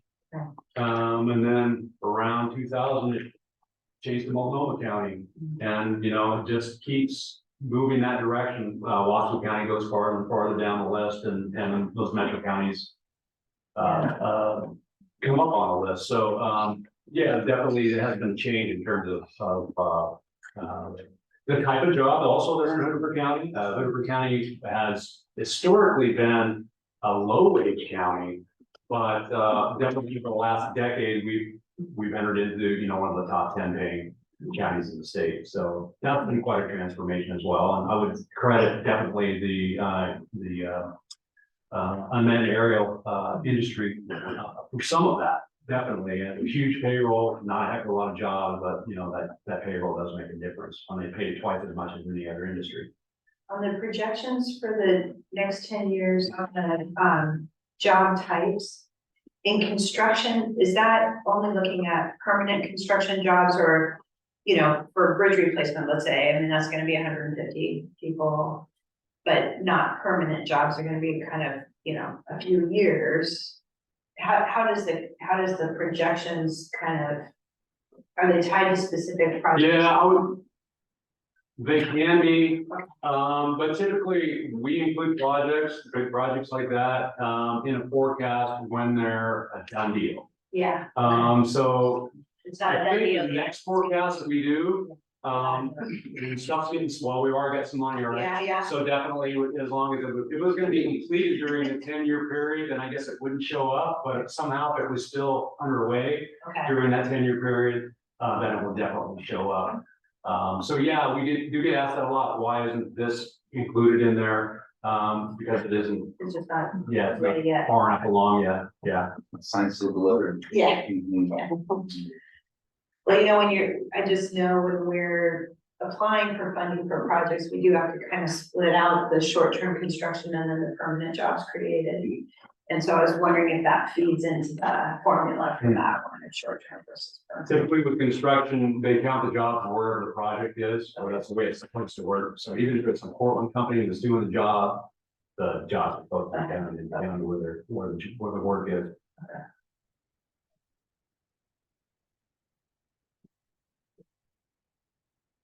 Thanks, Mel. All right, sure, as always, thanks for having me. Can I steal my thing back and use it? Take back, take to go play. Oh, my wife's gonna be jealous, so. What's that? No,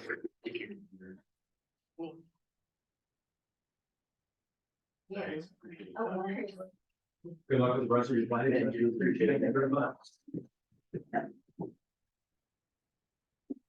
All right, well, I think we should take like a 30-second stretch. Now that we've got our after lunch energy, but that was fantastic context for, I think, a lot of the other conversations we were also having just about strengths, opportunities, weaknesses, all of that. We've got a lot of fantastic data there to back a lot of that.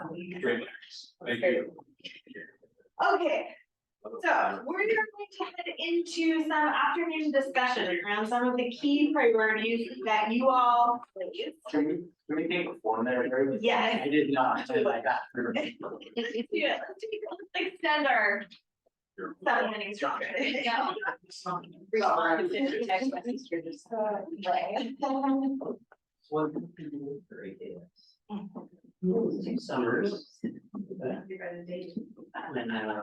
So it was, I think I still may have to be.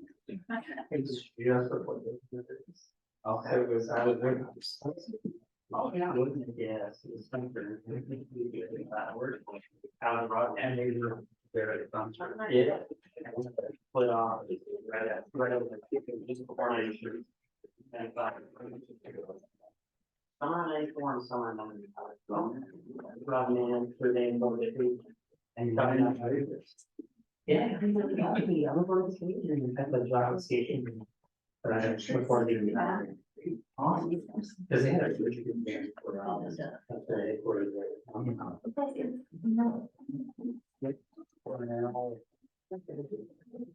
yeah, whenever I have the A's in there.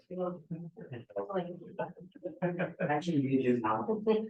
He was really good. He was tired. He come in and like her. He was referred. Oh, wow. I never read nice graphs. I didn't see there was anything that you know. I put his heart in every engineer, huh? He did the thing. That's it. We will get it. You from there? I grew up in Washington. Should have probably do that, man. Look at it, yeah.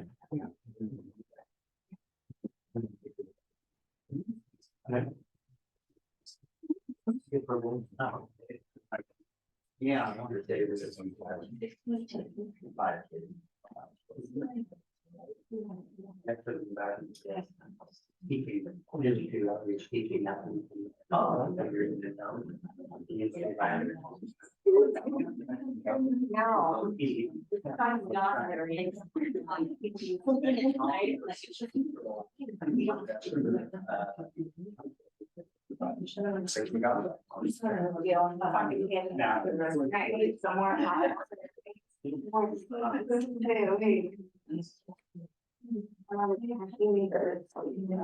Very small. You got it.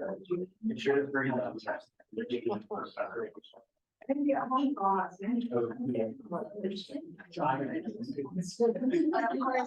Woke up way too early because one of my alarms, knowing you have something to do early the next day. I was like, Yeah, go ahead there. Just you do. So my friend had two dogs. I had two, I just gave them. You're like,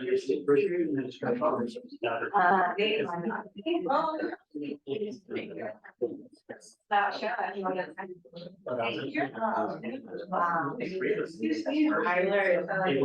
I just remember, the only thing I know now.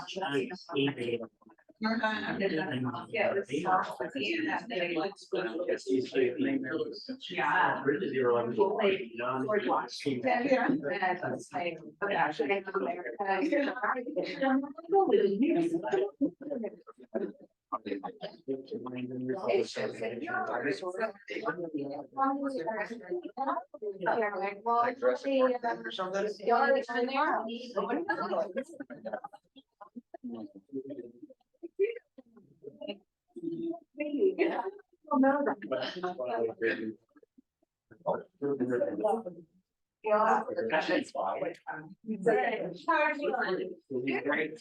Alright. A little tiny group. Now I'm gonna bring it back, and I'm so sorry, okay, just to cut into this conversation. Okay, so we have this list up here. Current key priorities. This is not a comprehensive list, but these were some of the primary things that came up through the interviews. And we have arranged them, kind of group some of the pieces together. We obviously have Bridge of the Gods, that's a pretty common topic, first and foremost for everyone when we're speaking together.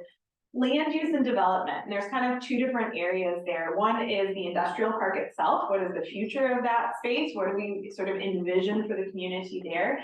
But then we also know that we have a lot of other land that is ripe for development. I know we have some residential zone land, some other questions that fall kind of, how are we really developing our land moving forward? Economic development, very specifically downtown revitalization was a big piece of that conversation. Obviously, there's lots that goes into economic development and activities, but that was one of the primary topics that was listed. And then all of the recreational assets, thinking about marine park, venue rentals, campgrounds, what is our strategy behind some of these things? So my guess is we have about 2 hours left. And I don't think we're going to make it through all of those topics, and that is fine.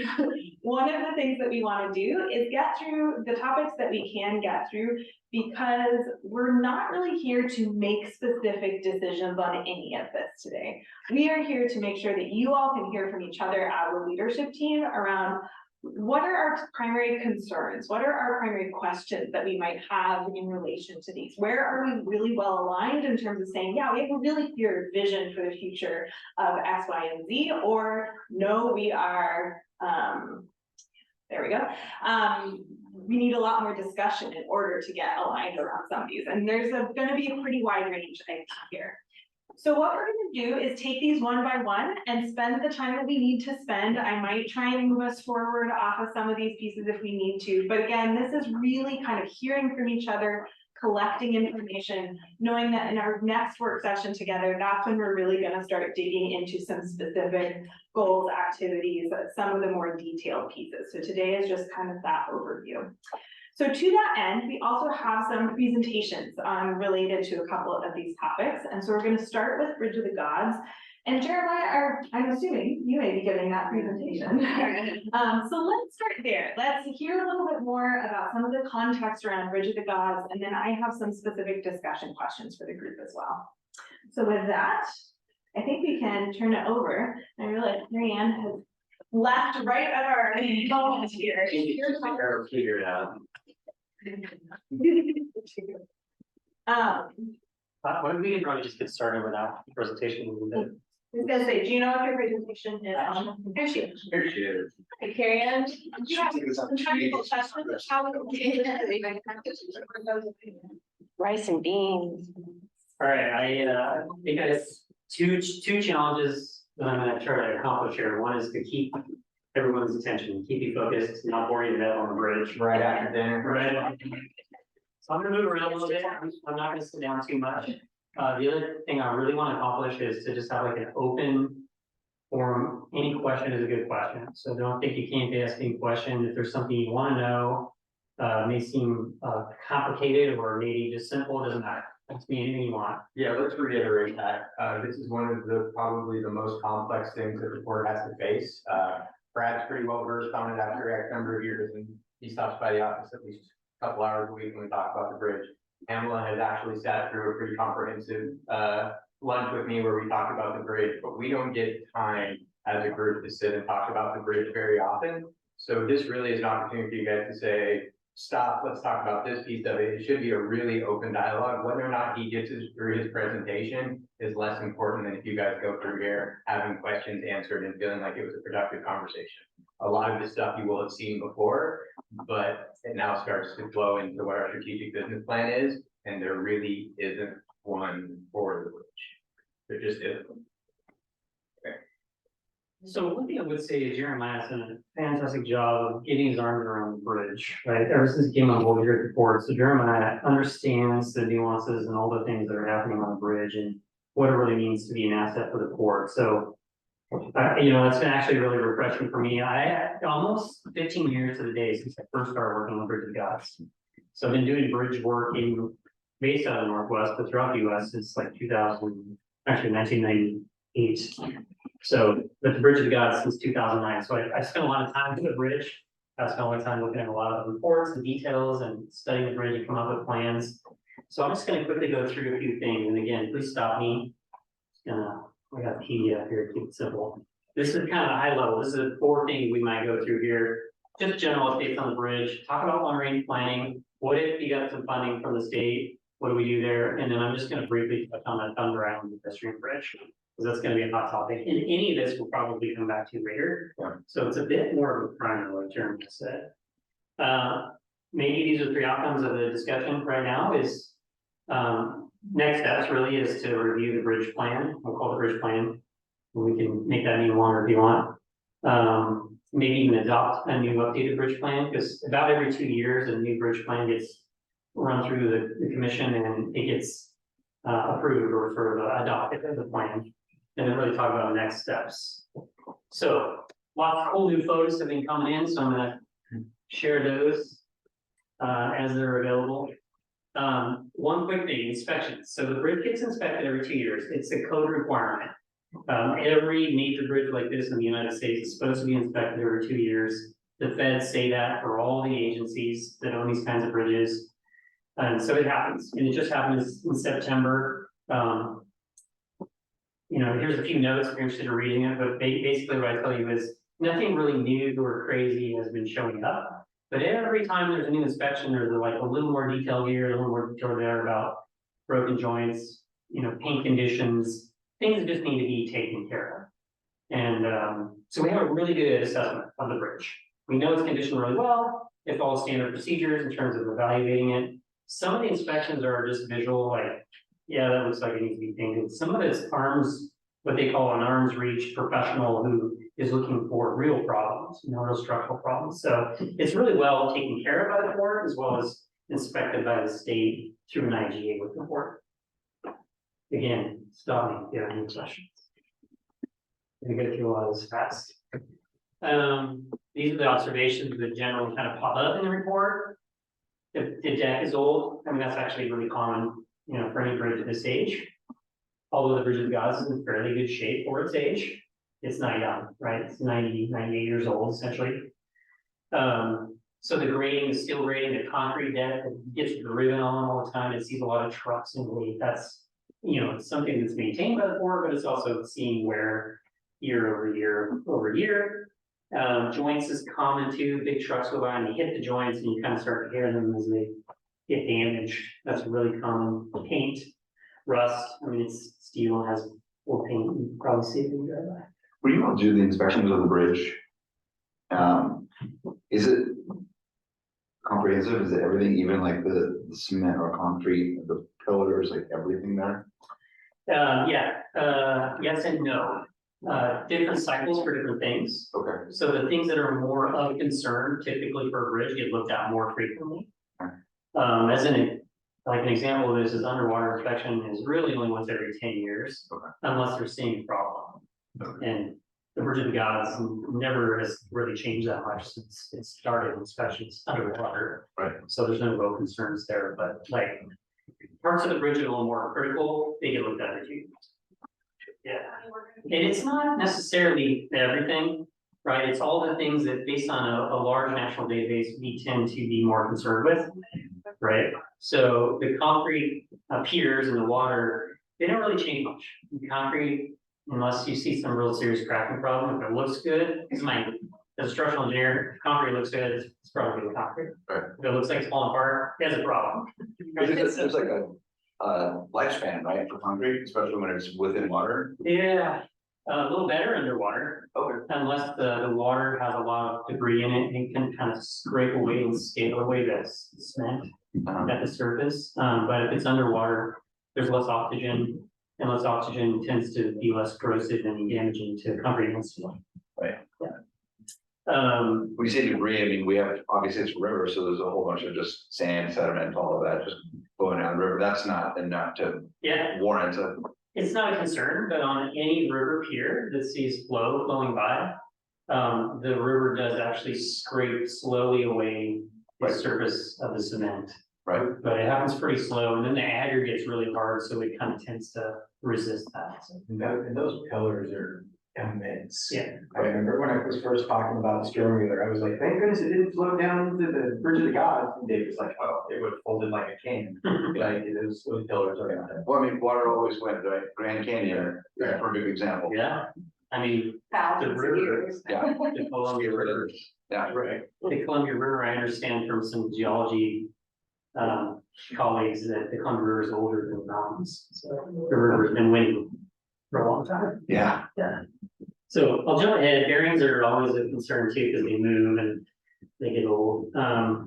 So ODOT actually produces recommendations, they don't really do pricing, and they don't really get into details, they just say, yo, you need to fix that, right? We found this a problem, so obviously you need to fix that, and they produce a list, and then we can take it and dig deeper. Yeah, let's go through that list. You want to go through that list? Yeah, I want to go through the list of things that ODOT says that we should be doing to Yeah. the bridge and the ones that we have potentially done. Yeah, so this leads into what we're gonna talk about is the bridge plan, right? And this is kind of a fully comprehensive, like detailed list of everything. Is there a way to full size the screen? It's really hard to read the white on blue. Let's see. I get some help. Okay. We know Rob's back though, right? You told him. Yes. Okay. Yeah. Taking a nap, he's like, they never called me. Just do that again, that'll work. Do that one more time. Yeah, better. Thank you. So that is actually a really old photo. Thank you to Jeremiah for. See how low it is? That's before they. Yeah. Wow.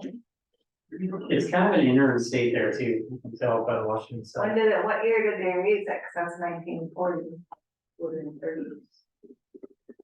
I can't remember what they are. I'm not sure I know the right answer to that because these pictures tell me a different story. All right, I was like, it was stated in 1930, so I thought it was raised earlier than that. Yeah, I think it was raised in the 30s. I think 37. Great, yeah. But they, it's blocked. Well, yeah. Monitor and repair the deck wells. So that is something the board does, is monitor and repair the wells in the deck. And that deck is not original. It's actually was replaced a couple iterations. There's been new decks on the bridge, including one was raised. There was a timber deck at one time. So the steel deck that's out there is pretty standard for its age. It's actually not doing terrible and Port's done a good job maintaining it. When did we start our welding program? About 2018. So if you go across the Hood River Bridge, you can hear it's clicky, clacky, clicky, clacky the whole way. Ours was that way as well. And then we started a bridge welding program. Literally just went out there, spray painted the cracks on the bridge, had a company come out and weld on it, Bulldog comes out and does the welding. We're doing it twice a year, one time, once in the summer, once in the fall. It's about 40 grand each time that we do it. Takes about a week. And every year that we did it, we saw less and less and less breaks. This was the first year that I went to Dave and was like, let's skip a year and see what happens. We skipped a year, ODOT came back to the breaks, still look good, we're still within reason. So that is something that we worked on the bridge diligently, caught up on, and they're now in a pretty good place. You guys have been in spray paint a lot We, to fix To things. identify. No, it's been identified, and our maintenance department went in, spray painted all the cracks, the welding team comes in and welds those cracks. Oh, so it's like an identifier. I was like, that's interesting. Give me some spray paint. Like glue? Summer's work, right? It's paid. Okay, I'll go back over the bridge now. Thank you, thank you. So the deck joints, again, I mentioned those are recommended that they get repaired or replaced, and they always see a lot of damage because trucks go through. And, you know, if you have a tire of a truck coming by, it does a little more than just a vertical thing, it does a little bit of push and pull every time it goes over, so that causes a lot of wear on bridge decks. Have we done any replacement of repair or the deck joints? Yeah, they have been over the years replaced, but it's been a while, and they're really getting close to, it's kind of time to do something about it, so they're high on the list. The deck on both the, so when you look at the bridge right now, the way you're looking at it, what you see, the logo of the Port Cascade Locks is really the main, I'll call it the main span, it's 3 spans. But that's not all of the bridge, right? When you drive under it on Wanapah, it looks different. That's the Oregon approach lanes. And then on the Washington side, is everything to the left in the photo is kind of a little different than the main spans. I just tell you that because there's really 3 parts of the bridge that are actually quite different from a structure's perspective, and they see different problems, but throughout the bridge, from the beginning to the end, the deck sees wear and tear. So the concrete deck on the Washington side needs some sealing and crack repair or overlay, and then same on the Oregon side, that side is seeing a lot of damage. And then the railing, every once in a while it gets hit, it gets damaged. Do you know the last time we did any sealing or concrete deck replacement work on the approaches? It's been a Didn't we do that a couple years ago? We did some, on the Washington side. Some crack sealing, yeah. What about railing damage? Have we ever done any railing damage repair? I'm not aware of any actual major damage or repair. The Hood River is a completely different story. Your bridge is wider on the driving strips, which helps tremendously. It says fixed rent, or have you gotten done? Yeah, fixed rate and damage. Yeah. Yeah, again, like cars will go by and like hit, or a truck, or somebody hits it and maybe you don't even know for a few days, and you might go out there and somebody mentions, oh, there's some new dents, or you know, sometimes when these railings get grabbed by a vehicle, they'll rip off a component, you'll know right away, somebody will probably call. Well, whenever there is damage, it's best to fix it, especially if you have pedestrians on the bridge, it might. That's what my concern was, is like, is there a real danger to folks crossing the bridge on foot?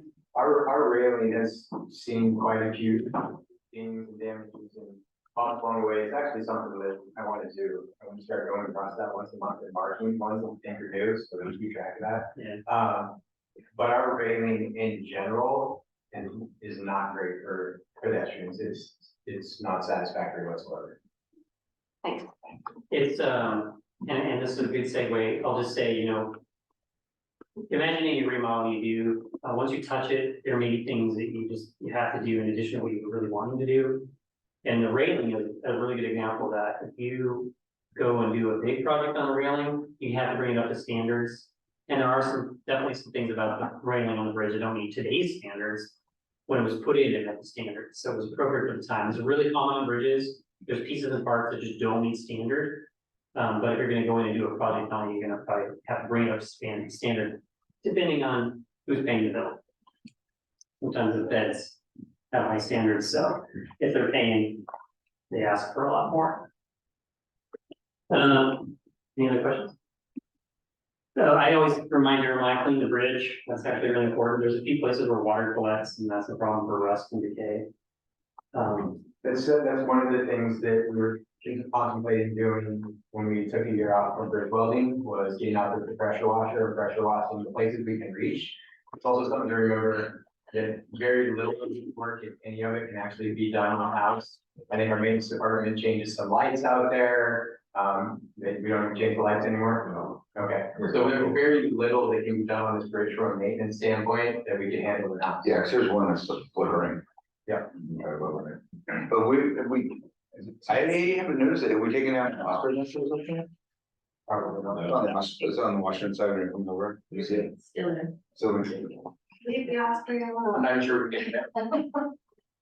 They're actually pretty. I love seeing the nets up there, but I also don't wanna damage the bridge to it either. Can't move them Inspection started in in 2012. seasons, you really. The bridge inspections have been ongoing since before. They're not here now. The collaboration with ODOT has increased significantly since 2012. Okay. Yeah, like they were doing it, but there wasn't a lot of like ODOT. So I guess the piece that I wanna highlight here is every 2 years, ODOT comes out and gives us this list of things that they would like to see done to our bridge. That they own this bridge, they would likely have within their projects and have completed or be in the process of completing or looking for funding to complete those projects. We get those lists and we go, okay, good, we're good for another year. We haven't completed a number of the projects that ODOT's recommended that we complete. And that's been something that this commission, that this board has faced for a long time. Is that there's a list of things to be done on that bridge and we haven't completed them yet. Did you, I'm sorry, I stepped out in the middle of, did you talk about the, painting projects and how big they get? It's not just what you think it is. Yeah, no, I haven't quite got there yet, and so, yeah, I mean, actually, that was the next bullet, we're getting close. Okay. And I'll talk more about this later briefly. There's all kinds of painting opportunities, I'll call them opportunities, not this kind of opportunities. But there's maintenance painting, right? And then sometimes things get to a point where you just need to enclose it and blast off the paint and paint new to really preserve things and, you know, be more efficient, but that just gets a lot more costly. Those are not small projects. As soon as you go over the water, all of the permitting that we need to do for that, all of the costs associated with that, the bridge is not cheap. You have the wonderful privilege of owning the bridge, or that you don't really own any of the property that goes over, right? Okay. So it's a lot of other jurisdictions that say, hey, you're doing what? I need to see what's going on. Yeah, if you just paint the Oregon approach fans over Wanapah, it's a lot simpler. And we were thinking about doing that just not very long ago, and it's in the plan. As we make adjustments, we'll move those around and discuss the timing of those. But painting the big truss that's on your logo, I mean, that's a lot of And money. then those projects, you know, when you get in that arm's length of every inch of the bridge, we will find other things that are broken that have to be repaired before they're painted. And so the budget preparation for a painting project is much more complex than just Yeah. Off the project. top of your head, David, what's it cost to do a painting project on the bridge we go? Well, I will mention, Genevieve, not very many years ago, we did a targeted painting on the River Bridge where we had a limited budget. And we said, this is what we got, so what are we gonna paint? So we actually ended up going full length of the River Bridge, painting only the bottom chords because of the most critical elements. I think we spent $5 to $6 million total all in, but that's been a few years, right? That's been about maybe 8 years. Today, because of inflation, costs like that, painting the entire truss, just the thing you see, not the Oregon and Washington approaches, you know, that's north of $30 million. That's 10 years of bridge, that's 10 years of bridge revenue that it would take to do that. Turning to the painting. And part of the reason is the regulations, jurisdictions, requirements for So the containment. water, yeah, the You containers. can't let that debris just go out on the river, you gotta contain it. Traffic control will be something we work carefully with, but agencies all over the US are doing this on a regular basis, right? In old trust bridges. Fortunately, it's in a great location in terms of it gets lots of wind. It does get moisture, but the wind then kind of helps clean things off, and you know, it's not a salty environment, so it's just very good. I'll just kind of skip ahead now, because I know I'm sad here. Don't take it too much. No, I feel like this is all Yeah. critical information. So, the bridge plan. So the first kind of iteration of the bridge plan, which was actually, again, spun off by efforts happening at the river, was around 2016, where we said, we need to better understand what we're planning for and what are the needs, and as we look ahead, what's coming our way. And so it's been iterated a couple different times now, and evolved, and as better information has come in, it's improved and gotten more detailed. And so currently there's a bridge plan that looks at a 15-year window. And the last time it was adopted was April 2022. It's been a couple years. And it includes a lot of different things. That the current plan includes more than just maintenance and preservation. It considers improvements. And so I threw in this bullet here: repair, rehabilitation, retrofit, and replacement. So there's like a whole spectrum of things you can do They could be just the things you have to do or the things you really want to do, right? There's a whole spectrum of wants and needs. And it also, the plan currently includes some prioritization. So we're gonna, hopefully in the next couple of months, really have a detailed conversation about what is the board's priorities, where you want to focus, what do you want to do, what do you want not want to do. And that's what the bridge plan really helps take care of, and we'll go into that detail later. Love this photo, because one of the guys in the photo was a guy I hired. He was from Oklahoma, came out, hiked Pacific Crest Trail, bottom to top, fell in love with the Northwest and moved out to Oregon. So civil engineer, and this was literally when he was in Cascade Locks, and he insisted on sending me the photo. But I think the reality is that it is a bridge that a lot of people know because of the name, honestly. I work in this industry, and when I say Bridge of the God, everybody's like, you know, what? It's like in name, it comes with a lot of interest. So, but also it's a beautiful location. People are coming through, you know about all the hikers. These are the projects that end up in the plan. Instead of just saying, you know, go do this one little thing, we create projects. So these are the projects that are in there. And we'll move them around and talk about them in more detail. And they include lighting, actually navigation and just electrical lighting, better lighting. I don't know if you noticed the lighting on the bridge is not amazing. Could be better for improved safety and just maybe even just visibility of the bridge. Could be factor. Yeah. What is like super dark and you have like that, like every other light is on and then one's like just flickering. One movie. Maybe I'll leave it. And for those projects, few of, if any of them have funding identified for. Right. Yeah, really important one. The plan includes things that aren't necessarily fun. You know, more than just need, it's some wants of it.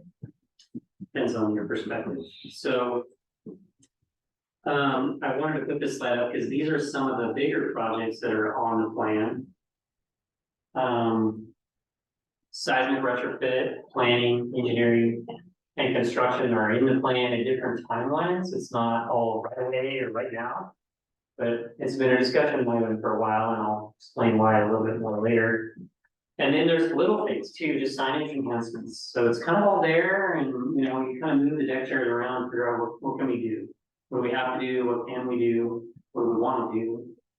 And we can have a detailed discussion. So how do we get our funding? I mean, is it just by grant? I know the big funding issue, but like for these little things that we want to do with the bridge, how do we make decisions based on what we can and can't do, where we get this and Really we're most limited by the federal funding, right? Right. Avoid federal funding.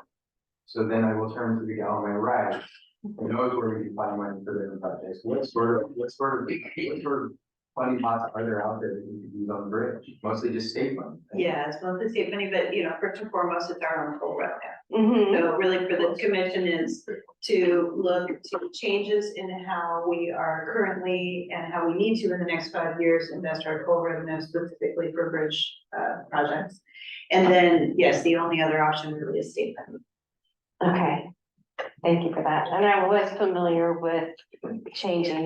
Yeah. I mean, federal funding, certainly when we start getting and planning for replacement, that is definitely a priority. Sure. And then if the port were to shift their business plan such that they are not utilizing full revenue for non-bridge expenditures, then the federal funding opportunity does open up there.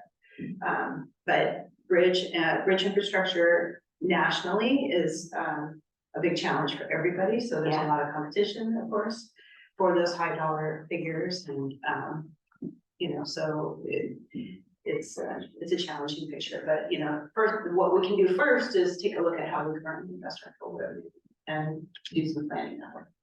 Nice, thanks. I'll just kind of start this, move a little quicker here, because we'll come back to this. So we are in the process of updating the plan. We'll work together to make sure the board's all the information needed to make decisions about what they want that to look like. Reprioritizing, looking back. Yeah, when we dig into this, like I said, we're hoping to adopt it in April. We'll have a meeting about it sometime in February. we'll look at the previous 15-year plan.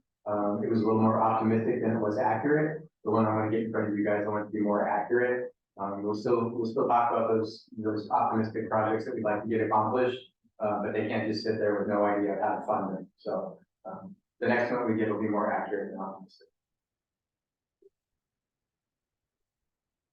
I just want to say, inflation has been a thing, so the numbers will look different. Yeah, sure. than last time. Yes. So for minute, let's talk about the long range. It's the 15-year plan may feel like long range, but bridges last a long time. It's 100 years old. Jeremiah and I have been through this conversation quite a bit, and I'm just going to put stuff on the screen, and it's too much to digest all at once. You guys see it okay? Not really? Okay. There's a little there, don't worry about it. Yeah, I can zoom it in. It's my favorite slide. Okay, there's a lot here, but I'll just describe it and it'll make more sense, okay? On the top, the blue arrow is time. Okay? And here we are, 2024, the bridge is like 98 years old. Maybe 100, 90, 100, somewhere in that range. Depends on where you get your numbers. The bridge isn't gonna last forever, right? We all have to admit that, it's not gonna last forever, but it's doing pretty good, but it needs work, right? So the real question is, what does the port wanna do with the bridge? Does the port wanna maintain it minimally or maybe take it all the way? So the green arrow is really more investment in the bridge in terms of maintenance preservation. And, with time, depending on how much you invest in the bridge, there's really kind of maybe generally 3 paths you could describe, and you can do any variation between. Path A is like do nothing, just let the bridge age, let things happen, and when they do, react to those problems. It's still gonna be inspected every 2 years. There's a problem, and there have been problems. Problems meaning things that need to get fixed, and they've gotten fixed, right? We've had temporary load restrictions because something was found, needed to get fixed. It wasn't immediate danger, but it was something we identified as a risk, so we fixed it. That happens, right? It happens all the time. Happens for lots of different bridges. Eventually, if you stay on that path, though, the red diamond there is you're eventually going to have to close the bridge. So for the sake of discussion, we said maybe that's around 2039. There's no guarantee that this bridge is going to last to 2039. I can't guarantee that. I can't sell that kind of insurance. But if you put a little bit more effort in, say path B, you're still going to maintain. You're going to do some rehabilitation inspection. You're going to extend or maybe maintain the bridge's service life a little longer than if you did nothing. You're gonna push for those state funds, you're gonna push for regional support, you're gonna be looking to other agencies to have skin in the game. Finding a way to put money into that bridge, without tapping into the federal dollars that federalize the bridge. So that mid-range, more money from us, setting tolls aside, using those tolls to spend. That's sort of that mid-range. It'll be more money from us and our tolls, certainly more than is going into it now, or that would be going into it in path A. But path B also requires funds to come from other places, and as Genevieve said, that's mostly state funds. And that's what we're looking at now. That's the $6 million ask from both sides, is trying to engage other stakeholders and the region to participate in the maintenance and preservation of this bridge. So that's basically the path that we're on currently. Yeah, so when we first put this together, there was a pretty decent understanding that the port is on path B. And so that's why we call it status quo. We wanted to express the possibility, not necessarily the decision, but just the possibility you could do the very minimal amount. We'll call it do nothing. You could take another path and spend more money and invest more in the bridge to preserve it. Yeah, so if you took path C, where you put more effort, you spend more money, you really get a lot of federal and state dollars into it to extend the service life. You can slow the aging of the bridge, you can replace things, definitely repainting, replacing large portions, maybe even doing a seismic retrofit, things like that can really extend the life of the bridge. There's a lot of old bridges around the country, but they've also been through pretty extensive rehabilitation projects. And path C would be easy to get to if we got off bridge toll. Yeah. If we used bridge toll to fund the bridge, the whole 3.3 million that we bring in on the bridge, we threw that all back at the bridge, and then we attacked federal funding, right? We would be able to do that past C, but it requires us to federalize the bridge and requires us to get off bridge tolls. So that's what they're. So Get off bridge tolls for I'm sorry. anything not bridge related. I mean, a lot of people think when we use the phrase get off bridge tolls, that tolling ends. But it doesn't. In fact, it very likely increases. We're gonna stop spending them on other things. That's worth reiterating, that if we federalize this bridge, that likely the tolls go up on it. So at the end of We it, lose control over how much impact we have on our community and the outlying community as far as, because then they would basically have controls to be able to raise the bridge tolls. You know, Hood River is looking at $6 to cross their bridge each way. So that's So I'm just looking at the timeline, it looks like if we spend all the money and federalize it, it would last till 2076. So just after, yeah. I'm not gonna be worried about it. He fought me for like 6 weeks for putting those numbers up there. Those are the very, very best guesses by a bridge engineer that I painted into a corner. 2076 is. Yeah, there's no guarantee that it will last that long, and there are a lot of things that could happen between now and then. It could be. Cascadia, that's what I wanna ask. It's bigger than the bridge itself, is the fact that we live in a seismically active area. And So really anything could happen. We're not, the bridge is not prepared for that type of an event. No. Okay, good to know. depending on the size of the earthquake, no. And the path C though does include seismic retrofitting. The correct? capacity very much could include satellite event, Yeah. and maybe should. If we get to pass C, the hope is we could do the full project, because we have it at 90 million, which is a drop in the bucket compared to what all the other bridges around here want. It also buys us an considerable amount of, I mean, it probably gets us the path on the side too. So the whole concept of completely redoing this bridge and getting a path on the side of it, the fastest way to get to that is to get off bridge toll and federalize the bridge. The effects that would have on the port are, you guys, something this commission will have to wrestle with. I would like to take into account future people, you know, our children and the bridge. It's not just, all right, well, we've got our lives set out, you know, I'd like to prepare for the future too. From my perspective, coming from the Port of Hood River, that is, you know, fully in the replacement effort. And then the bridge there in a different condition than our bridge, and a different longevity picture than our bridge, especially in terms of the expenses to maintain it if the funding package is not completed for the replacement bridge on the schedule that we hope it will be.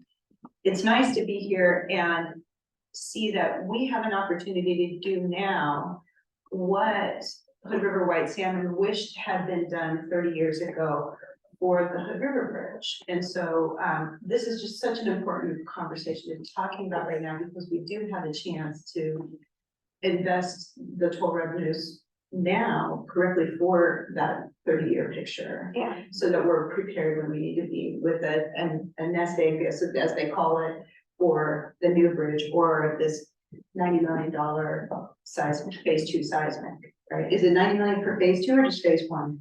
I'm not, A few years ago. it's been a few years since we came up with the $99. Yeah.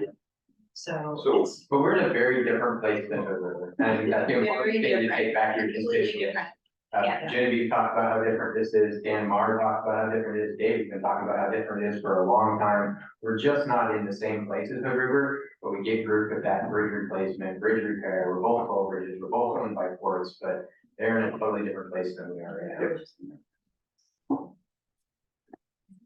I'm gonna move on, because I have a lot more things to accomplish, and we'll definitely come back. Next, you're gonna talk about what path we want to choose that support.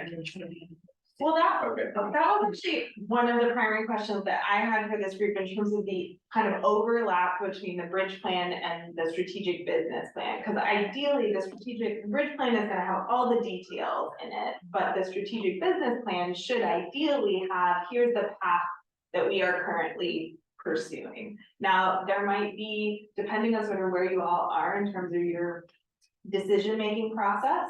Sometimes I've seen this done where basically we include in the strategic business plan, we promise that we will pick a path in the future and then start implementing it.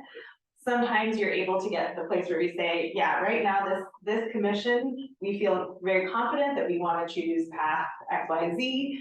And we're going to start the process of heading down that road. And so what I'm hoping that is that we can have some of those conversations and understand how much detail we can actually bring into the strategic business plan. Because ideally, it would be fantastic to be able to pick one of those paths because it's going to inform a lot of the rest of available resources, capacity, a bunch of other things depending on which direction you go. But Jeremiah, I know that you had some thoughts on that as well, so I'm curious if there's I any. mean, it's just, I don't know that we tackle it today, but we probably tackle it the next one. Yeah, It's also one that we tackle a bit with Kid Plus, because we already have picked a path, it just wasn't this commission.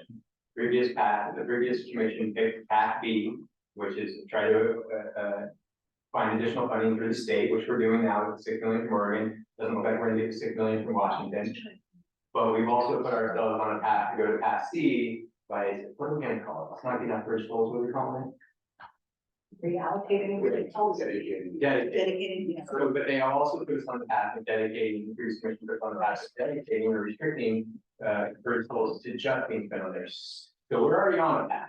This commission needs to evaluate that and see if that's stay status quo or if you guys want to make changes. That probably comes at the next meeting, as you guys continue to sort of wrap your brain around that and have conversations individually with me and Genevieve, what that potentially means to the port for finances, the way your guys' next 4 years look like, what that means for the port to get us in that direction. And what our timeline looks as far as a potential diversification of our income streams and what's a viable path, what has the highest and best chance of creating, basically $1.5 million of alternate revenue. And that's to Montana's point, right? I mean, what is my strategic business plan for you guys? Because it's very different if it's get off bridge goals, right? If it's get off. Because when we're getting off of bridge goals, we're not just talking about generating $1.5 million of alternate revenue. We're also talking about reserve funds, because now we don't longer have the influx of reserve funds to fund those projects that we have midway, either whether it's housing, whether it's, you know, any of the other projects we have going on the port that aren't directly related to the bridge. So that's a big ask. I would say the 2030 plan was high ideal, but and without a doubt, I mean, I don't think that you can push back against the idea that we need to diversify. I mean, the earthquake strikes tomorrow and we're out that same money. Obviously, insurance will come into a third degree, but we're in that same sort of predicament, whether it's an earthquake or a large repair that we can't get to, or we have to lower. So the diversification piece, that is we have to do that. Yeah. Right. Whether or not we can get it accomplished by 2030, and that's what this business plan does, is direct that and lead that and inform that. I think they're waiting with bated breath to know which one they're gonna be right. Well, there are actions that we can do now regardless of path that we should do in each of those paths, paths now. And it does, you know, the decisions that you make related to bridge revenue, of course, affect your borrowing capacity, your credit worthiness for other development projects. And so in terms of prioritizing building buildings, it is directly related to the timeline for toll revenue, obviously. So how you deploy your capital, how we borrow money, and what is backing those loans, and when those loans occur, and when those loans will be fully paid back, totally depends on the timeline for your, and you know, asking for state money also requires us to be investing. You know, our end of the bargain, is a better way to say it, is, you know, we've got to be showing that we are directly investing into the bridge preservation efforts from the toll revenues. I think Dan Marr just joined the call, and we had asked him to join just so everybody knows he's here. Welcome, Dan. Hi, everyone. Thanks for having me. This picture is, I wanted to share it because it's very personal, and also it tells a story, like personal story, as well as like it tells a story about the communities that are here. It's just an aerial, but I took it this summer flying from Seattle to Bend. I got lucky, flew right over Cascade Lost Stevenson. I got to see all kinds of things from the air that I see from the ground, or I may see from photos. The Bridge of the Gods is this Really this, Mhm. this can work. Tiny little narrow spot right Oh, it there. doesn't even shine to the screen. Anyway, you see the tiny little bridge, right? Yeah, that's the bridge of the gods. So in a larger scale, it quote unquote 30,000 feet, I wasn't quite that high. The bridge isn't really that big, but it's so important in connecting the two communities, Stevenson and Cascade Locks, right? There's also quite a bit of history here that you can, if you're a geologist, you would see, and that's that the reason that the Bridge of Gods is where it is it's actually on a landslide that was created from probably a large earthquake hundreds of years ago, which is not that long ago. And we deal with landslides throughout the gorge all the time. And so the transportation system within the gorge is actually, it's a rugged area. I mean, it deals with a lot of issues every winter, right? You know, with ice and rain and slides and, if you don't know, I think I can flash just the screens on flash on her. There's two places on the Washington side where you can sort of see the edges of the mountain and sort of swept away. And that was what's called the Bonneville Slide. And all that earth kind of slid down towards the river, and it's rumored or understood that it actually blocked the Columbia River. And hence, we believe, became the story behind the Bridge of the Gods. There was a block of the river. I'm not sure exactly what happened. There's not a lot of historic evidence other than scientific and stories, but I mean, it's such an important connection point, but it's also uniquely vulnerable to the conditions, the rugged conditions of the gorge and the geology and the seismicity. So it's in a nice sweet spot in terms of not being very long, but it's also something that needs to be considered and studied for long-term preservation is its vulnerability due to earthquakes. So I just want to kind of present that. I just yesterday was talking to somebody who's doing a project near what you see there is the Bonneville power line cut through the forest. There's other utilities that go through that area that are dealing with the historic nature of the landslide. And so there are a lot of people studying this area already, and there's a lot of good data. So we would be able to leverage some of that data to study the bridge itself, to look at its vulnerabilities due to earthquakes and landslides and an earthquake, and just its own response to an earthquake. So when we talk about what if, the $6 million that would come from Oregon would start to give us a much better lens into the real sort of high level vulnerabilities, as well as do a preservation plan for these are the things we want to do on the bridge. We want to get started on those, you know, if that money comes along, right? If that money comes along. So I can look this up, but maybe you know it off the top of your head, and I'm fairly positive because I've read some things, but it's a subduction zone, right? So Oregon side is building and the Washington side is that? I believe you don't know that. Just now, actually, so there's a lot of different kinds of earthquakes. The earth is not like a fault, like the type of fault that. Yeah, underneath the North American plate, or in Oregon and in Washington, there's the Juan de Fuca plate, and it's actually subducting under the North American plate. Okay. It's a small-ish, relatively the size of plates. Plate of Earth, right, is going under North America, and because the Pacific plate and North American plate are coming together, you get the Cascade Mountains and other mountain ranges, and even the actually, there's been a number of cycles of this throughout geologic history where the mountains come up and then they go down and new mountains come up. And the rivers have been there longer, right, scouring through this area. So all of that geologic history creates seismicity. It has a long history of earthquakes. Every 300 plus years, there's an earthquake, a subduction zone type earthquake. There's also local faults in the earth because the earth is sort of always sort of moving and adjusting and shifting.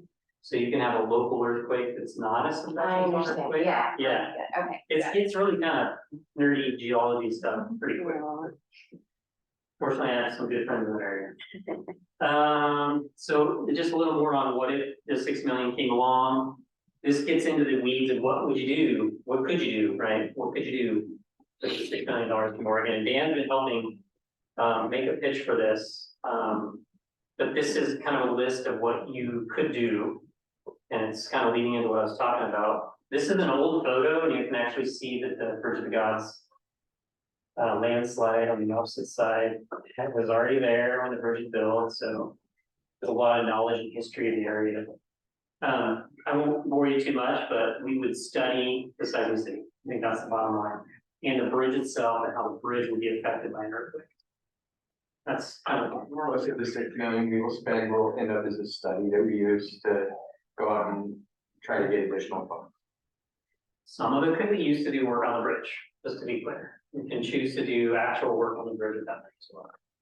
And it wouldn't accomplish, as you can imagine, a lot of the big things that are out there potentially. But if we get an additional 6 from Washington, then we might be able to do some work on the bridge and do a study. Some additional physical work. I mean, the 12 million is still a minimal, even if we get 12, it'd still be a minimum amount of physical work. Yeah, like you can't really paint the whole bridge. Right. There's no way to do seismic retrofit at a large scale. You can do small scale improvements. Or you could do things like fix the railing or the deck or the joints, the things that we know are. And so this slide actually starts to address that. Like if you get the 6 million, it'd be great to just do an initial implementation plan. What goals do we want to accomplish? How do we get through this $6 million really effectively? Make good choices about that money. What do you want to get out of it? Physical and, numbers and data on timing and costs. And how do you want to structure contracts and the agencies? We want to talk about this a lot, but there's just so many agencies that touch the bridge, private and semi-governmental. As soon as you touch the water, you have 20 different federal agencies, states on both sides are responsible for fisheries and, all kinds of things, and both railroads. So lots of people you get to talk to if you want to start doing work. So Jeremiah and Dan have done a great job of updating this graphic. So we have this really nice graphic 2-page thing that kind of just lays out all the questions a lot of you have had already and the other people had about timing and what are we gonna do, what are the improvements, what are the vulnerabilities, just at a high level. So this is the first page and, feel free to study this. It's kind of like you can see it from a distance and say, wow, there's a lot there. Then as you start to hone in on it, if you haven't seen this, there's good little nuggets of information. And this is the one pager that Dan's sharing with all of the legislators when he goes and talks to the bridge. Starts to say, what can you do with $12 million? If 6 came from both states. Things shift. Can you super zoom in on that multiple color timeline right there? So we can see sort of where we get with certain amounts of dollars. Yeah. So it does shift a little bit with time, but this kind of roughly the gray box is what we're talking about. In terms of what we could accomplish with 12. So you're not gonna be able to get that far with 6.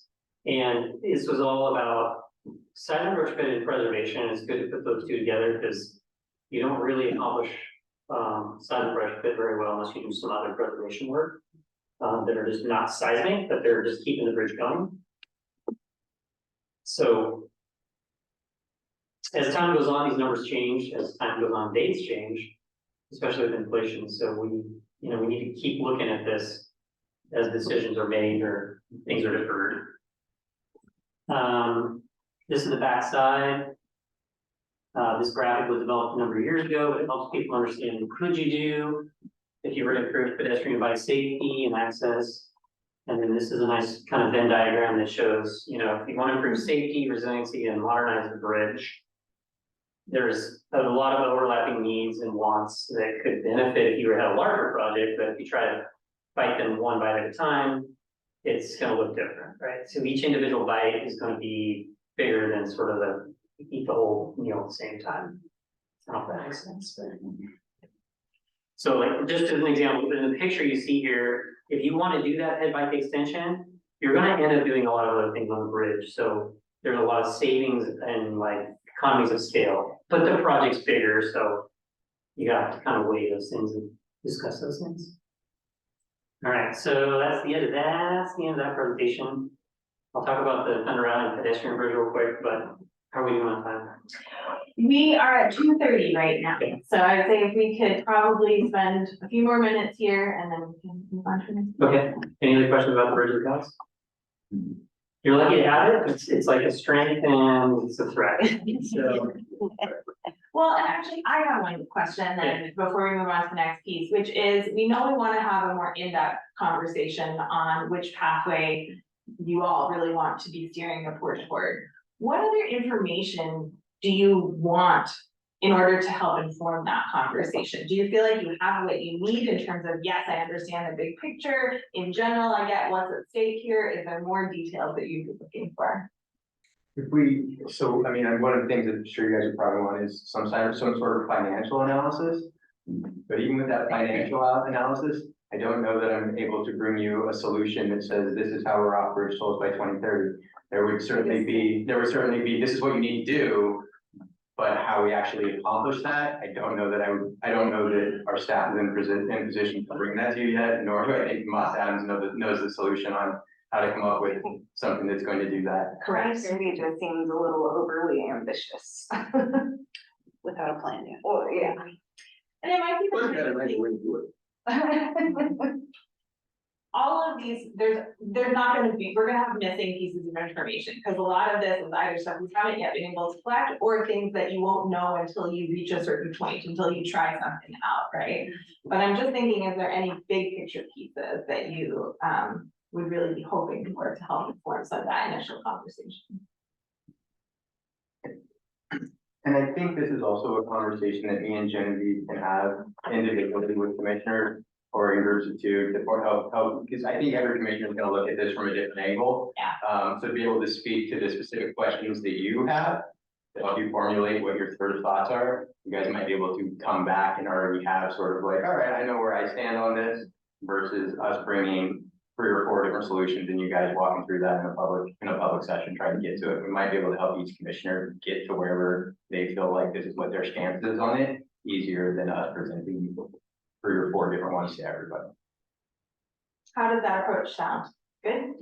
Cool. Me and Genevieve will start making time with each one of you to have long and depth conversations. David? Before we move on to the Thunder Island Bridge, I just want to give a little bit more broader context in terms of what's going on in the region. I'm sure many of you are aware the Hood River Bridge is getting replaced. Like, that is getting funding. It got an additional $200 million. The I-5 Interstate Bridge Replacement Project is moving forward. They have a significant amount of funding and they have intentions of moving forward. So you have these agencies on either side of you that are moving forward with big bridge replacement projects. The $6 million may sound like a lot of money, but it's a very reasonable request from the state, from either state, to be honest with you. So, you know, happy to discuss that further later on, but it's a very reasonable ask. Understand better what you need to be able to do with your bridge to move forward, because it is a regional piece of infrastructure that you're responsible to maintain. So I think there's a broader responsibility to have that discussion. I'd also say that workforce housing and workforce development is a big conversation for both IVR, the Interstate Bridge, as well as the River White Salmon. So, you know, think of that in terms of your strengths, weakness, opportunities, and threats that, you know, as you look to the future and as the near future is coming along, there may be pressures coming from either side, both economically in terms of construction costs, but also in terms of affordable housing and workforce housing. So, just real quick, I'll talk about the pedestrian bridge. I'm not gonna say a whole lot today because this is kind of work in progress. But as most of you all know, that there was an unfortunate event where the weather was absolutely awful and we live in a really rugged area, right? So, and I'll just talk about the bridge. So the bridge got displaced on one side, a couple of feet, broke the bearings and had some damage in the middle. And some damage to the railing and the concrete deck. I know a fair amount about the kind of bridge that it is and the design of it. We're trying to get the plans, so hopefully we'll find those. If we don't, we'll be able to make some assumptions about its condition. What I told Jeremiah is it should be closed, right? It should stay closed until we have an affirmative plan for moving forward, you know, for safety. Nothing should be driving across it. It was really because good thing. that'd be a unicycle because it is moved over far enough you can get a car across it. Yeah. So Yeah, it is moved to, on one side is displaced, the Oregon, or the park side, not the Thunder Island side, is just displaced over because the stern wheeler pushed it because of the wind. There were some great drone inspections, so appreciate that. Those are Rob. Yeah, thank you, Rob. I think he's on right now, listening. Really appreciate that. That was super helpful. This slow moving drone footage of what that looks like in the middle was really valuable. There are really 3 paths to getting this problem resolved, and we're going to try to do it, you know, so it doesn't impact activities on Thunder Island. And I'll present more detailed information on timeline and costs and options, but I'll just kind of generally describe this sort of 3 paths forward. One is really high end, you know, keep it closed and plan a new bridge and just replace it with something nicer and newer, maybe wider, maybe can carry more capacity of people across.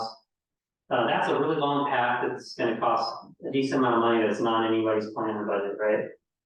I'm just putting it out there. That's like bookending. That's the. He's doing that for me. I wanted to do a mini bridge of the gods right there. That would be awesome. Which would be a wonderful tourist attraction and draw a lot of. I know, it's expensive. I heard. Yeah, and I will design you a new version. But the other two options are maybe repairing what's there, right? Let's just pick it up, move it over, so, you know, repair the bearings, repair the utilities, repair the railing, repair the deck, repair the beam that was damaged. Just kind of repair it in place, fix it in place and get it up and going. I'm not gonna promise that that's 100% an option. We're doing calculations on the structure and we need a really up close detailed inspection of some of the elements where the damage occurred to be certain that that's actually a viable solution. The bridge is just one big piece of concrete that's meant to be one thing. So the fact that it was damaged, it's not like you can take a little bit out and replace it. You have to just either repair it or replace the whole thing. So that's the other option. So the bookends are repair it in place, new mini bridge of the gods, or something in between, which could be maybe replace in kind. So get a very similar, almost identical looking bridge. A lot of the parts can be prefabricated, they can be shipped out. Might be a little difficult to get to the site. Maybe it's through a barge. We'll have to look at the, you know, the weights and everything. And getting it in place will be a little more challenging and take a little more time. We could make it look like the original bridge of gods. We could put some rebar, some mud, we could make it look like a. Original version of the bridge of gods to be it. So that'll be coming down the pipeline shortly. We really will have it down to 3 options for you guys. Each one's gonna have upsides and downsides, so you'll just have to choose which one you guys think is the best. Undoubtedly, we'll be. Pretty said there's gonna be some added expenses of like required ADA upgrades. That's exactly right. To that, I've been thinking about this a lot since it happened 2 weeks ago. But if we do go the, whole new route, obviously there's a lot of weddings over there. This is a great opportunity for us to kind of visit that. And what does that look like from that standpoint? Right. So more importantly to me, we need to have some sort of safety feature or netting underneath, so we don't have what happened last summer happen again. So whatever path it is, I believe that there needs to be something. I don't want another drowning on our watch. Okay, so I read that, some really good information. I appreciate that. Again, the two bookends, one would be a new bridge, which should have to meet ADA requirements, because once you touch it, now you're gonna upgrade and meet the ADA requirements. Even if you don't, sometimes agencies are requiring ADA improvements, which have been happening all over the state. But there are other things that maybe just meet standards, safety standards that are intended for today.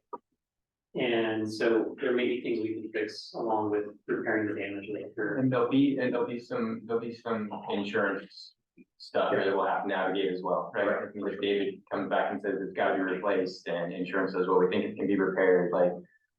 There'll be other hoops to jump through here. In theory, all done before May, in which we have 12 weddings.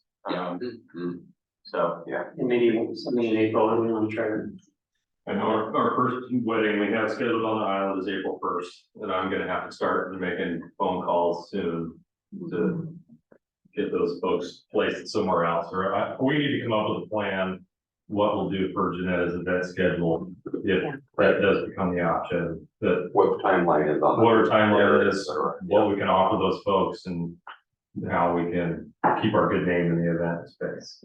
These include PCT days too, right? I mean, I right there includes the Bridge of the Gods run, because that's where the finish line is, like.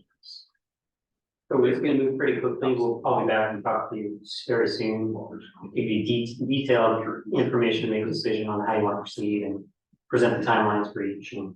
Right. Look at the facts. It is feasible. I mean, if it can be repaired, it can be repaired fairly quickly. Seismic, or not seismic, but some structural retrofit on the existing beam, steel that would add,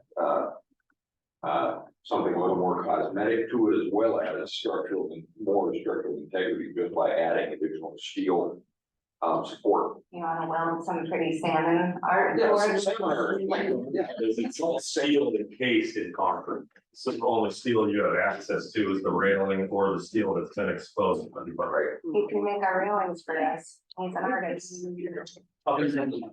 Anybody have any more questions for David regarding the big bridge? Neither. Perfect. Again, me and Jimmy will start reaching out to you to find out your specific questions, what information we can provide you, help you guys formulate what your opinions are, and then once you have those, I think you guys can come back and have a good discussion about the direction of the report going. Which will specifically feed the strategic business plan and get us on our way. All right, thank you. Thank you. Yeah. All right, well, that, I know that's a lot of information to digest, so I'm glad that it sounds like you'll have some time to go through all of those pieces, because I do think that that will be a really major topic for our next work session together for sure, because it kind of impacts everything else that we're also planning together. So I know we have 4 major topics on our list. My guess is we can get through at least one more of them today.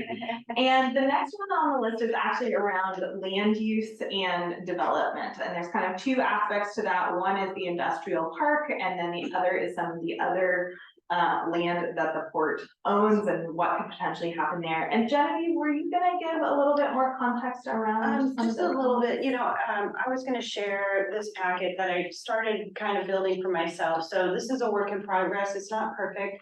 But what I needed was basically a fact sheet, a profile on all of our buildings, and then all of the property that we own and where it is and how it's zoned and all that. So Carrie Ann helped a ton with this, and Melissa also. You will probably find errors. I'll just take one and pass it along type thing. This has 1 sheet for each of our buildings in the industrial park. And then also the visitor center. It includes the current tenants, the current rents, the remaining debt on the buildings, the square foot, the zoning and all that. And then the last part of the packet is a sheet of every single one of our lots, so that you have kind of at your fingertips, what are all the properties that we have to work with. And so there are, like I said, it's a work in progress. You might find some errors, so apologies in advance. I'm just trying to compile all this information into one place so that we can make informed decisions. As Dallas and Jeremiah also sort of touched on, generally when ports develop a building, they have a target number for job density within that building. Or any sort of real estate transaction should be geared towards creating a minimum number of jobs per square foot. Usually those are when you have a sale of property to a private entity. And less and less these days, ports are not necessarily selling their property anywhere. They're entering into ground leases more often. But when there is a sale, usually there is, or oftentimes there is an agreement called a development and disposition agreement that sort of imposes timelines, the specific uses, the specific types of businesses that would be developed there by a certain time, with jobs created by a certain time. And we may have had that in the past. I haven't found it yet. So that's just one thing to think about as we go forward in maybe building a new building or selling a property to a developer. How do we implement controls on that transaction that will help us to achieve our job creation goals going forward? So, it's really all that I have for you as I'm trying to get up to speed here, is a little booklet of what we have to work with, things to think about. As Jeremiah said, we've got a couple of buildings that are pretty large square foot, but there's only 1 job, for the entire building, when maybe we would rather have had, 2 per square foot, for example, or some sort of a goal to achieve it in all of our developments in terms of job density. Really kind of a mix of different zoning. It's really unique that we do own residentially zoned property, and it's an opportunity for us to think about our role in attainable and affordable housing development, and how we would maybe partner with a developer for that lot. There's lots of little tiny slivers of property, sort of in little triangle shaped properties all over the place that we own, that might be, for example, best used as sort of a visitor information kiosk or a public art piece or something like that, that we can look at that sort of a thing, that especially in the downtown area. So it's just sort of an attempt to kind of put in one place, what do we have to work with, who's there now, what are the jobs that are housed in these buildings now, and it's really just sort of an assessment. So I don't have a presentation for you and ready to make recommendations on your development strategy, but I am just trying to compile information all in one place. When you find errors, not if, but when you find errors in this booklet, please let me know, and I'll try to make it a workable resource for us, in the next couple of months. When do you anticipate getting the monthly expenses piece filled out? That's a good question. I'm not sure yet. It's interesting to see like their revenue versus expenses. Exactly, that's what we're shooting for, is kind of a, P&L on each building, And you This is. I've seen them, we have them, they exist, I'll get them. for you. Okay, thank you. When these buildings were built and these leases were written for a lot of our leases, we were still somewhat living in the heyday of not needing to diversify. And that as long as something was breaking even and was making an economic development play. So there's a number of our leases in here that are not particularly advantageous to the port, that don't cover costs. Not a lot, but sorry. Which might be okay if they created a large number of jobs, if they achieve some sort of other public benefit, that might be okay. But we want to at least have a clear picture of, in the context of our economic development goals, which of our buildings are overperforming, underperforming, and is there any changes that we can make that would do better? And we've been making a cognizant effort under Tommy's direction to move to triple net leases. When we very first built these buildings, we were extremely excited about it. They were a big deal for the port, and we were very proud of them. And part of that was creating these very specific leases that put us on the hook for a lot of things. Snow removal, grounds maintenance, going in and switching to air filters, just a lot of things that drove up that square foot price and our costs. Tommy for a long time has been saying we needed to change up some of our leasing terms, and we've started doing that. So that'll be an important piece too, is if we start to re-sign leases with people, Jasper's interested in moving to a triple net lease to decrease the square footage price. So that's the direction we're headed to sort of drive down some of those costs that are associated with these buildings. Fantastic. Okay, so I had a couple of big picture questions that I thought maybe we could just start having a conversation on that are related to some of how the port is actively using land and building right now. And I suppose it's a good old PowerPoint, but one of the major ones that came up in conversation in terms of topics raised in interviews was certainly around the industrial park. Okay, is the term the industrial park or the business? I have heard the same thing. Either way, great. So we're referencing the same thing. So we know that this is a really big opportunity. We know we need to be focused here. We know that there's a bunch of different zoning in terms of what's there. And some of the sort of different pathways that I could see you all choosing to go. There would be one version of this where you say, okay, the industrial park, we really want to focus on true industrial commercial development where the primary focus of that work is job creation. That's one option. Another option might be, we really want to actually focus on tourism and recreation. How can we use this space to enhance tourism and recreation within the community? Or you might choose some mix of both, some third option there. So I wanted to see, especially within the group, at least as of today, what are the questions that you have around that? What information would you need to make that type of decision? Do you feel like you already have a good sense of where you're hoping the port will be able to take this moving into the future? I just kind of wanted to get a temperature check from the group on this topic. Anyone want to share initial thoughts there?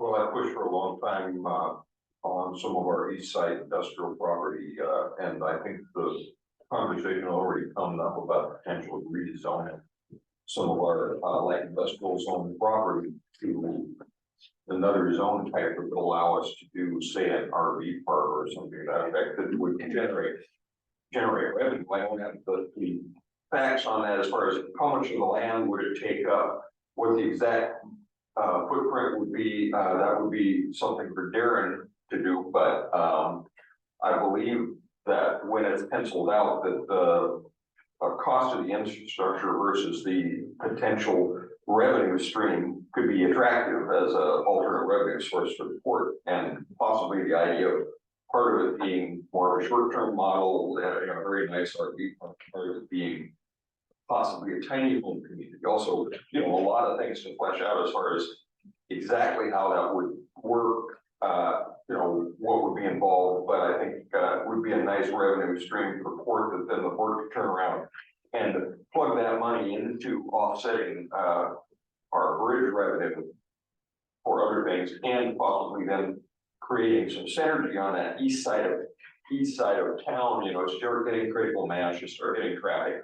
All of a sudden, then some of those people who are sitting on other properties that are waiting to see something happen, that have resort, have a big chunk of property in the 18 acres right in the middle of the east side, might then be looking at that and say, okay, we see something's happening here. Maybe now we need to think about some additional, whether it's resort development or that sort of thing. A way to get things moving on that side of town to spark some other interest, as well as creating some revenue for the port. Great. So two sort of key criteria that I'm hearing, at least from you, I want to make sure I'm getting this right. One is first and foremost, bringing in revenue. So making sure that we're using this space to actively generate revenue for the port. But it also sounded like you might have some interest in, because there's many different things that we could put in that would potentially generate revenue. And it sounds like you have some interest in that recreational focus. Is that correct? Okay. Absolutely. And also, other part of that is if you create something that is more of a long-term model, tiny home community, and it's done right. I've gotten repeated people who said they would love to live someplace like that. They don't need a 2,000 square foot house. They can pocket 500,000, and it's a kind of an affordability model where it kind of puts the affordability equation in the hands of the homeowner. We create the infrastructure, they bring their house, or another idea would be also working directly with some of the contractors that either sell tiny homes, build tiny homes, to where we're keeping the quality up, creating an affordability model that we're going to have to start breaking the paradigm when you're looking at that missing middle for how you generate housing for the working sector. Great. Okay, so housing, I'm gonna kind of put a pin in the housing conversation, but thank you for bringing it up, and thank you for clarifying so that I have a good understanding of where you're coming from for those things. I'm curious, other thoughts from the group, anything that's coming up in terms of some of the key questions that you have, or sort of what direction you might be taking? Seemed like you had some thoughts. Yeah, I have a couple of thoughts just from the industrial park is an interesting space because Bear Mountain is already right there. The Bream is already right there. Flex 6 is already right there.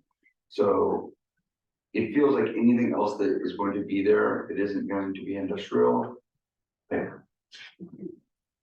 going to have to be some sort of destination-ish type of thing. I can't imagine people like wanting to have a home there. Like I know we're putting a pin in the house thing, but like literally living next to Bear Mountain, I don't know who would want to do that, but maybe, I don't know.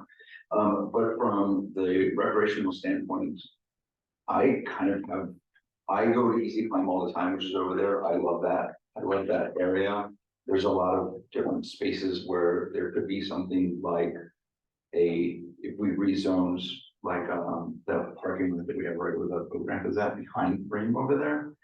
I could see a nice like resort that looks out over the water. And it doesn't have to be a big resort, it could be a small, like a society hotel type of place that actually looks out over there. So I can see that as a destination where people drive past these big giant buildings, or even a whole bunch of yurts or like something over there where we can start getting income, because right now we're not getting any income on that property. But like where you drive past these big giant smokestacks and you go over to this place and it's just this beautiful oasis. So I could envision something like that. Thank you. That's a great point. And also thinking about, okay, what given what we already have in this space, what is a feasible thing to put in? Do we have to have it be something that, like you're saying, would have a very So, specific job? Yeah, we have a piece of property called, we call it the bluff. It's basically a large piece of property. One of the major problems being is we have no infrastructure. And it costs what, $1.5 million or so to get infrastructure across. And we'll have to get perpetual easement from the property owners that have the chunk of property right in the middle between those two properties. But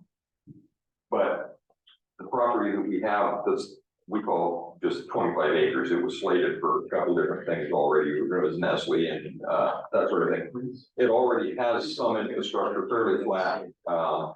But there again, like I said, I don't know how much property it would take to do an RV park. It's 25 acres, so presumably there'd be a fair amount of property left as well, and also it's adjacent to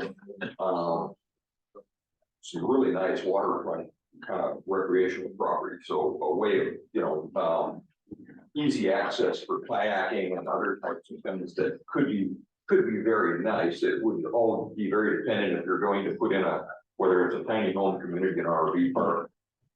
What does that look like? How do you make it nice? How do you make it, you know, a nice place to live and also a nice place to recreate? So which place you're talking about? Right here. It's basically 25 acres is. What page? Here it is. Page 9. This golf course. Hello, it's about 25 and a half. Yeah, 25 and a half acres. You want some really. And, somewhere I'm going. right here is owned by us. And then we have. And then this. Yeah, this is land. Yeah. But we do, Around- but around we only yes. I think we used to like water. And then this entire area is incredibly flat. No. Yeah, so property, the bluff property is a beautiful piece of property that would be fantastic for resort development. It overlooks the river and it, you know, got about a 20-foot drop to the river. Gorgeous piece of property, all lined with oak trees right now. Unfortunately, problem is getting the infrastructure to it. Yeah. But it is zoned commercial, residential, and resort commercial, or no, not commercial residential, medium density residential and Light industrial. commercial, no, not that piece, the piece that we call the bluff, which is out on the end.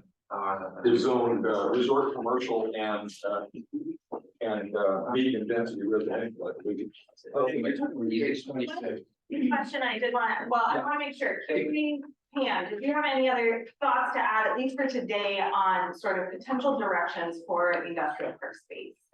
Yes, and there are, I mean, I would like to know what the community is driving, but in this space, we could have the industrial frame and still have tourist destinations in the same place and build it together. I'm interested in page 24, but it's zoned heavy industrial, so would it involve any cleanup in order to have This is the space that I was talking about. Yeah, that's the quarry and then access road, there's not. well, that's her, I mean, that's, yeah, I go. and There's just not I a go- lot, there's not a lot of room in 24. Yeah, so it's sort of a lot of great looking things and we're very pretty, you know, that whole thing. That's what the quarry is, that's our quarry. And I think the plan is to continue to mine that until it's gone that hill. So that's an active quarry, right? Correct. So we make money off that part. Mhm. We make some money off that quarry. We could make more money with the quarry. We make some money off quarry. Well, a good question. What I'm gonna say, we can have that as a question, but I think that's a great, I think you bring up 2 points. One of which is it sounds like just spending a little bit more time just going through, and it sounds like that might also be a good conversation that could be had even on an individual basis of like what other questions might be raised by being able to see all of this. Yeah, we also have a piece of property immediately to the east of Flex 6, and Freeman, which is zone commercial.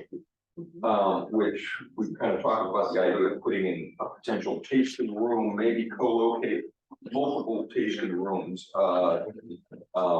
Also currently working on ideas for Flex 6 that maybe involve Freeman expansion, which they've talked about, but maybe being able to divide off part of that building, say half of that building to another vendor, maybe distillers. They had looked at one point about leasing the building that was too large, so just putting in a tasting room slash, so anyway, big conversations to have.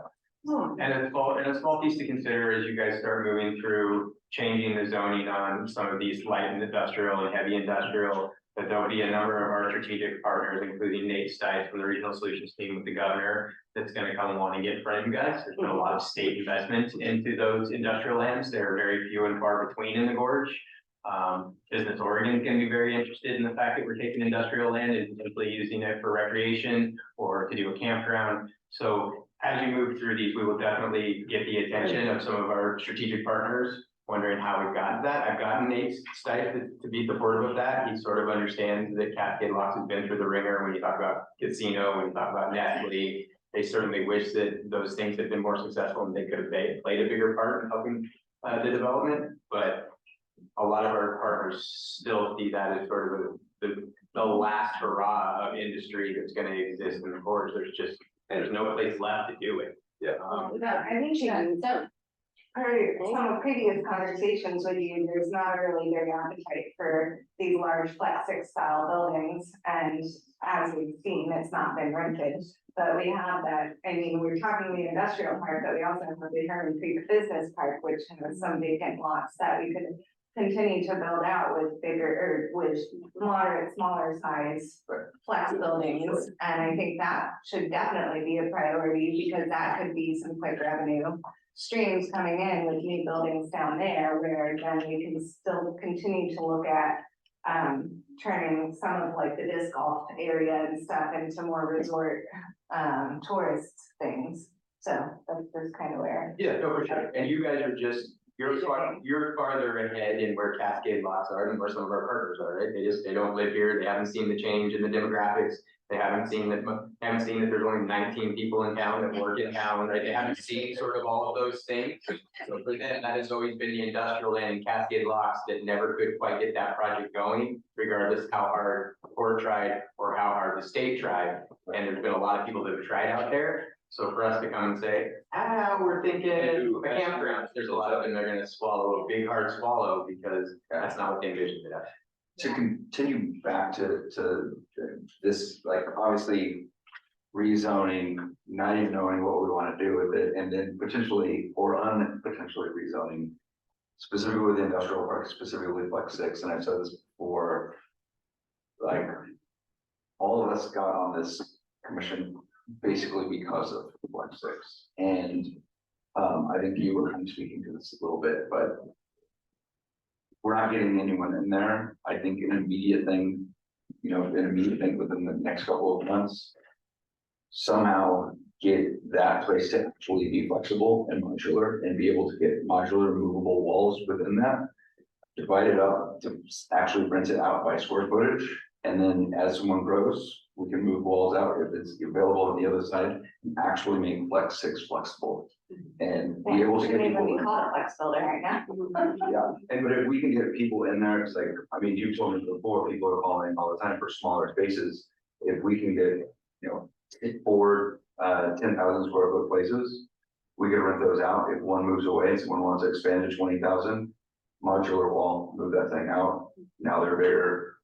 When we have a smaller space now, they have 12,000, we have 8,000 to sprint out. The thing to remember about that, and I think you're right, is that we have to understand that we won't be able to consider those investments in Flex 6. That's going to be digging us out of a hole in Flex 6, because with the amount of money that I dump into Flex 6 to flex that building, I'm not going to be able to recoup it on a per square foot price. So it's not as if I make this investment, now I have 4 renters, now square footage price can go up and everything works out. A lot of the money that we're putting back into this building. It'll just stop us. It's gonna. The Italian work, to be fair, we're bleeding money, right? Oh, no, you're not wrong. You're 100% right. I just want to make sure that, I want to make sure that we understand that that's money that we have, working capital to make on investments. That one particularly won't be an investment, but it will stop the bleeding, and that's pretty critical. Yeah, right, definitely. need to- Although I have a very exciting thing to send you guys at the end of this meeting about Flex 6, so. We're gonna turn in the. Mom's not just moving in. Six, flex 7, and flex 8. Nice. We've got you.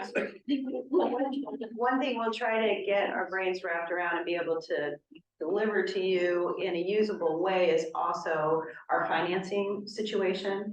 So obviously, these loans were backed by the full faith and credit of the port, which includes toll revenue. And some of these loans are not maturing before 2030. So the restrictions that we place on ourselves with toll revenue, we've already restricted ourselves with loan agreements. And so it's important to understand, how those loans are maturing and what they're backed with, so.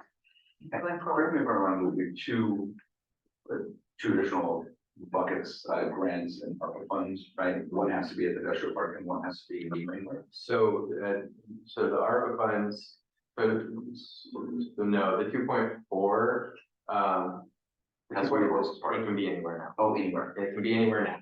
But there was a previous, So the two, it needs to be used by June. that's ARPA funds. Most of the ARPA funds are gonna get chewed up in the stern wheeler repower and finishing up the bathroom up at the business park. There's about 680,000 left to spend in that by June 30. Okay, but most of it's gonna get eaten up with the stern wheeler there, and then I think potentially X-Stop is What gonna. was the grant that was gonna be used for the electric?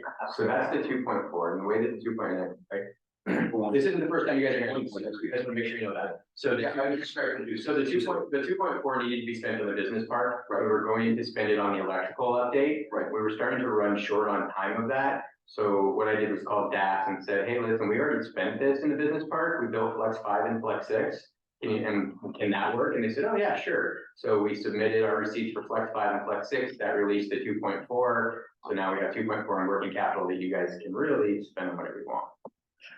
And then so the other bucket was 400 left, and that was by having to use the marine park. No, the ARPA fund can be used on the stern wheeler, can be used on, There's 3 focus areas that are, it's the stern wheeler repower and some of the rehabilitation work. There's the Harvey Road, the Harvey Trailhead and the trail connectivity project. And the business park is mentioned there as well, but we think between the stern wheeler and the bathrooms, and by the time we're done with the trail project, that will expend all of those funds. but you have the 2.4 sitting in our LGIP account right now. An amazing interest, just waiting for you guys to decide how you want to spend it. It has no expiration anymore because you got rid of it. Correct. Nice. So I have a question then on page 34, to talk to Bradstreet, home community, or, affordable living. Page 34, there are utilities out there, the infrastructure supports that.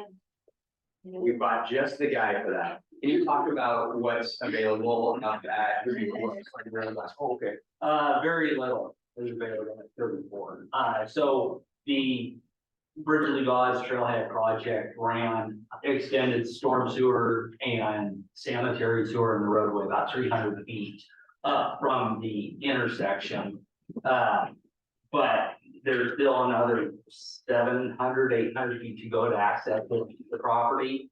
Also, this piece of property is higher in elevation than the water reservoir is. So to serve anything about midpoint from the parking lot to the water reservoir, anything from there above in elevations is gonna require some type of booster pump system. Okay. So, that.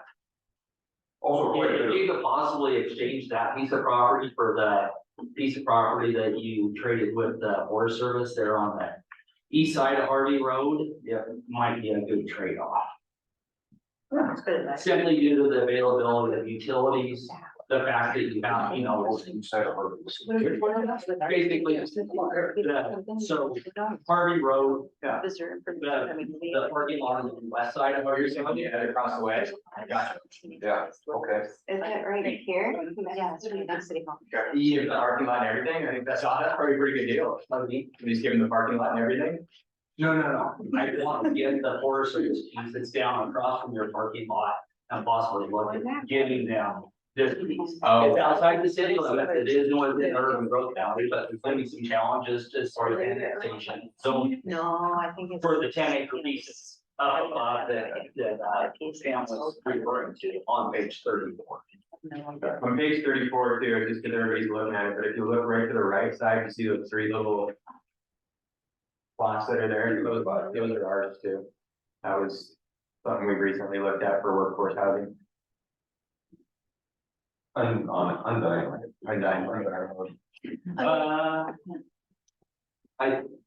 You might be referring, up next to Undying, not adjacent to that. And not the three that are adjacent to the four, to the 10 acres, we have, It's these three right here? No, it's these three. Oh, is it? That front on. Oh, right, and one piece up. It's Got it. the- You're right, you're right. So I have an unrelated question. These pieces here. Sorry. Sorry. I'm Karen. AKS, I've been working for the port since about 2015, doing most of the land development and building development. you're not with Tennyson anymore? So that's merged with AKS in July of last year. Okay, so it's the same company, just Same company, same people. Okay, perfect. Yeah. I've actually worked closely with the company, so, yeah. Good or bad experience? Great, yeah, no, I mean, just random question just about future building. How difficult is the geothermal heat pumps for, heating and cooling in the homes, and is that worth pursuing for future city buildings? I mean, I know our new homes that are going in over here already have, but is that, do you know anything about that? Just a little. So you could also look at like a closed loop or. That's what it is, yeah. Right. The only thing is it goes deep, right? Well, and the other way is like a well, a geothermal well. So for example, the Oregon Institute of Technology down in Klamath Falls, they heat many of their buildings and their sidewalks and everything using geothermal heat.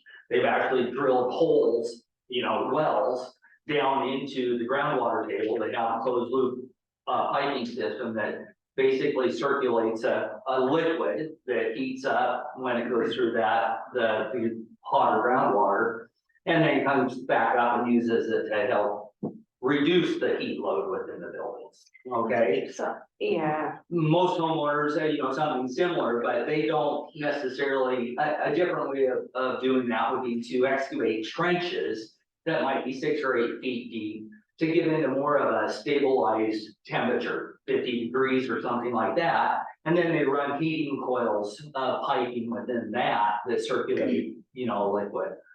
The problem that I've seen with that second method is the amount of ground area that's required to get enough loops And to actually. probably cost versus, savings, cost. well, you say within 5 years you pay for it, and it's about a 6% compared to 100% environmentally. The one example that I remember seeing was that there was a house built south of Dufur in Wasco County. And the house was 2,500 square feet, and they basically needed almost 10,000 square feet of land area to get sufficient geothermal response back. So, Okay, that's what I need to learn more about, but I was thinking about the tiny home community, like if that would be yeah, something. probably not super worthwhile. Okay. Again, if you have a lot of vacant land that you're not doing anything with, but I think, You can't build over top of it, right? You gotta have, a perpetual access to it. correct. It's like a drain field or anything else. Okay, thank you. All right, well, you had brought up the term housing. I know that has come up a little bit. I don't think that we have time to get into that full discussion today. So I do just want to recognize that this was absolutely a topic that came up in interviews in terms of saying, we know we have some residentially zoned land. What even are we allowed to do with this? What can we do with this as a port? So again, I don't think we have time to get into that full discussion, but I did want to ask Jeremiah, is there anything that you want to raise or elevate for the full group at this point in time on this topic, knowing that we'll come back to it again? I would like Tommy to give us a brief synopsis of what his understanding of whether or not boards can participate in this as it currently sits. So I'm gonna give you the good lawyerly answer, which is gray, it's a gray area. It's actually, I did, maybe, yeah, it's actually keys off of your earlier discussion about kind of what the court's role is, and there's sort of the discussion you're having, but there's the legal discussion. What is the court's role? What can it do under the statutes? There's kind of a line of, I guess, thinking and legal doctrine that says, for this district, you can only do what the statute says you can do. And the statute doesn't say you can do, develop and rent housing. So there's kind of this argument on that end that you can't do it because it doesn't say you can. On the other hand, the statute has very broad economic development powers, and you're allowed to do anything in furtherance of that too. So under that argument, you have some authority to do the housing if it's related to all of these other things that you're doing. So in a situation like that, what I can tell you is the closer you are to doing the things that the statute says you can do, like developing waterways and wharfs and, sort of workforce stuff, the more the housing looks like that, the more I can say you have the authority to do it. So the more that it's over here, where you're just doing it for the betterment of your community, because the city, you would like the city to have more affordable housing, it's gonna be a harder argument. And somewhere in between is a breaking point, and we don't know what that is. So really, what we could do is maybe not tiny homes, but affordable housing, as long as it's connected to some sort of commercial infrastructure that we built. Right. So like, for example, we do have the land next to the fire station. We could build a mixed use below bottom floor, whole bunch of restaurants, shops, whatever. Second, third floor could be affordable apartment units. Potentially, that's a good, there's a strong tie there, that word is. But we also have to be careful about using the word affordable, right? Because that brings in HUD and all sorts of crazy. Words, right. Not to muddy the water further here, but, tiny homes in themselves are not classified as housing, they are, RVs. Therefore, it is essentially an RV park, which means we are not renting housing. We are renting infrastructure, and the housing is owned by the person who owns the RV. So it's So we're gonna lay all these different factors together, and it's gonna depend on what you come up with that determines where it falls. I will say there are other tools you have. Yeah. If you are pretty in sync with the city, you're allowed through RS 190 to join forces and bring both of your authorities together. Which means you can kind of do what either one you can do. Maybe you bring the land to the table, or they bring something else to the table. You can develop that. You can also lease the property and someone else can develop it. That's not you doing housing, that's you being a good steward of the real estate that you own, which you are allowed to do under the statute. So there's just, it's not an up or down answer right now. There is one way to get an up or down answer, that is get the statute changed. And have the statute say ports can do residential development. which is currently being done by Port Morrow and doing, and, There are other ports that are, so when we went with the Public Ports Association, ports are on the fence right now about how they feel about it, and that's always something we need to be cognizant of as a port, is that we can make decisions that ripple out through our port community. And some of their concerns were, if we get put into the housing game, that there are going to be institutions that come along and say, hey, that building can't just sit empty. We need to turn that into housing. And then all of a sudden ports become the answer to the housing crisis. And there are a number of ports that are not ready to take that on yet. So whatever we do, we need to sort of tread lightly for a little bit. Something that Tommy brought up is that if this is something we're interested in, even peripherally, and we're not 100% sure yet, it needs to make the strategic business plan. Because if he has to go and defend this, it needs to be something that's been well thought out, well discussed, has always been part of the process and a direction that we're headed, not just, yes, we're gonna take you down and make it into houses. With findings to explain the port basis for doing it. But the port own the houses and rent them out, like how does that work? Or would we just build the houses and sell them because people would rather own houses than. They're all, Or do we lease the, as you said, do we lease the land? Do we do a land trust on the 30 acres of residential development and then use developers to create the affordable housing model? There's a lot of those land trust type developments out there that makes housing below the median and then has a perpetual formula to make sure that if it's resold, they only appreciate a certain amount to keep it perpetually affordable, and then if it's resold, it has to be to people within that lower income bracket below the median. So there's a number of different ways for us to do this through contracts or whatever, but there's a few different, I mean, a lot of developers would take a strong look at it if the port came and said, oh, we don't have to be cashed out immediately. Right, just start building houses, get this thing underway, and then come back and square up with us as this development starts to roll out. There's going to be a number of developers that'd be interested in that. Just us not needing to be cashed out immediately advances that project to a place that a lot of developers would be interested in. we have an architect that calls us every other day about developing that property.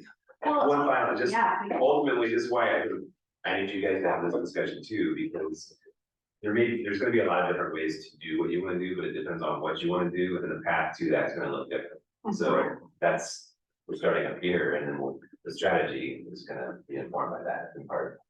I so appreciate that, because I think there's obviously the very critical legal question of what can we do as a port, but I think most critically for this group, there's the strategic question of what do we want to do? I think that there's a really good consensus on this group around saying affordable housing, you're lacking in housing in this area, and that's going to be really important, especially if you're trying to bring in more jobs. We need places for people to be.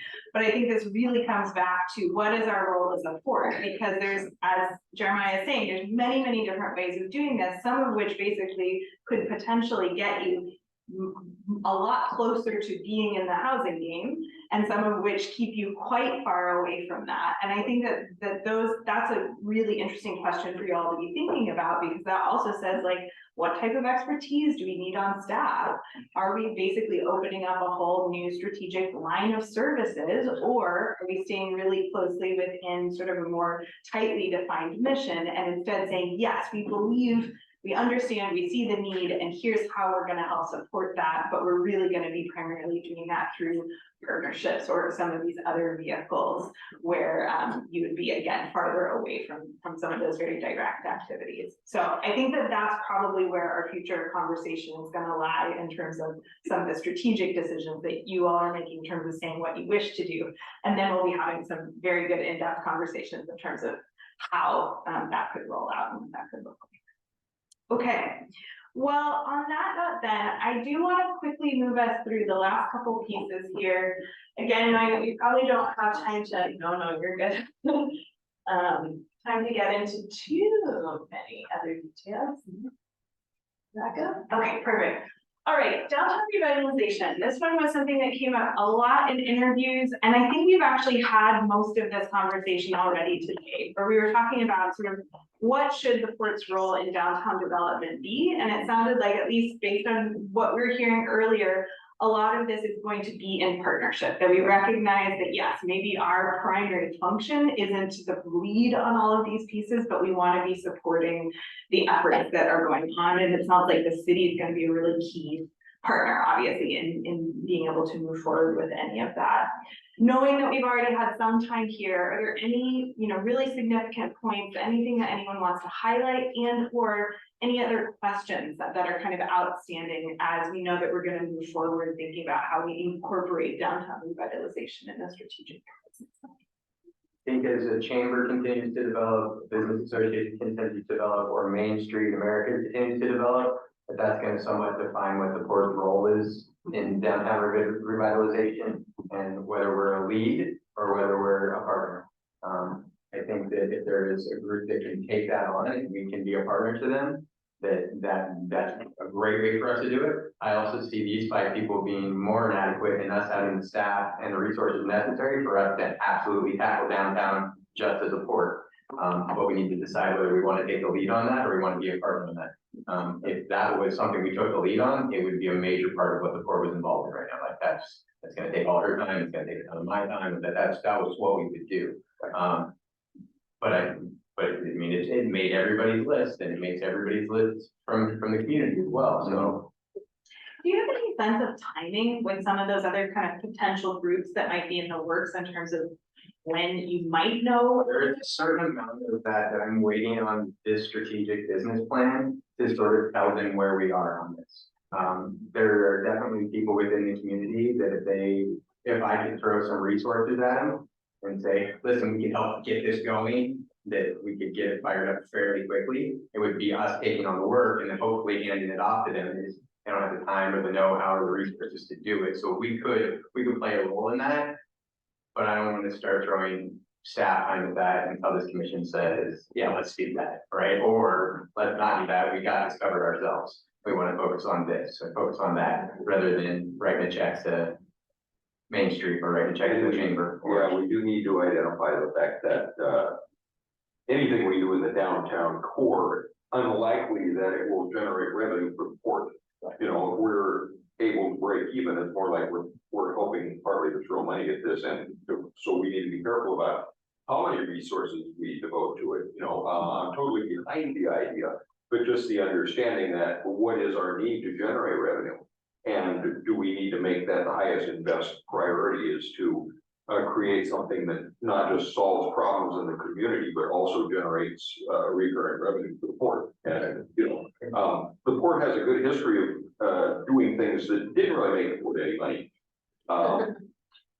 And I don't have a problem with that. We just need to understand that at the outfront that, like I said, if it solves problems in the community and it creates that environment for things to happen, then that's our role as well. I think one of the main things that we can do with all our properties and with the downtown corridor, especially if we acquire properties, is to maintain a hold of them, not sell them, lease them out, and not let ever happen to Cascade Locks happen again, where we have speculators who are sitting on our downtown area. Like when business gets built and they lease from us, and then it goes swimmingly for 70 years, and then they move on. Then whoever's at the port at that time can say, cool, what's the next thing? Instead of just sitting in someone's portfolio and this little town goes up and down based on that. Right. When I went to the Port of Kalama, I actually had a conversation. I was like, does the port ever finish its mission? Do we ever just go, everything's developed and now we're done? And Mark, who's super intelligent, he was like, well, your problem is everything you have is brand new or super old. He was like, so what you're thinking about now is if I can get all the super old stuff, be brand new, I completed my mission. He was like, but when you really start looking at the port's going to be 100, 200, 250 years old, like at some point in time, he drove us around and we looked at some of this stuff that was like getting towards the end of its life. And when you start getting towards the end of your life, if you don't own that property, and he showed us property that he didn't own, and it just sits there and sits there and sits there and sits there. So I think that's a rule that this port, as we kind of develop out, can always maintain, is that we own a ton of the commercial land in this property and it never sits vacant or gets speculated on. And we've actually had really good success in the properties that we had control of, you know, Brigham's and a lot of the downtown new businesses were because the port worked with them on developing, worked with terms with them on the properties, and incubator space, et cetera, different types of ways. And I believe that if the port had control of more properties in the downtown, derelict buildings, we could either, you know, level it and find somebody who wanted to come in and build a building there, or do our own upgrades on the building, find people that wanted to come in and partner and put businesses into, say, the Cascade Inn, which has sat vacant now for 3 years, or we've been trying to get when we moved out of the, old hardware store in 2017, it's been sitting ever since. Although we repeatedly tried to, get a hold of that building. But, at some point, we need to work with the city on, hopefully incentivizing the owners of the property to at least keep them up so that they're not an eyesore, get rid of the police tape, the, you know, parks and that sort of thing. I have a question. Are we in a position to purchase land in town? So. Okay, It's, so I mean, that comes back sort of to having a better understanding of our financial position, which is Yeah. what we're working on now. I certainly have the money, right? It's not, there probably isn't a piece of property in town I couldn't buy. But to That Pat's could point, be it probably doesn't bring us any money back, right? So It how do could be I? our role in Main Street though. I mean, you know, Because that would have if somebody was going under and couldn't And it's- conform. And it's probably the best time, property's not gonna get any cheaper, and for So that could $15 be a million, somebody could probably come and buy this entire town, and we can't let that happen, we already have, I mean, Sachin's already bought 2 businesses in town, and I like Sachin, but it's very easy to go through this town and just, as they come available, buy them. Right. And unlike the bridge, those sorts of projects, those community development projects, we can seek and be successful in federal funding. From the Economic Development Agency or, you know, USDA Rural Development. There are programs that we don't have to stay away from that we could go after for that sort of an effort for. Which is some of the, I don't know what our role is in it exactly, because we are so primed to be the agency to do those things. Right, when you look at like Main Street, there's a few programs that are available for Main Street and only Main Street. As a nonprofit. As a nonprofit, Rich, okay, cool, I wanna be helpful with all those, but we are, I mean, this is what we do, right? We're not, this is what we do, so there's a certain amount that I'm like, if you guys wanna tackle Main Street, like, we can do that. So the funny thing is, so 2 of the property owners that have, you know, very sizably this derelict type of buildings, kind of the same situation, they believe that they can't get into something nice that they wanna live in for what they could sell their property for, or other things like that. So I threw out, you know, think out of the box, think really wild, what about our property over there on Undine or whatever is zoned residential? Do a 1031 exchange, we build a house on that property. We say, do a 1031 exchange with them where we take their property, give them a nice new house in town, has all the amenities they want. There's 2 different property owners in town that are in that same situation that are Big D's and the Chinese restaurant. Look at those and say, is that a possibility? Would they be philosophically agree to that kind of an idea, and is it worth moving forward and say, okay, what if we build a couple nice houses right here, which the port could do, and then just trade it for a piece of property downtown that we then could redevelop. So, you know, it's kind of a stretch, but I like it, it's still for sale. It is. yeah, so. All right, so it's sounding like obviously more discussion to be had here, as with everything that we've talked about today, but certainly that there is an interest in really defining what is our role specifically here. Likely our role is really gonna, again, be around infrastructure, buildings, all property development, that type of thing. And then also this question of how might we intersect with a third party, like a business association or a chamber, and what do we want to see there ideally, and being able to bring that forward. So I think those are two excellent places that we'll be able to incorporate. So another idea as far as sort of downtown development, we talked about 2 acres or 2.25 acres that's adjacent to the fire hall.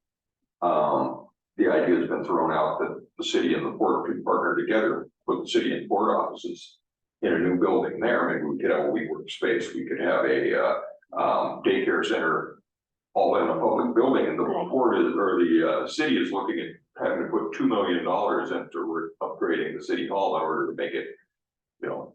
We very much. For what they would put into that, we could put money into a new public building that would be a nice looking public building at the forefront of the property that could have other uses as possibly partly community center, partly daycare center, partly WeWork space that could be rented.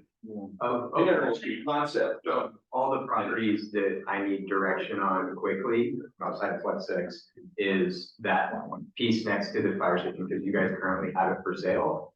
And I have no idea how much you want for it. I know that it was I know that we most recently had it assessed and it was assessed at 1.1 billion. But I don't know if you guys want 1.1 million for it, you want a daycare center in there, you want to sell for 200. We really need to wrap our brains around. Because when people come to us. I'll give you one. But that's one that has a for sale sign on it now, that people come to me and I'm like, yeah, we're still sort of in a transition period right now and not sure that I want to bring you guys in front of the commission and talk about this and derail us from the other things that we're doing, but that's one that you guys need to start thinking about, whether it's take the for sale signs down, decide that it's gonna have to be. That we wanna. Some sort of Building. Yeah, owner space. We can't make a decision now, I mean, just let you guys know. It's currently for sale. Sale, we don't wanna sell land anymore. Yeah. We wanna just retain our. Sign comes down. One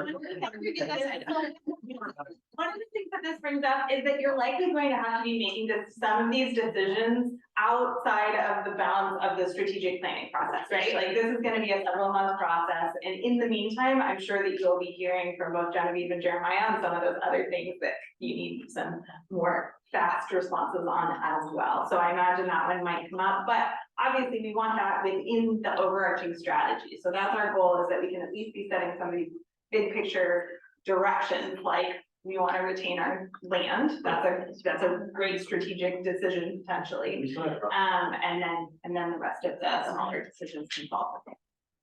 Okay, so I'm going to say, Has any feedback, we sent her. yes, please. I did get an email from him asking for a copy of it. Yeah, I'll get that. I realize I can't see his. I know, it's Can't not. go on. So the switch over to everyone's viewing within the TV, did it change? So I think. I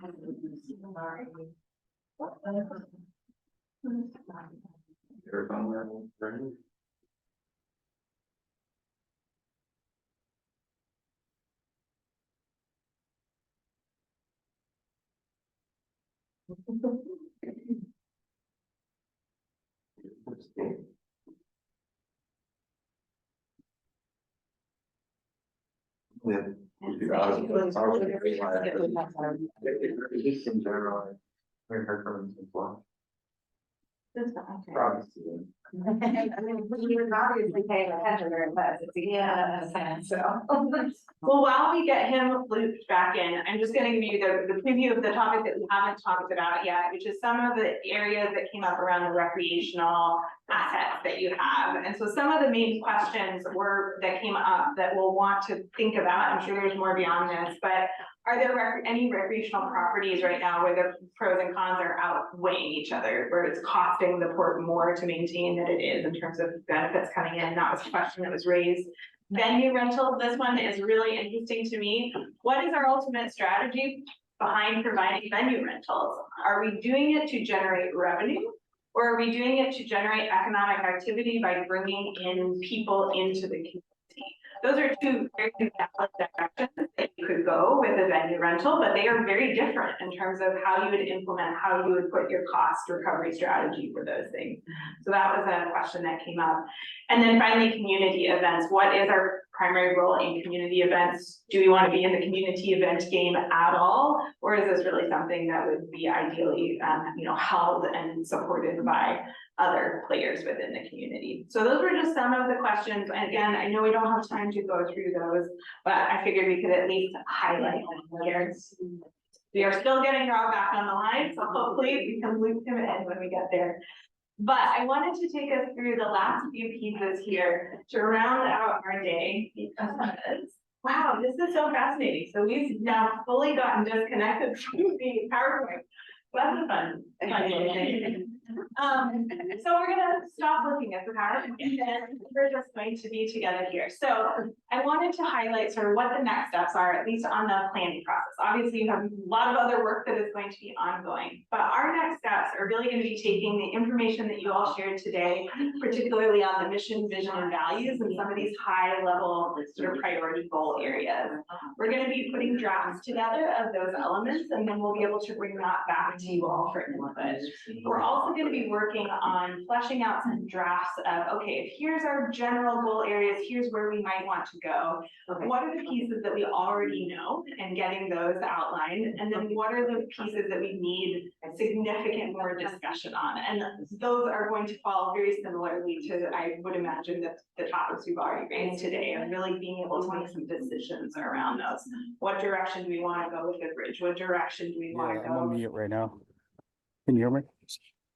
Coming next. Hello, Rob. Welcome back.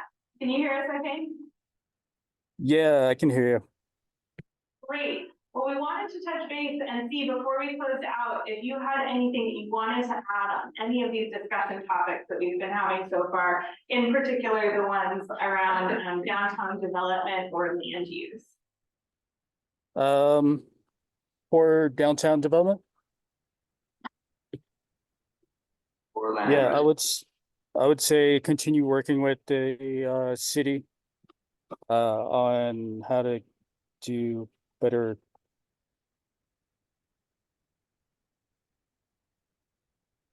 We might have lost you there. Can you hear us? Here, let's try that again. Sorry.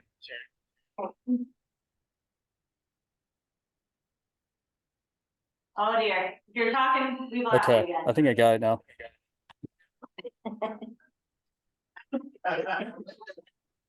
That's all he gets to say. Yeah, we want to see the downtown obviously revitalize itself. There's too many vacant properties down there, and I feel the board can help make some constructive pressure on the city and maybe even assist them in what kind of grants might be available. I know it's outside of our purpose, but it does support the port in terms of overall community perspective. The other concern I have is most of our summer revenue, besides the tolls, is wedding venues and stuff. So I think the priority should be focused on fixing that Thunder Island Bridge crossing. Not having tourism out there, not having PCT camping out there, the different wedding events. So I think there's some urgency in the short term to kind of resolve that issue first. Great, thank you. Anything else? Any last pieces? No, it was a great presentation, and thank you very much. Yeah, absolutely. Thank you for hanging in there with us. So, like I said, next steps, you'll be hearing from us with some drafts. We're gonna have another work session where we dig into more of the details, but I really appreciate all of you being able to go through this. I know it's not always easy to have kind of these big, broad pictures where we don't resolve a lot, but it's a really critical part of the process just to hear where you all are at and kind of know what those major questions are coming up. So I really appreciate that. To close us out, I am going to ask each one of you to say one new thing that you're taking away after today's conversation. It could be a new idea that you heard. It could be how you're feeling about moving forward with this process. Just sort of one takeaway that you are going to leave the room with today. And Pam, I'm gonna start with you and we're gonna go this way. So what's one new thing for you today? I really enjoyed talking and learning more about our lands and what we can do with it going forward. Yeah, I think we have some work to do there. And I look forward to figuring out how we're going to come off the bridge tolls in the future and what that looks like. As far as strategic planning goes, it's so hard with us being at a crossroads, of how things used to be and where we want them to go. It's hard to see 10, 20 years away besides bridge stuff. So it's really exciting to focus like on the next 5 years to put us in motion for the next decisions of the next 20 years. So thank you. This has been great. Great, thank you. Albert. It's been interesting, having all of these discussions and talking about all of these, different things. I will say as much as exciting to see these things and have this web analysis, it's also a little, daunting in the respect of we see all this land, we see all this opportunity and kind of want to do something with everything. And then that's just like, whoa, you need to pump brakes, you know? So the idea of what is the phrase, how you eat an elephant one bite at a time? So it's that piece of it.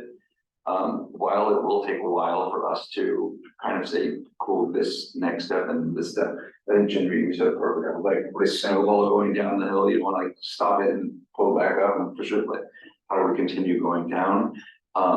Building out that plan over time and realizing that just because we have the land now doesn't mean that we have to use it, because 20 years from now, a completely different commission will be here and they might want to do something with it too. So I feel like think of not only ourselves, but future. So that is all on my mind. Swirling. Out of this, yeah. Great, thank you. My big takeaway will be a plate of those tacos. Yeah. So, We thank the caterers for today. Yeah. I would say, very optimistic, the more that we meet together as a commission and discuss some of these big things, yes. It's easy for me to be, I'm so dang ADD anyway, to be all over the board, but realizing, as you said, break it down into steps. And there'll be a planning process involved in all of it, whether it's we decide to do a tiny home community or whether we decide to do a RV park or that's going to be incremental steps of decision making, not just saying we're doing this and then moving forward. It's kind of okay, let's take that next measured step is let's do a feasibility plan. What's that look like as far as how much property is whatever we're going to do, how much property is going to take out, how much is it going to cost if we decide to build a building that houses the city and the port, and what's that look like?